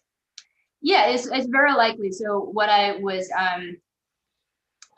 first of all, we're talking about visual motor coupling. So it's a little bit weaker than auditory coupling. They will be much stronger.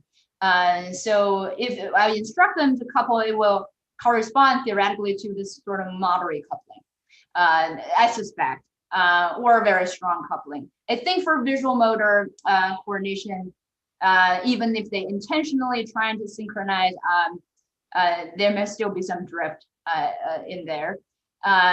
So I would suspect there's some moderate coupling going on. And in that case, you will have the disappearance of metastable coordination, or this fluid coordination within groups.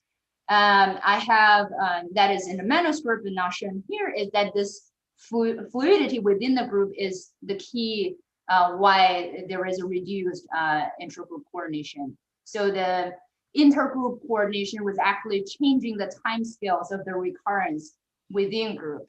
So you have to have the fluidity within group to be able to respond to intergroup relation. If you instruct them to coordinate and they coordinate super hard, they lose the metastability within the group, and they also lose a responsiveness to the external environment, the external relation.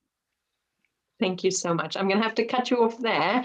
There is one more question from Pedro Passos on the YouTube link, so perhaps you can go and answer him directly there. I just want to thank you once again for your time, for your talk, for your punctuality, and for waking up so early to be with us today. I hope you'll continue to take part in the rest of this conference. I look forward to seeing you tomorrow for the workshop where we can talk more on methods And staying within that domain, I welcome very gladly and very heartily Wayne Gray, who is our next speaker, who has been waiting patiently in the wings. So Wayne, if you unmute yourself, we can then also hear and see you.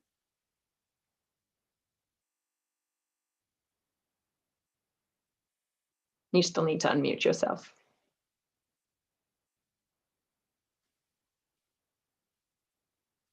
Bottom left, you should be able to, just one click. Too many windows open. It's confusing.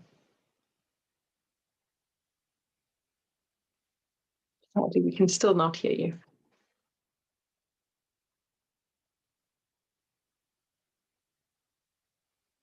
Find your main Zoom window, and then at the bottom left, you can click on the little microphone.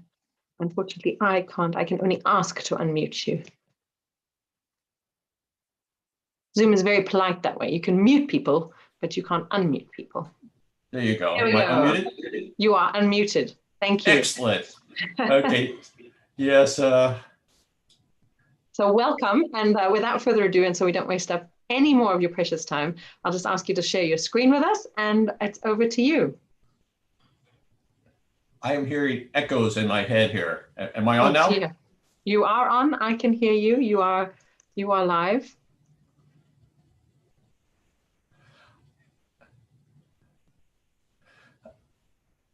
Am I Wayne unmuted? You are unmuted. I think you might be listening to the YouTube channel, which is a couple minutes slower than the direct Zoom link. I hear somebody else in my head, but hello. Hi. This is okay. Merle, thank you very much for the invitation to gather and discuss my work. Hello? Oh, shoot. So I am doing that. Oh, shoot. I am very sorry. That's what's going on. I'm listening to YouTube as well as this.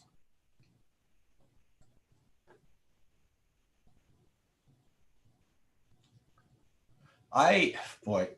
No worries at all. Why don't you just share your screens with us? Okay. And then we can go live. How do I get rid of my YouTube channel without, oh, let me try this. You can just pause the YouTube stream otherwise, if you can access it. Yeah, that might be good. I'm just going to shut down everything that's not this. Okay. No trouble at all. I'm very sorry, folks. I do want to begin by thanking Merle for the invitation to gather and discuss my work with you. But before I get started, my student Alexander Lutzovich, who presumably is watching now, tells me that Professor Dietrich Dorner of Bamberg is joining us today. I've not seen Professor Dorner for years, maybe decades. And of course, I've still not seen him, but I do want to give him my heartfelt thanks and thank him for tuning in. So I'm going to be talking about the expertise approach to joint action and have some points in commonality with some of the other speakers, but more a slightly different take on joint action and maybe a higher level talk than our previous two speakers. Our challenge here, as I see it, is to go beyond the 1 hour study of joint action. There's so many papers that are less than an hour long that take place in the laboratory. I've sort of been fighting this trend for the last 5 years in my own work on individual expertise, trying to look at changes over time, both in the lab and in the real world. I want to say, my firm belief is you don't get a whole lot out of a 1 hour laboratory study with freshmen. We really need to be studying people for much longer periods of time. And that's the bottom line. I'm trying to apply that to joint action as well. So let me see. Let me get started. Let me see if you can share your slides with us.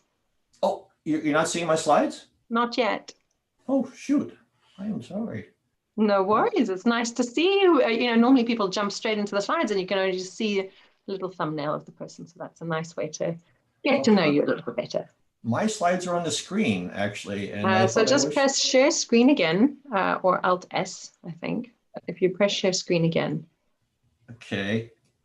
Well, I'm on a Macintosh, so If you go to the bottom of the screen, of your Zoom screen, you should see a big green button that says share. okay. Zoom screen. I see a big picture of myself on the And Zoom then just screen. below that, if you hover the mouse to the bottom of that window, you'll see share screen. I don't see anything at the bottom of the Zoom window. Is there another Zoom window that I should be seeing? Oh, okay. I see you now. Share screen. Okay. And then you should be able to choose your My presentation. PowerPoint. Oh boy. Okay. There we go. Okay. Okay. Thank you, everybody. My apologies. Let me see. So I've been showing you the screen. I think I've been thanking Merle, and I think I also welcome Professor Dietrich Dorner. But I want to get beyond that and get to the talk itself, and beyond the technology as well. I'll blame it on negative transfer from WebEx, which is very popular in my university, for better or worse. Let's see. So as I was saying, trying to present what we consider the expertise approach to joint action. In my lab, I've gotten tired of doing these 1-hour studies with undergraduates, because I feel you don't really get at real expertise in these sorts of studies, nor perhaps do you uncover the really interesting phases of the phenomena. And it is interesting because thinking about expertise in joint action, I wondered if anybody else had talked about it. I mean, surely they must. I'm not quite sure how to know this for sure. So I did reread recently the wonderful 40-page integrated review by Knobish, Butterfield, and Savants. And I looked for how many times the word expert and expertise occurred. And it turns out in that whole 40 pages, it occurred once in the text and once in the title of one of the 170 papers they cited in that paper. So I guess expertise in joint action is not yet a thing, but I believe it should be.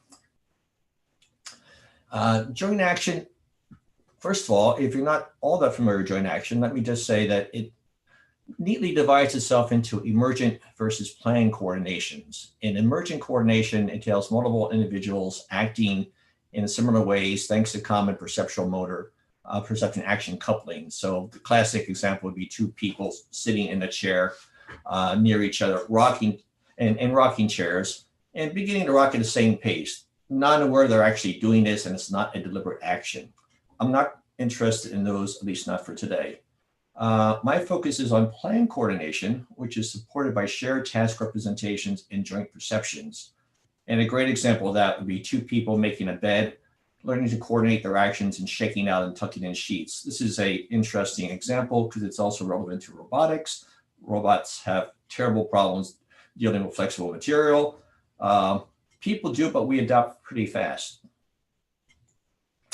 Okay, and when I talk about expertise, I tend to talk about the task being done, the tools used to perform the task, and the techniques developed to use the tools.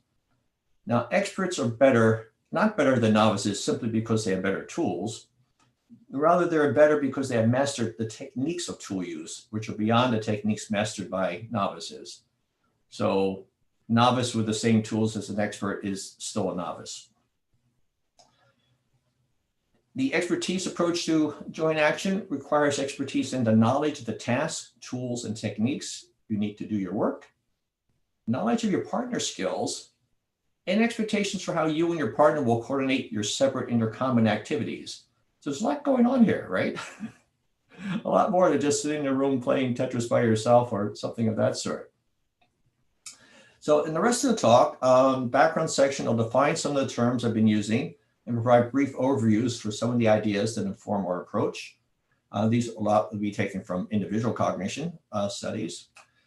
Plan coordination, I'll present a very short discussion of research on the joint action of plan coordination. And then I'll talk about the paradigm we're building for ourselves, which we can study the expertise approach to joint action. It's basically building our own video game, which we hope will be enticing enough that we'll be able to get pairs of people to play for about 15 one-hour sessions, no more than one session per day. So my background, I often like to talk about timescales of human action. This is borrowed this from Alan Knoll.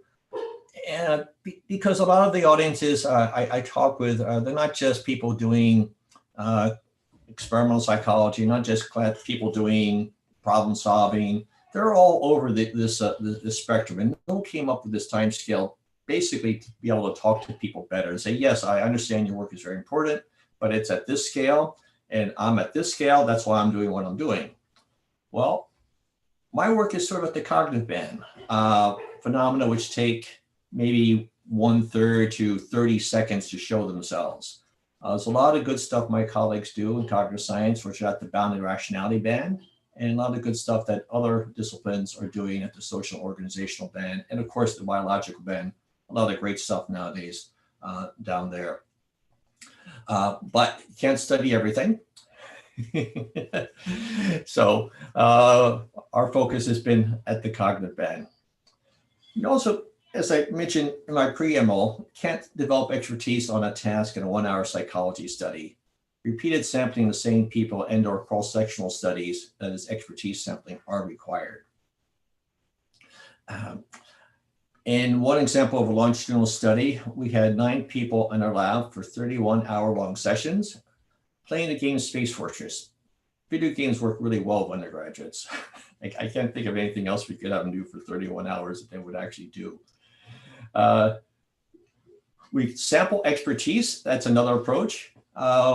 We realized that Tetris was the most widely played game in the world, and all of our Rinster undergraduates played Tetris at one point in their lives. So we now have an hour's worth of play data from each of 400 Rinster students. The good news is we have that data. The bad news is that as a group, they're not all that good at playing Tetris. We started going to the Classic Tetris World Championships a few years ago. In fact, that may be going on right now.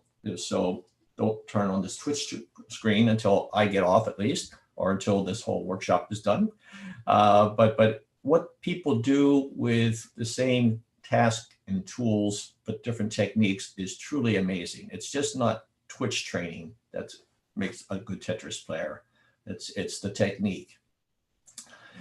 But in the Space Fortress game, where we collected these 9 hours, 9 subjects, 31 hours data from each of them, if we plot the average of all 9 on their total scores in this game on a typical scale, you see it resembles a typical power function of learning.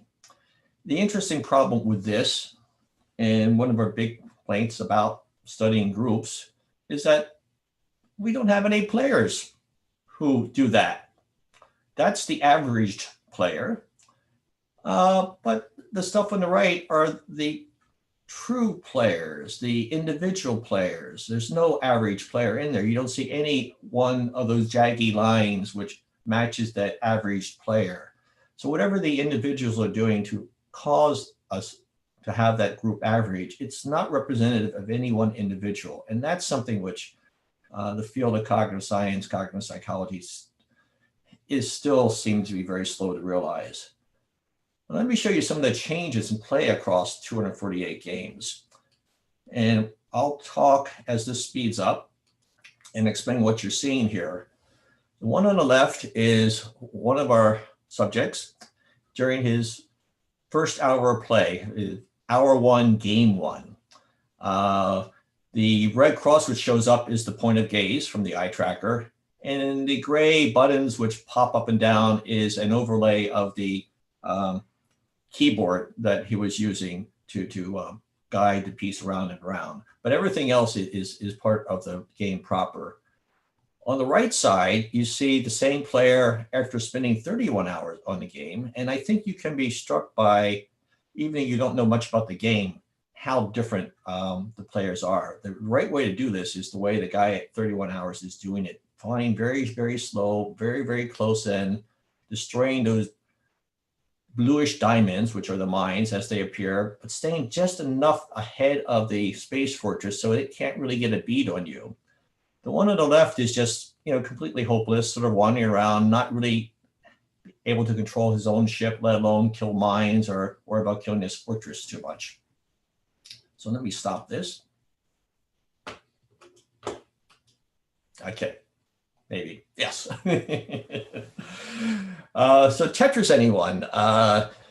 In terms of sampling expertise, we haven't given up on our 500 Rensselaer undergraduates, but we have started going to the Classic Tetris World Championship. And this is the people you see in red t-shirts are me and two members of my lab.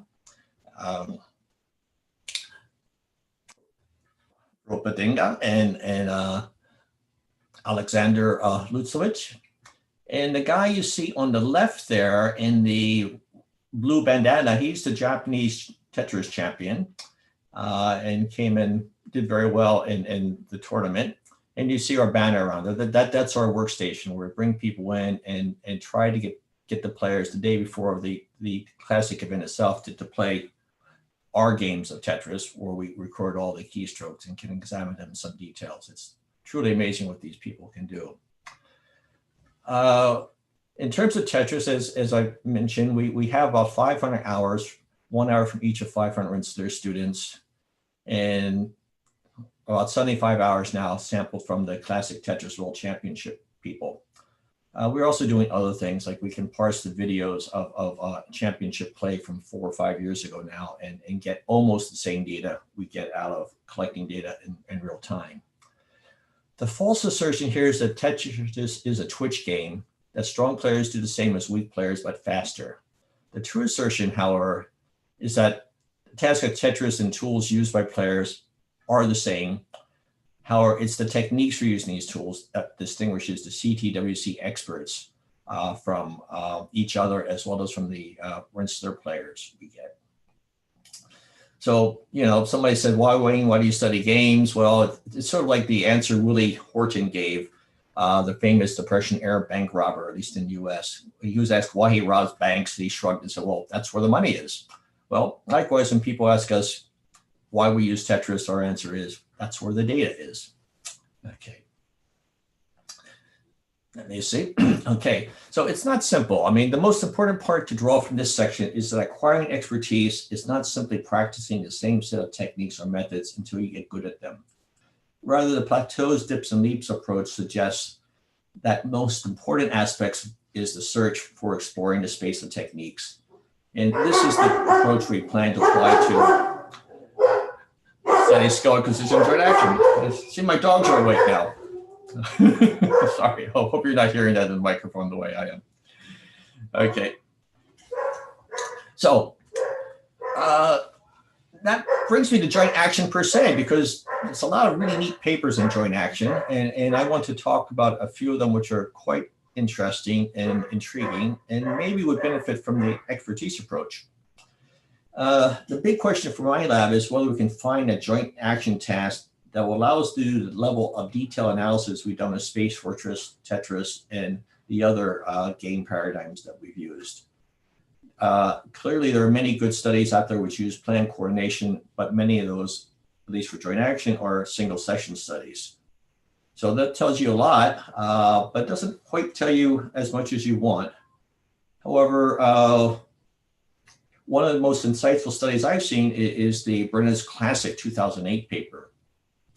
This is a beautiful paper. They had people sitting back where they couldn't see each other directly, but with eye trackers on their heads and looking at things on the screen. Oops, let's see. And they wanted to compare pairs of people searching for O's in a field of Q's across 5 conditions. I'm not going to tell you all 5 conditions, but the best condition was to share a gaze in which both partners of the pair could see what the other was looking, but they couldn't talk to each other. So they could see each other, that they could see their point of gaze, but not otherwise communicate. This beat out the shared voice condition where they could talk to each other, and they had the identical screens, mind you, they had exactly the same screens. But in the shared voice, they could only talk to each other. They couldn't point. They couldn't use their eyes to point. In a shared gaze condition, they couldn't talk to each other, but they did know where the other person was looking. And it turns out that using the shared gaze only, people were significantly faster finding the target than the voice condition, or in the condition where they had a shared gaze, plus they were allowed to talk to each other. Now, this is interesting. People using the shared gaze only were, almost a full second, 767 milliseconds faster finding the targets than those using the shared gaze plus talking plus verbal. Okay, and that's a significant difference. So a priori, I think I would have thought that the two-person shared gaze search would be much more difficult than a shared voice search, as we might have expected each player's saccades to disrupt the other player's visual search and vice versa. But our friends Britton and his colleague concluded that searchers appeared able to covertly attend to a partner's gaze cursor in the visual periphery when they desired this information, then to quickly tune out the cursor while refocusing on the search task. This suggests an ability to dynamically adjust attentional control on a moment-by-moment basis. So there's a couple ways of syncing with a partner, changing the topic, moving a little bit from Britton now. And one is to synchronize the duration of the movement so that your move and your partner's move begin and end at the same time. Okay, that sounds like the definition of syncing. But there's another more powerful or perhaps more complex way of syncing, and that's matching the velocity of your partner's profile so that you and your partner not only begin and end moving at the same time, but you also accelerate and decelerate at the same rate. Such movements can be planned and rehearsed, for example, by synchronous swimmers, dance partners. It's very common. People do this. How do they do it? I don't know. But they can also be considered joint improvisation, for which the mirror game is a really interesting example. If you've not seen the mirror game, I'm going to show you 15 seconds of it right now.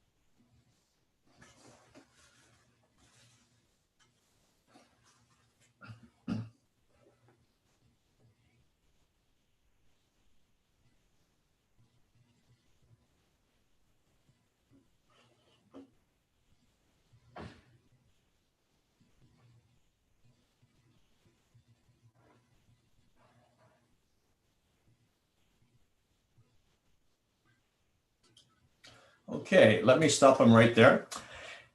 I find that amazing. I've watched this, I don't know how many dozen times now, and I still can't figure out who A is and who B is in these pairs.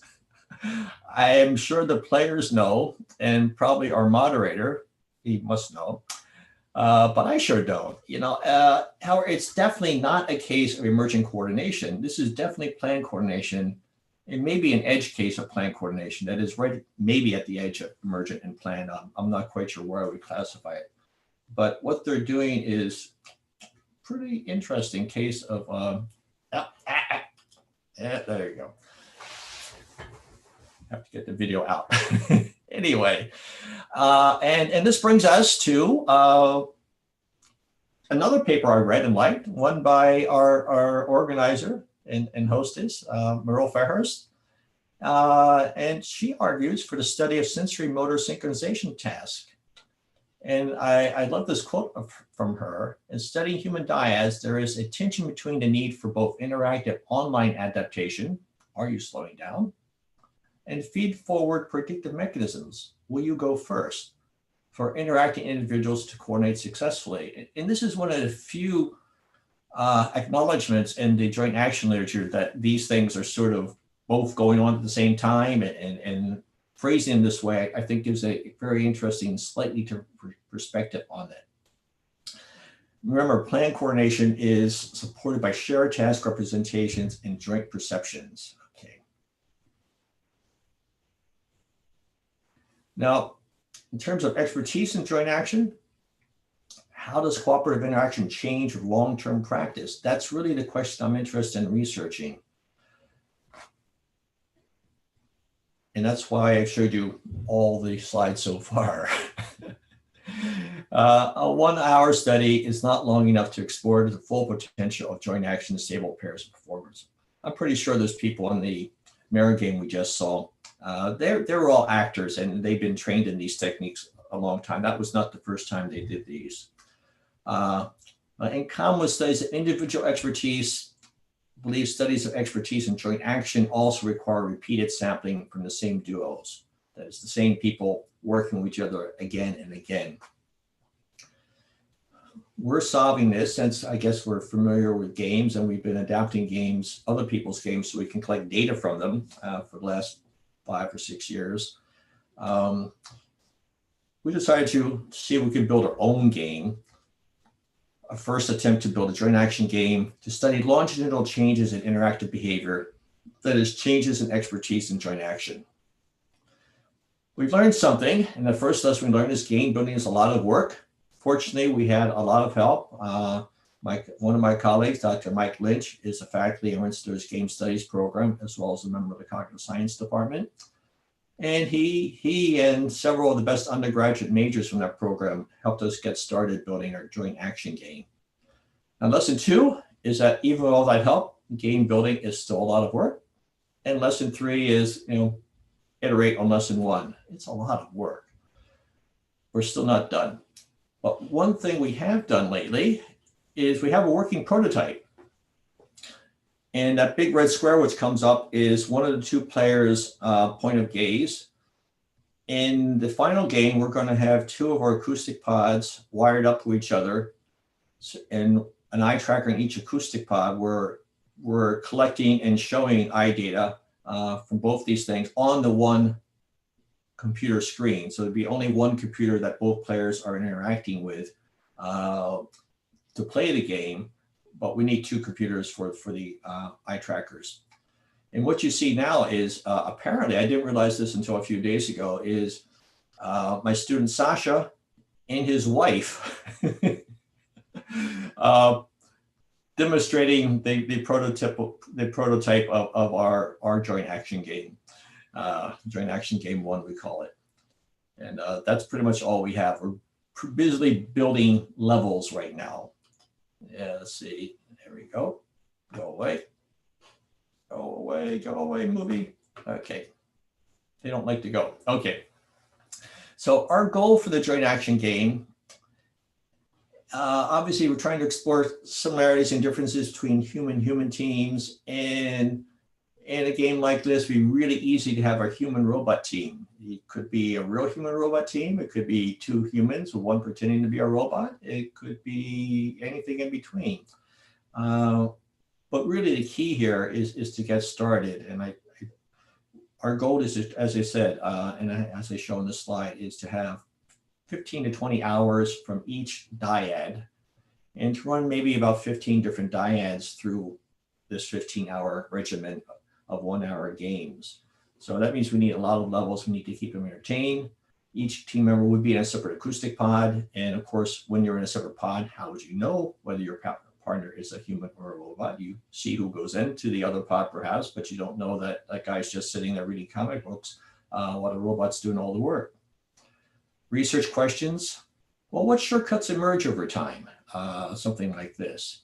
What does each team member learn about the other team member? Can we separate factors due to familiarity with the game from those due to familiarity with my partner? I think these research questions give you an indication of why I responded so strongly when I read Merle's paper. Seem to be on the same wavelength, actually. So the future of our JAG 1, just another game 1, or joint action game number 1. We have been building these different kitchens and different tasks, you know, trying to keep it entertaining, something that our undergraduates or anybody else would not get bored with after 2 hours, something that will keep them coming back. We don't want them leaving. The reason we have 9 out of, for that study with the Space Fortress game, the reason we only have 9 subjects for 31 hours is we started with 15 and 6 dropped out someplace along the way. And it really hurts if somebody drops out after the 10th hour of a 30-hour study. It hurts even more when they drop out the 29th hour of a 31-hour study. But whatever. Anyway, we're ready for beta testing for the human-human teams around the end of this semester. And the idea of human robotic teams will be featured on our grant proposal that we're currently preparing. That we need more resources for. So the future of JAG, the research questions are the same for both human-human and human-robot teams. Basically, with experience in the game and with experience with your partner, what shortcuts emerge? Can we separate familiarity with the game from familiarity with my partner? We're trying to extend studies of joint action to determine changes in interactive behavior which emerge as individuals acquire skill in the task and in interacting with their task partner. And as I said, in the real world, these changes seem to take hours, days, weeks, maybe years of joint action. Can we bring at least some of these phenomena into the lab and study it there? Okay, here's a great case of joint action. Rinster volleyball. That's my slide. Thank you.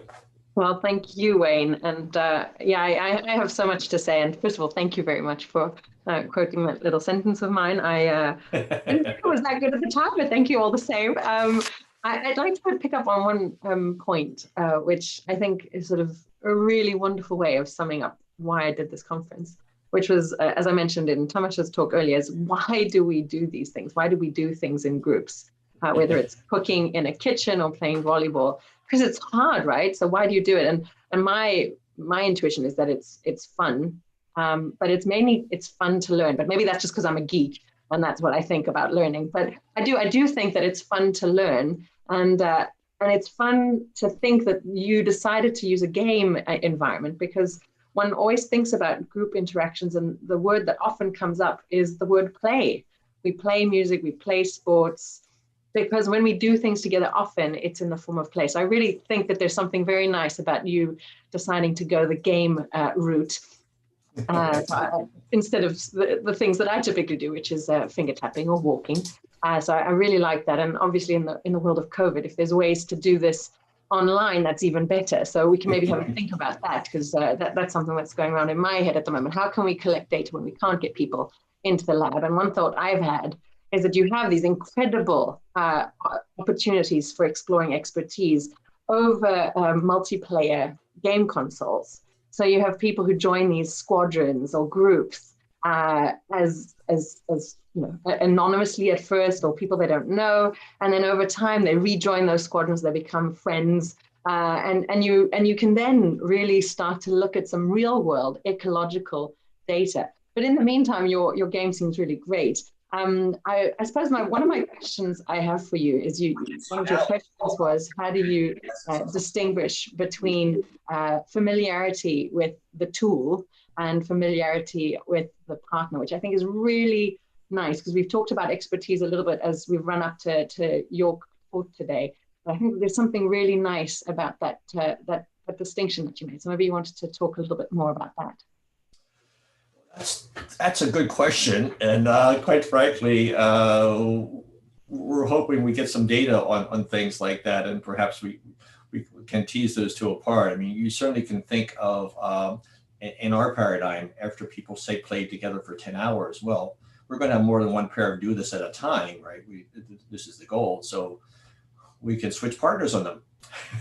Nice. So we have some questions coming up, which I'm going to switch to quickly because their questions are more important than mine. There's some comments that there's a really good game called Overcooked, which we've heard of Overcooked. yeah, And you know, we actually contacted those people, and it turns out small game developers are great people. I actually have 2 small game developers in my family, which is whether I was influenced by my children or they were influenced by me, I don't know. But they're both successful developing in commercial games. And they tell me they won't touch this project because because it involves doing things that they don't consider games, and it's taken away from their revenue stream and stuff like that. So they're actually not letting me collect the data I need to collect from their games. Yeah, so that was sort of the question that both Liam and Travis, two people who are part of our program. Obviously, we've just heard from Travis, and we'll hear from Liam tomorrow. And yes, unfortunately, the answer to their question, which is why don't you use the games that are out there, is that unfortunately it's very hard to get access to it and to use that data, which is the issue I'm having. I'd love to be able to get hold of some of these multiplayer console game. I mean, for the Tetris game, we wrote that ourselves, and we thought we knew what we were doing, and we got it right. But we rewrote Tetris based on specs, and years later, in fact, a month ago, one of the Tetris champions said, you know, your game doesn't quite work like our game, and told us this really, really picky detail, which we had forgotten or not known, and we actually pulled the game off for a week, and because the Classic Tetris World Championships are going on right now. Log into Twitch if you want to see some truly amazing people do things at 1/3 of a second. I mean, you know, it's just crazy. I was a Tetris geek at one point, so I may just go and do that. But unfortunately, on that note, I'm going to have to switch to our next speaker, Stephen Brown, who's waiting in the wings. But that leaves me just to say thank you once again, Wayne, for your time and for your talk, which got us all thinking a little bit more about expertise and what exactly that means. And we'll hopefully have more from you over the next few days if you're able to join us, and particularly for our I hope to. workshop tomorrow if you have time. Yeah, without further ado, I'm going to turn to Steve now. It's the 6 hours time difference, which is the killer. But I know, I'm sorry. I am all powerful, but that is something beyond my abilities. Stephen, if you want to unmute yourself and share your screen, we are very, very happy to welcome you today to Social Bridges. I can still see Wayne. I still see Wayne's screen. So yeah, you should be able to overtake that. You should overtake it. Okay. Be forceful and just share. Otherwise, Wayne, if you can just leave the room, and we'll hopefully see you. Are you good, Merle? Can you see my screen, Merle? I can see you, hear you. I'm going to mute myself and hand over to you. Go ahead. Okay, just 1 second. Okay, so thank you very much, Merle, for the invitation to this very interesting workshop. And so my talk today is called 2 Roads to Creating Social Cohesion, Conversational Alignment, and Motoric Entrainment. Okay, I just have an issue. I need to unshare. This happens a lot with keynotes, so just give me a second. I need to unshare and reshare because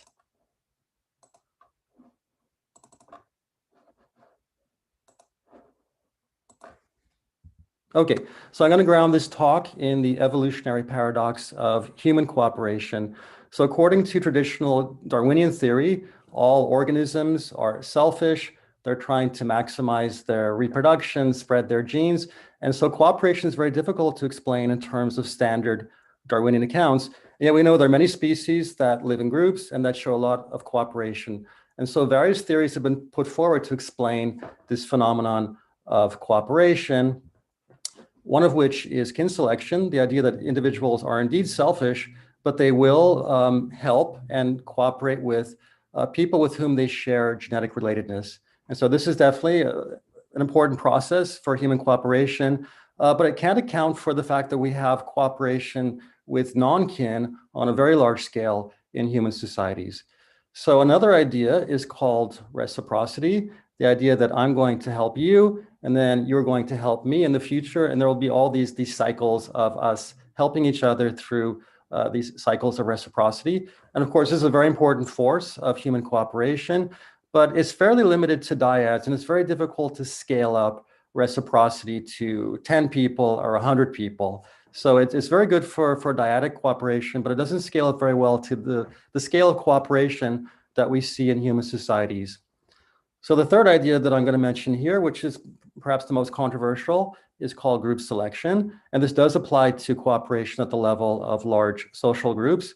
And there are many forms of this theory, but one that's very prominent at the time is that the biggest innovation in the evolution of human cooperation is the emergence of our capacity for culture.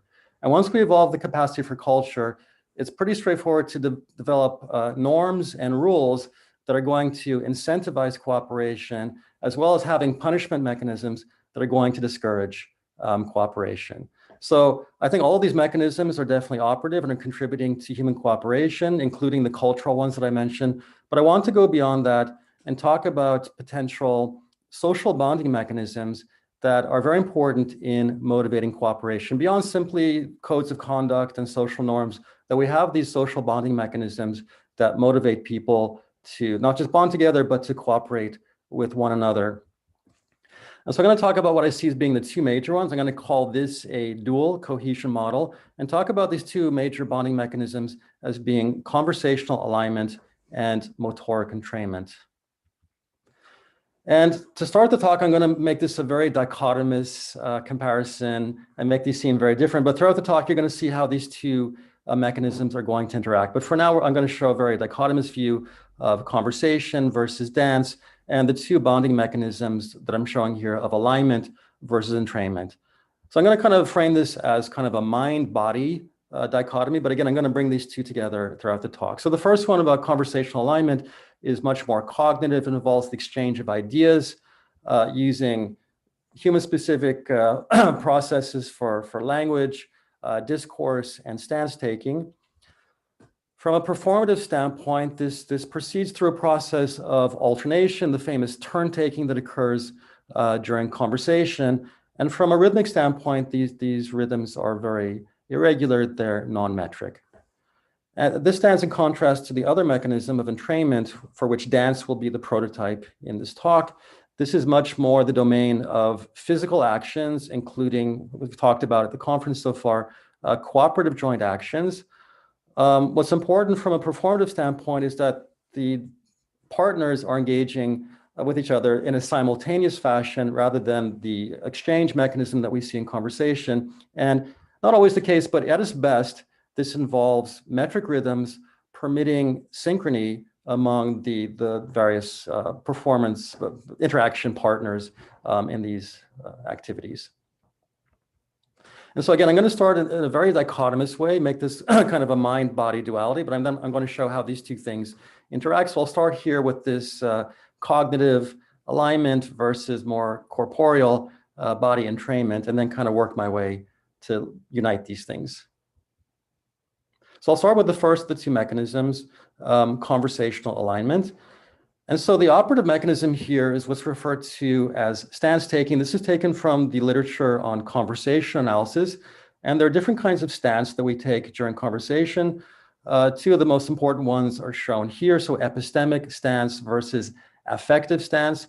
In epistemic stance, speakers demonstrate their level of knowledge or ignorance about a topic using phrases like, oh, I know that, or I don't get what you're talking about. So your level of knowledge or ignorance about a topic. But I really want to focus on the process of affective stance, in which speakers demonstrate their emotional appraisals of the topics being discussed.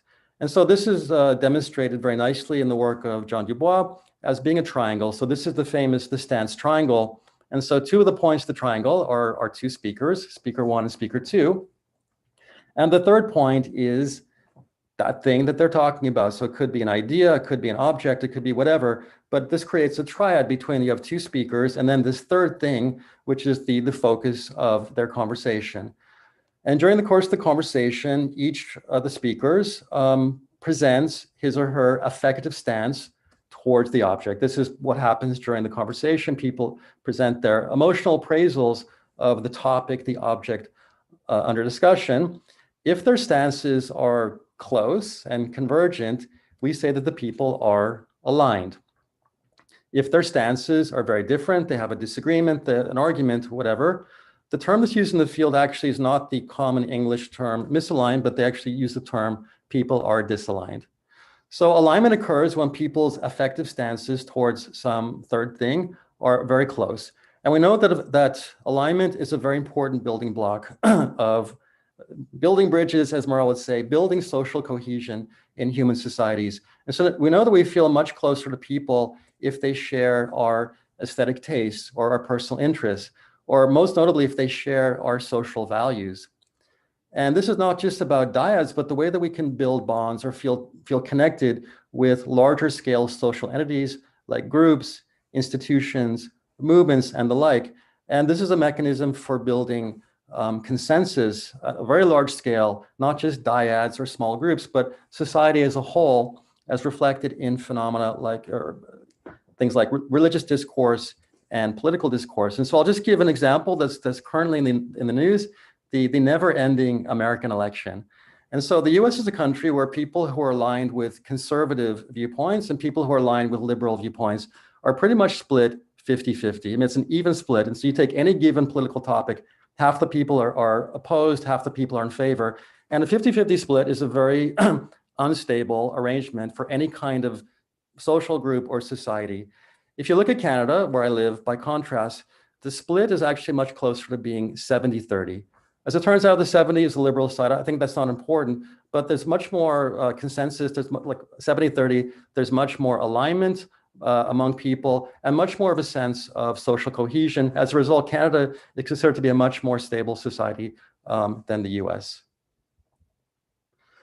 So one thing that we know that will be discussed, I'm sure, quite a bit at this conference is that when people are aligned, but not when they're disaligned, they show a convergence of several features of their body. And this will be discussed, I think, by several speakers at this conference. So the convergence, again, if people are aligned at the cognitive level, this kind of carries over to their body interactions. And this is shown at many levels. So convergence of vocal prosody, facial expression, mutual gaze, posture, body sway, people sway together, and even cognitive things like their lexical selections, and even things like syntactic constructions. So when people are aligned at this more cognitive level, this seems to carry over to a physical convergence at the level of their voice, their face, and their body. More than that, the very process of having a conversation is a process of mutual entrainment. So we know there's this very seamless process of turn taking that occurs during human conversations. So this is a process of mutual entrainment, just like people doing finger tapping experiments or dancing. It happens to involve the voice as the effector compared to the body, but this is definitely a process of mutual entrainment that occurs during conversation. And so with this background, I can kind of pose the question to everyone, is conversation a form of dance? And I've thought about this for a long time. It seems like a very enticing kind of idea. And I kind of lean on the side of the disanalogies more than the commonalities. And so let me point out what I see as being important differences between conversation and dance. This kind of thing, this kind of body sway, all this convergence is for the most part quite unconscious. It's not intentional. And that's very different than in dance. In dance, people are very explicit. They have joint movement goals. They're practicing their parts. And so it's very conscious, very explicit. The kind of joint body sway, the convergence of prosody, for the most part, is unconscious during conversation. In addition, the performance arrangement, as I mentioned, involves alternation. The rhythms are non-metric. And the major effector is the voice. And so I want to think about dance as being something different from conversation in this regards. So that brings me to the second mechanism in this dual cohesion model of motor entrainment. And so group dancing is very much a human evolutionary novelty. There's really nothing like it anywhere else in nature. And group dancing is a great form of cooperative behavioral synchrony. Now, there are many other forms of behavioral synchrony in animals, but they're all competitive. So think about, chirping of crickets and the mating calls of frogs.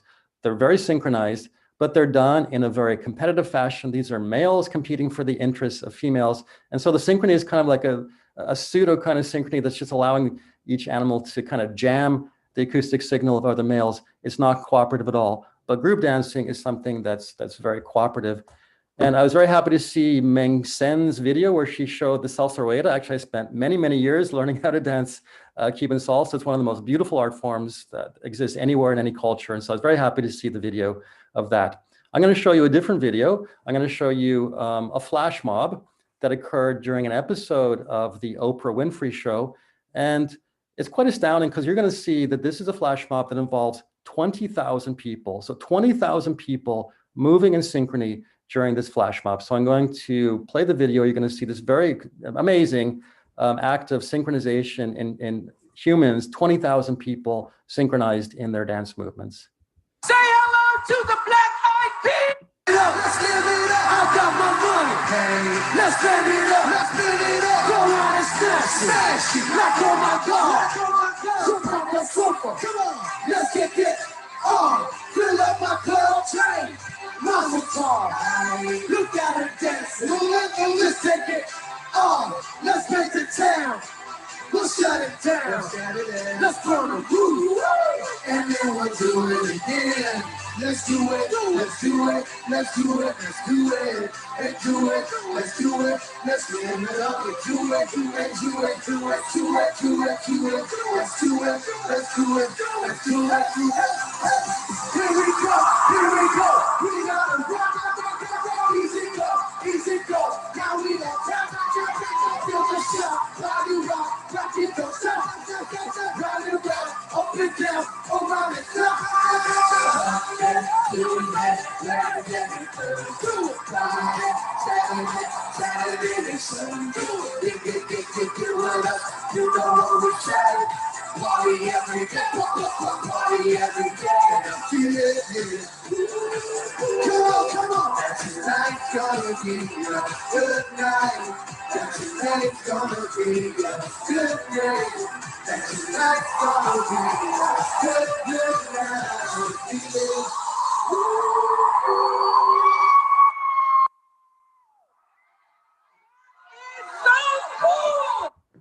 Yes, Oprah, it's very, very cool. And it's definitely totally unique in nature. There's no other species that does anything even remotely similar to this. And so I've talked about the features of conversation and alignment. I want to switch gears and now talk about dance. As I said, by comparison to conversation, this is now something very corporeal, something physical that occurs during cooperative joint actions. And what's very important now is that the interactants now, they're engaging simultaneously in this behavior. And in the best case, like we just saw with this flash mob, everyone is doing this according in a beat-based fashion to a metric rhythm. They're all synchronized in time. Now, of course, this is not just about the body. There are also vocal counterparts. We just heard the Black Eyed Peas, and so musical chorusing is one vocal counterpart. There's also synchronous speech that occurs at political rallies, and so there are definitely vocal versions of this kind of synchrony beyond just the body and forms of dance. And so one thing that'll be talked about, I'm sure, quite a bit at this conference is that synchronizing with people leads to a whole slew of pro-social consequences, including an increase of trust, liking. People feel more connected with each other after synchronizing. People are much more likely to help others and cooperate with others after having undergone this kind of behavioral synchrony. People feel more connected, not just with individuals, but with institutions, with groups.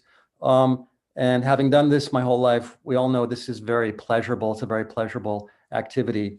And so my take on this from an evolutionary standpoint, this is not just about, relaxation or entertainment or diversion, but to me, from an evolutionary standpoint, this is a short-term intervention that produces a long-term benefit. So across human societies, people engage in these synchronous behavioral rituals. They dance together, they sing together during circumscribed rituals, because this has a long-term benefit on the society at large, their willingness to cooperate, the solidarity of the group. And so it's like, a little bit of a shot of medicine. It's an intervention that has in the short term that leads to a long-term benefit to increase cohesion, solidify the group, and ensure the stability of these very unstable things that we call social groups. So while entrainment itself is not the same thing as alignment, I do think that it does provide one of the foundations for alignment, especially at the large group level. But I just want to point out one more thing that was kind of mentioned in the last talk. So Merle works on this topic of entrainment. And so when this is discussed, it's only ever discussed as being relative timing. We've seen that in all the talks already that I've been to. Relative timing, so people talk about, cross correlations and asynchronies. What's really never mentioned, and I think it's really critical to this phenomenon of entrainment, is the mentalizing component. The fact that when you're in training with someone during a joint action, you're constantly thinking about their intentions, you're thinking about the joint goals, how you're going to instantiate the joint goals. And so this active process, this ongoing process of mentalizing, even when you're doing something very non-cognitive, like a motoric task. And so I just want to look at the brain, just one slide about the brain. But here's a study, recent study by Abe and colleagues, neurocorrelates of online cooperation during joint force production.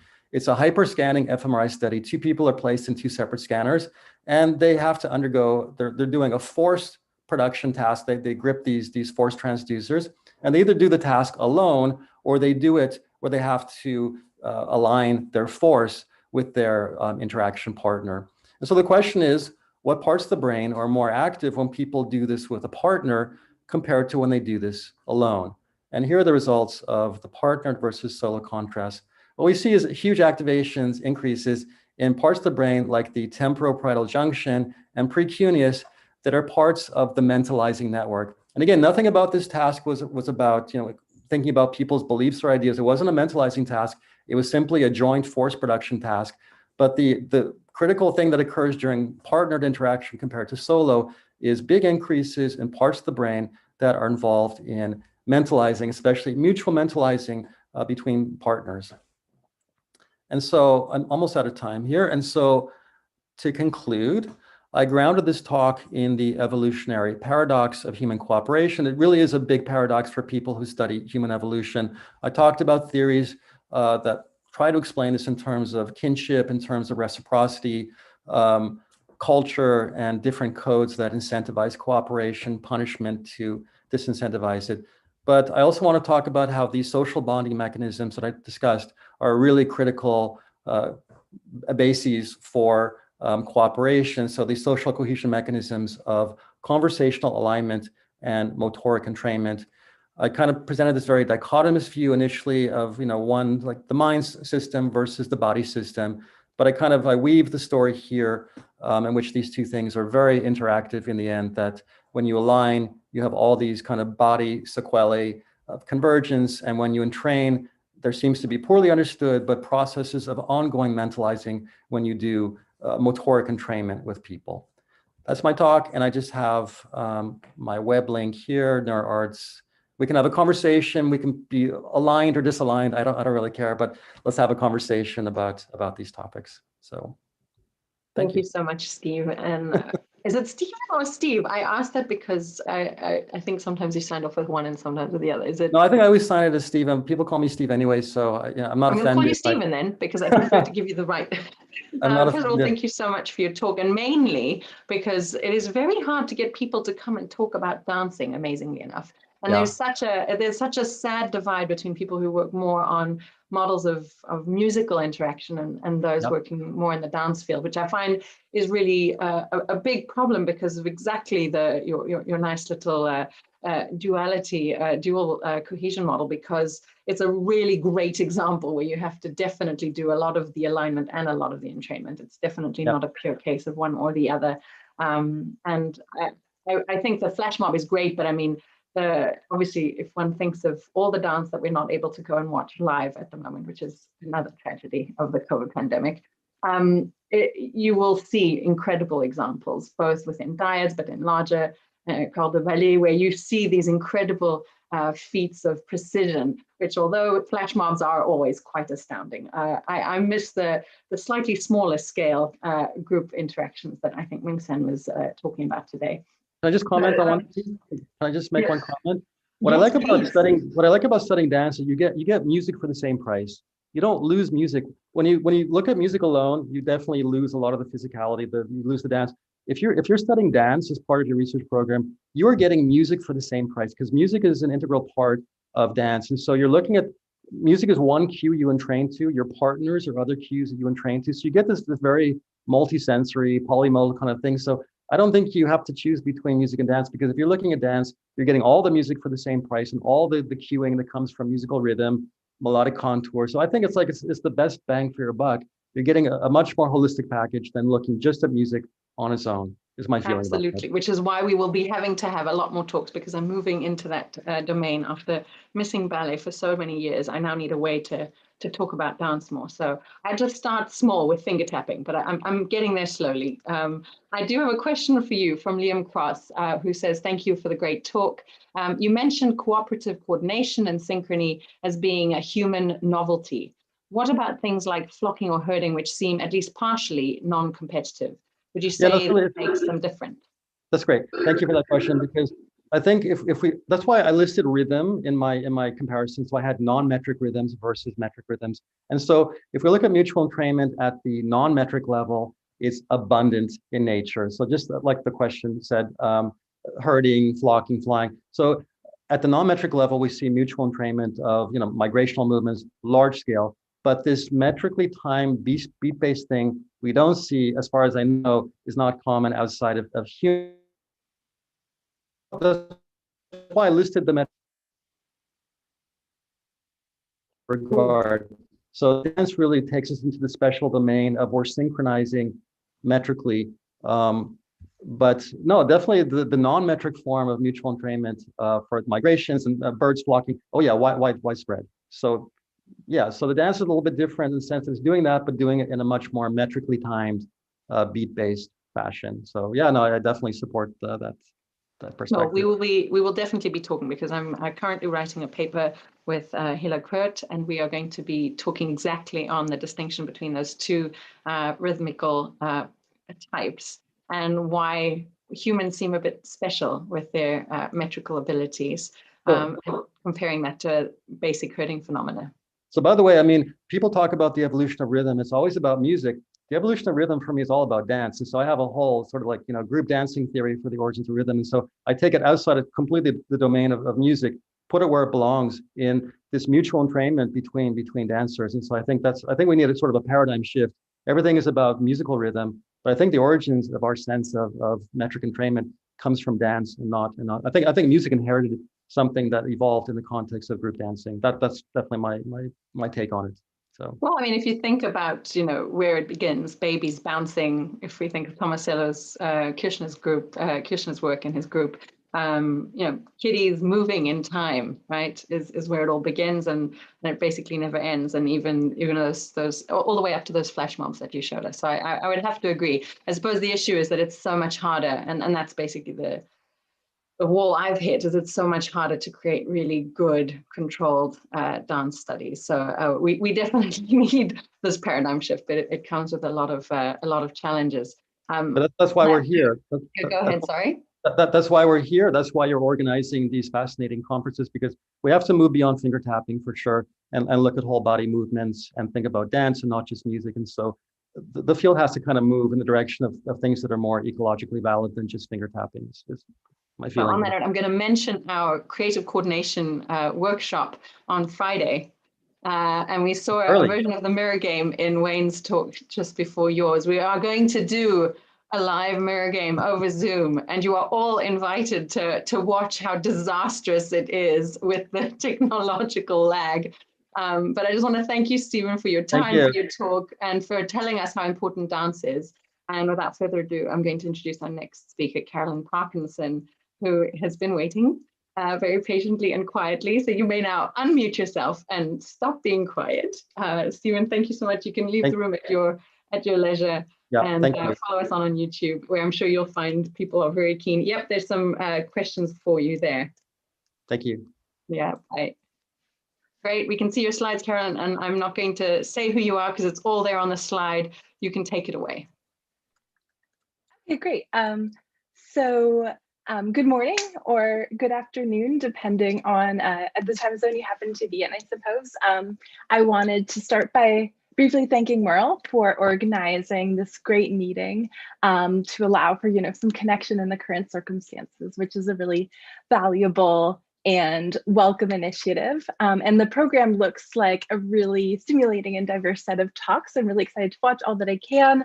A lot of the talks are in the middle of the night or in like the pre-dawn hours for me, because I'm in California time right now. But I'll definitely be catching up on recordings of recorded talks and catching what I can catch live. It's also somewhat daunting to follow the great talk that we just saw by Stephen. I'm actually from quite nearby McMaster University in Canada originally, like a 30-minute drive away. So in addition to being really fascinated by his talk, it also made me a little homesick for Canada, particularly in the current circumstances. But I guess that would be a different talk.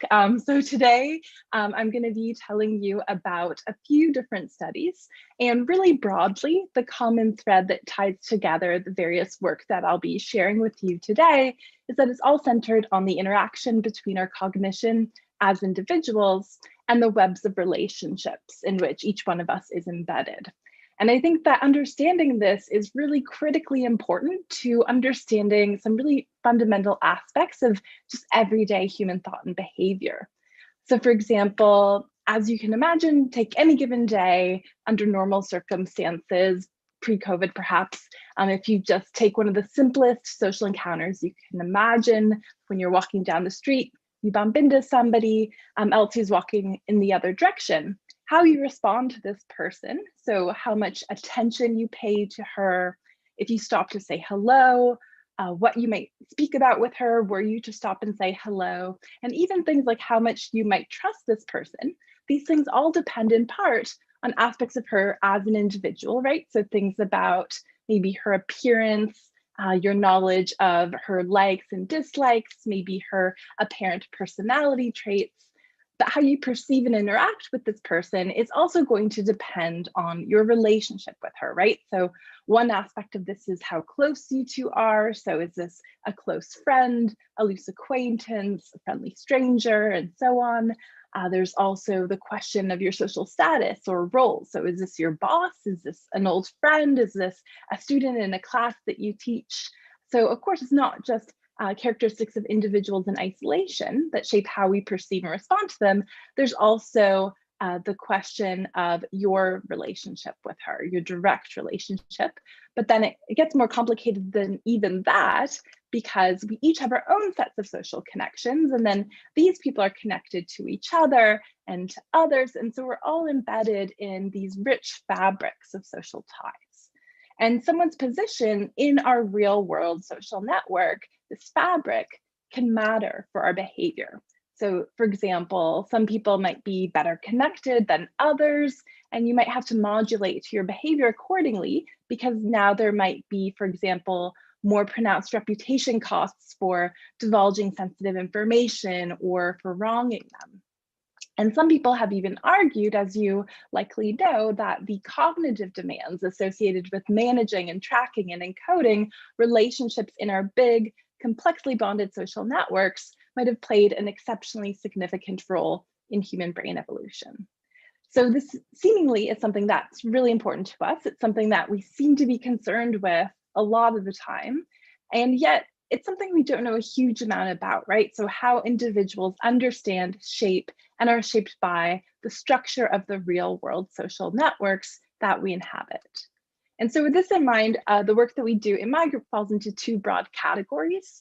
What I'll largely focus on today, which is various studies relating individual cognition to the networks of social relationships that we exist in, and then also some work testing if the ways that we expect our social networks to be structured shape both our social interactions and how we learn about and remember relationships between other people. And in my abstract, I mentioned some work in the second category, but it turns out when I was going through it again, that it would take quite a bit longer than 25 minutes to cover that as well. So I'll just briefly touch on some of that work at the end. And while I'm happy to chat about that work at a later date with anybody interested, I'm really going to focus on work in this first category today. So to tackle questions in this first area, an approach that we often take is we get bounded communities like schools or academic cohorts or dorms, or in one case, a rural village, and we get everybody in those communities to essentially just tell us who their friends are, typically using a more specific language than this. So this just says, who are your friends, if it's too small to read for you, but this kind of fits nicely on a slide.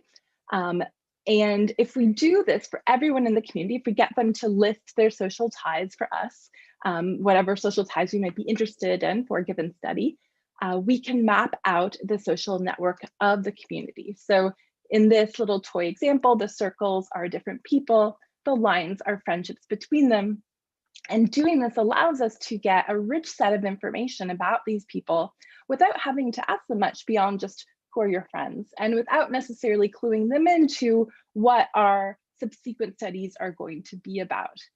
So I'm just going to take a couple moments and walk through some potentially interesting aspects of social network position for us as psychologists that we can glean from this data using a simple social network structure where they're really easy to see.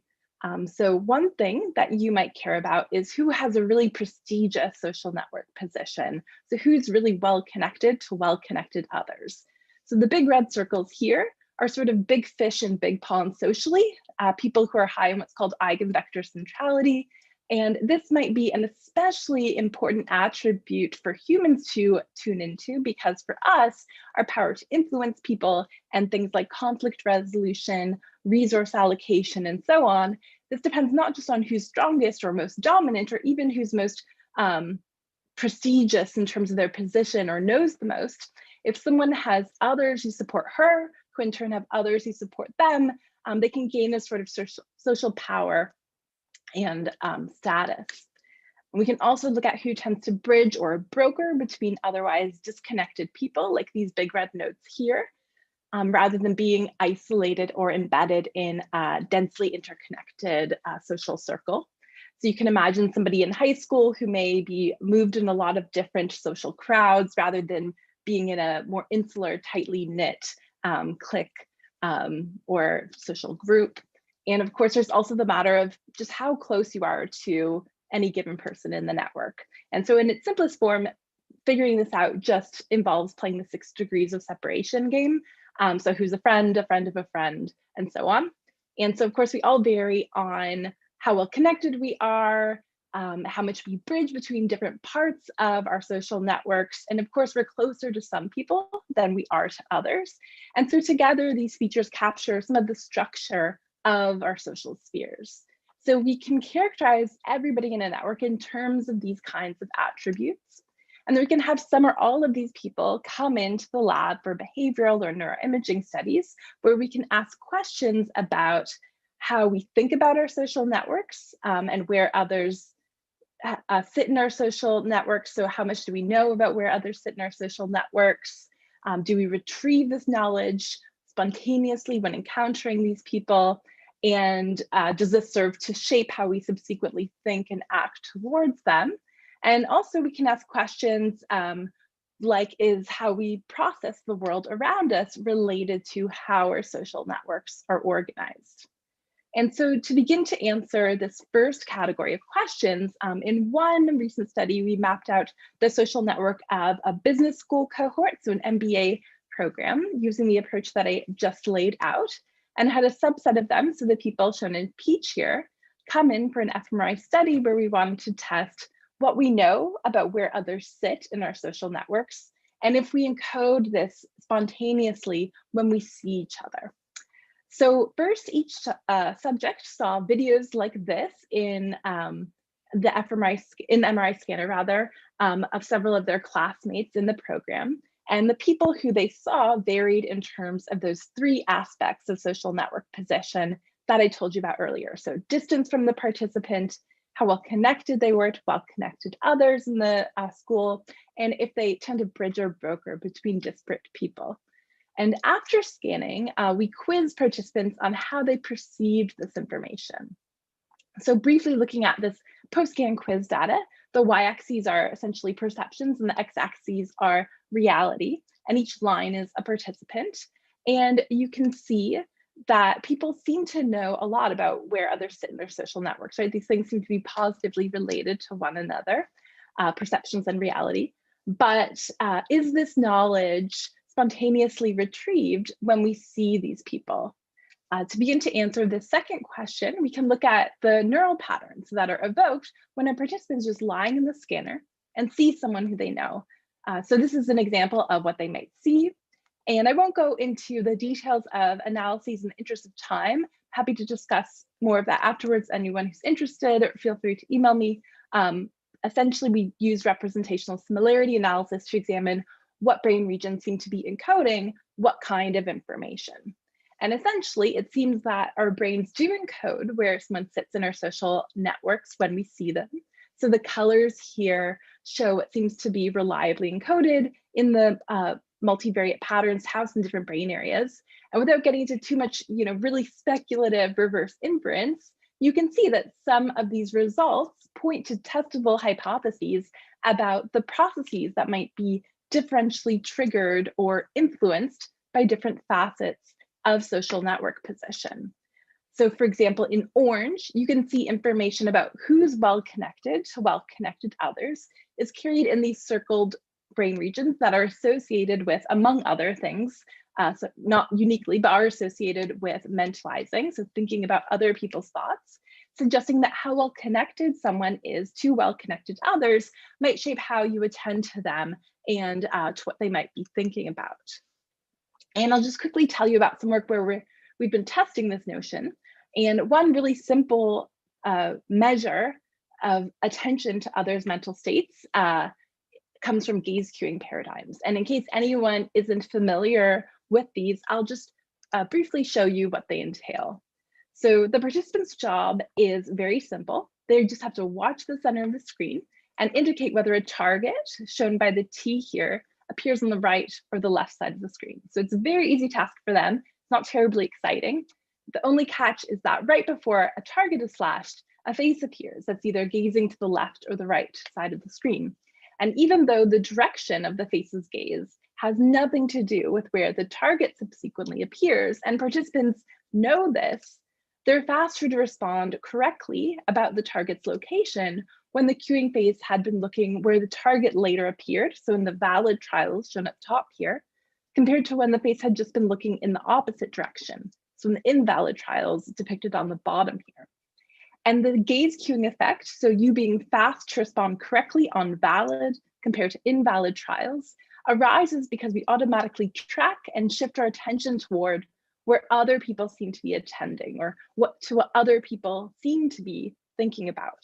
And so the strength of this effect reflects how much you're attending to the apparent mental states of the cueing phase.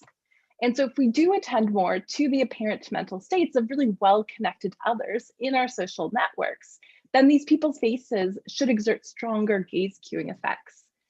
So to test this, we characterized the social network of a different group, had as many of them as possible come in to get photographed to make stimulus sets for a gaze cueing study, where the participants would be their fellow group members, shown in peach here.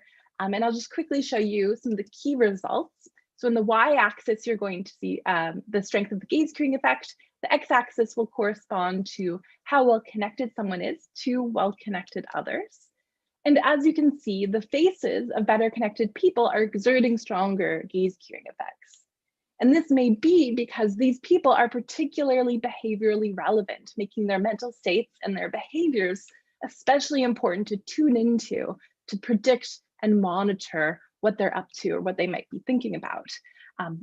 Because as you would no doubt conclude if you reflected on this, better connected people are especially influential when it comes to things like spreading information, setting norms, shaping reputations, and so on. So being well-connected to well-connected others might be something that's really relevant to everyday life and something that modulates social attention.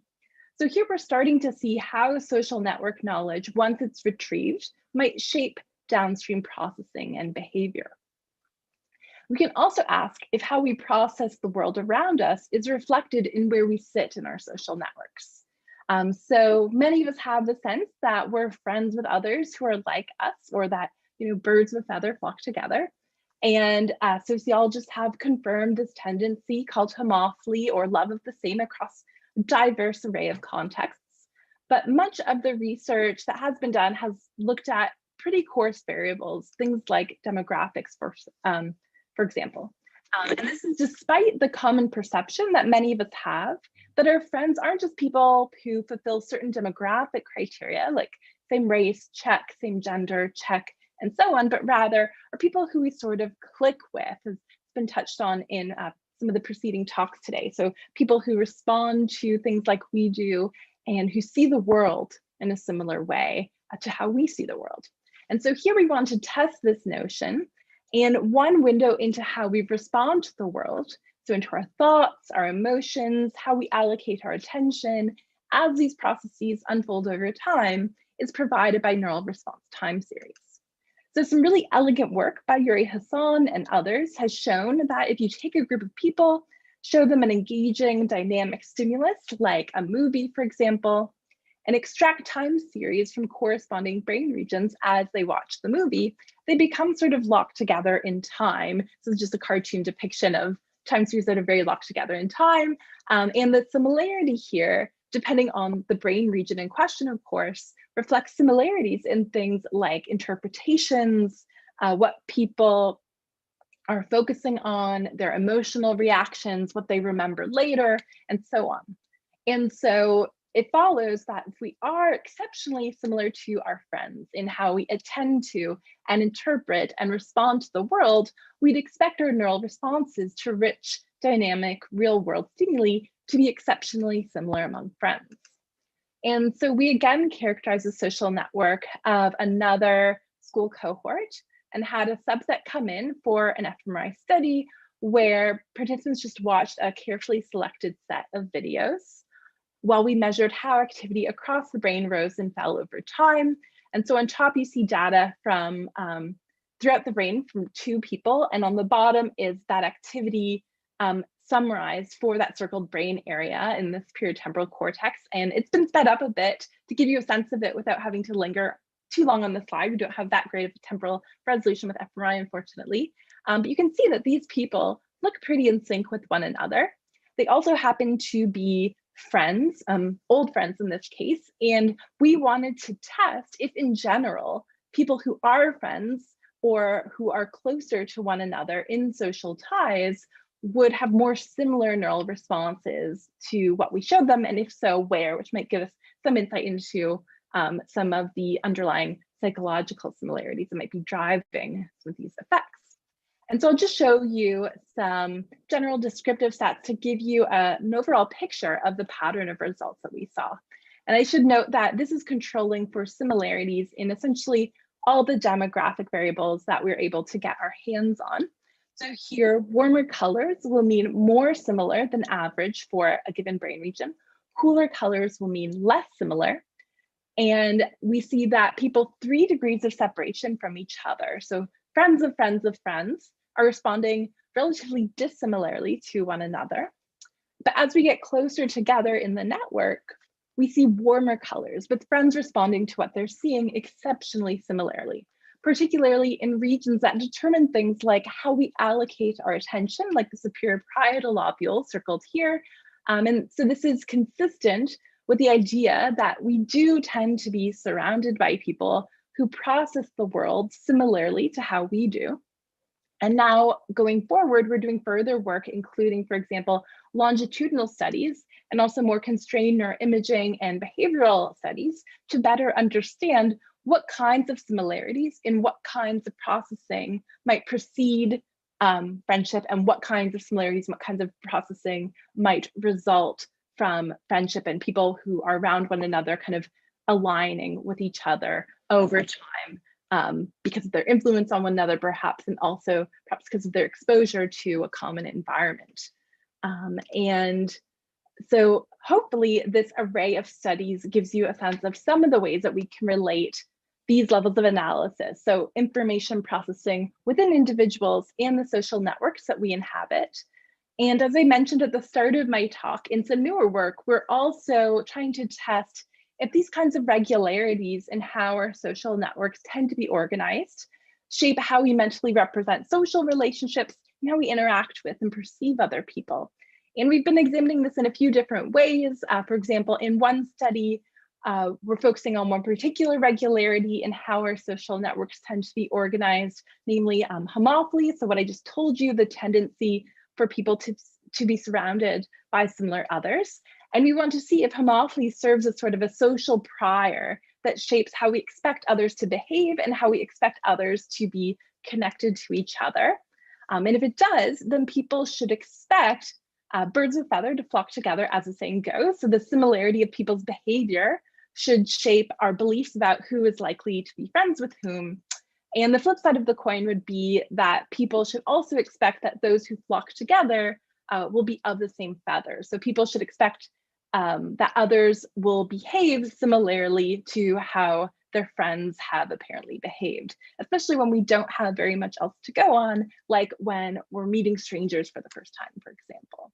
And as I said, I realized that going into some of this work would result in going quite a bit over my allotted time. So I'll just say that in very general terms, what we're finding so far is that people do make both of these assumptions. So we assume that others are likely to be friends with each other to the extent that they're similar to one another, and that people who are friends are likely to be similar to one another. And I'm happy to chat more about this work offline or on email if anybody's interested, and I'm really excited to pursue this newer direction in addition to continuing to pursue some of the research I told you about earlier in my talk.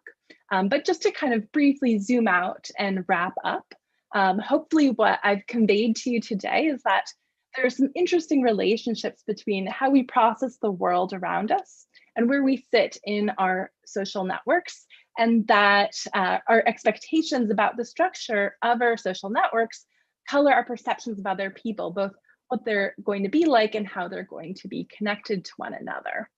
And in general, I think that by combining approaches for studying cognition within individuals and the patterns of social relationships that surround individuals allows us to open up what I think are a lot of really interesting questions, because often if we really want to fully understand social thought and behavior, we might not always be able to reasonably treat people as isolated units or even just as dyads and expect that we're going to be able to tell the whole story.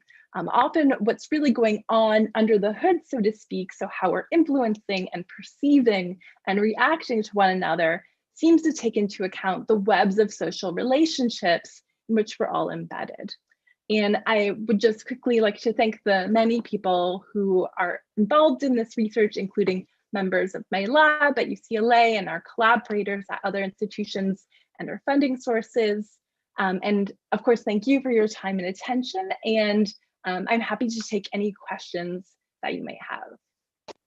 Thank you so much. And thank you for wrapping up in such a nice way. The topic was perfectly timed because I think you picked up on a lot of things that had obviously come up before. And I've sort of tried to summarize as a couple of those things in my notes. So excuse me for reading from them. Because one of the things that I saw was that we talked about drivers for change today, both with Travis and then again later on. And I wondered what you thought about this idea of the eigenvector centrality or some of the other factors you mentioned as being those things, those drivers for change. They indicate to us whether we should in fact be hooking up with this person, coupling to this person, aligning with this person. So we sort of I'm trying to put things together, but I wonder if some of the factors you've been studying are indeed those slightly higher level, slightly higher than the sensorimotor similarity that I work on, but might be cues that allow us to determine whether or not to incorporate the information that somebody else is shooting at us. Yeah, that's a great question. I think that, I don't know work that's been done in that vein, but I would think that that would be a really promising avenue for research, because my prediction would be essentially what you laid out, that especially if you can maybe get a bounded community like a class of students or something, that you might see that people are attending more to the actions and apparent internal states of people who are especially influential in their social environment. And so they might be more sensitive to what they observe emanating from those individuals. I think it's a relatively underexplored area of research, because at least in social neuroscience and social perception, a lot of the time when we look at social status, maybe because of roots in the animal literature of much of the research, a lot of us focus on dominance-based status and cues to status, such as like apparent facial cues to high testosterone or something.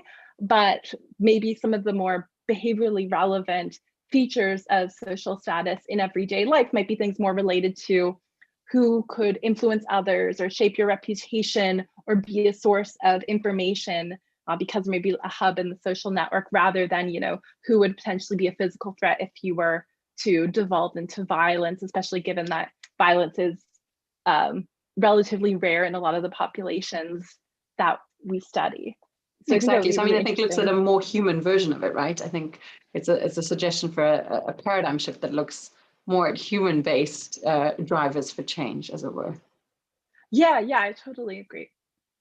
You do have a question from Mungthen, who spoke earlier today, who says, great talk. And he asks, have you tried to retrieve the topology of the entire social network from the set of all fMRI? To predict each person's position in the entire social network from their fMRI data? It's not my question, so I'm going to try and I'm wondering if she means, taking her approach to data mining.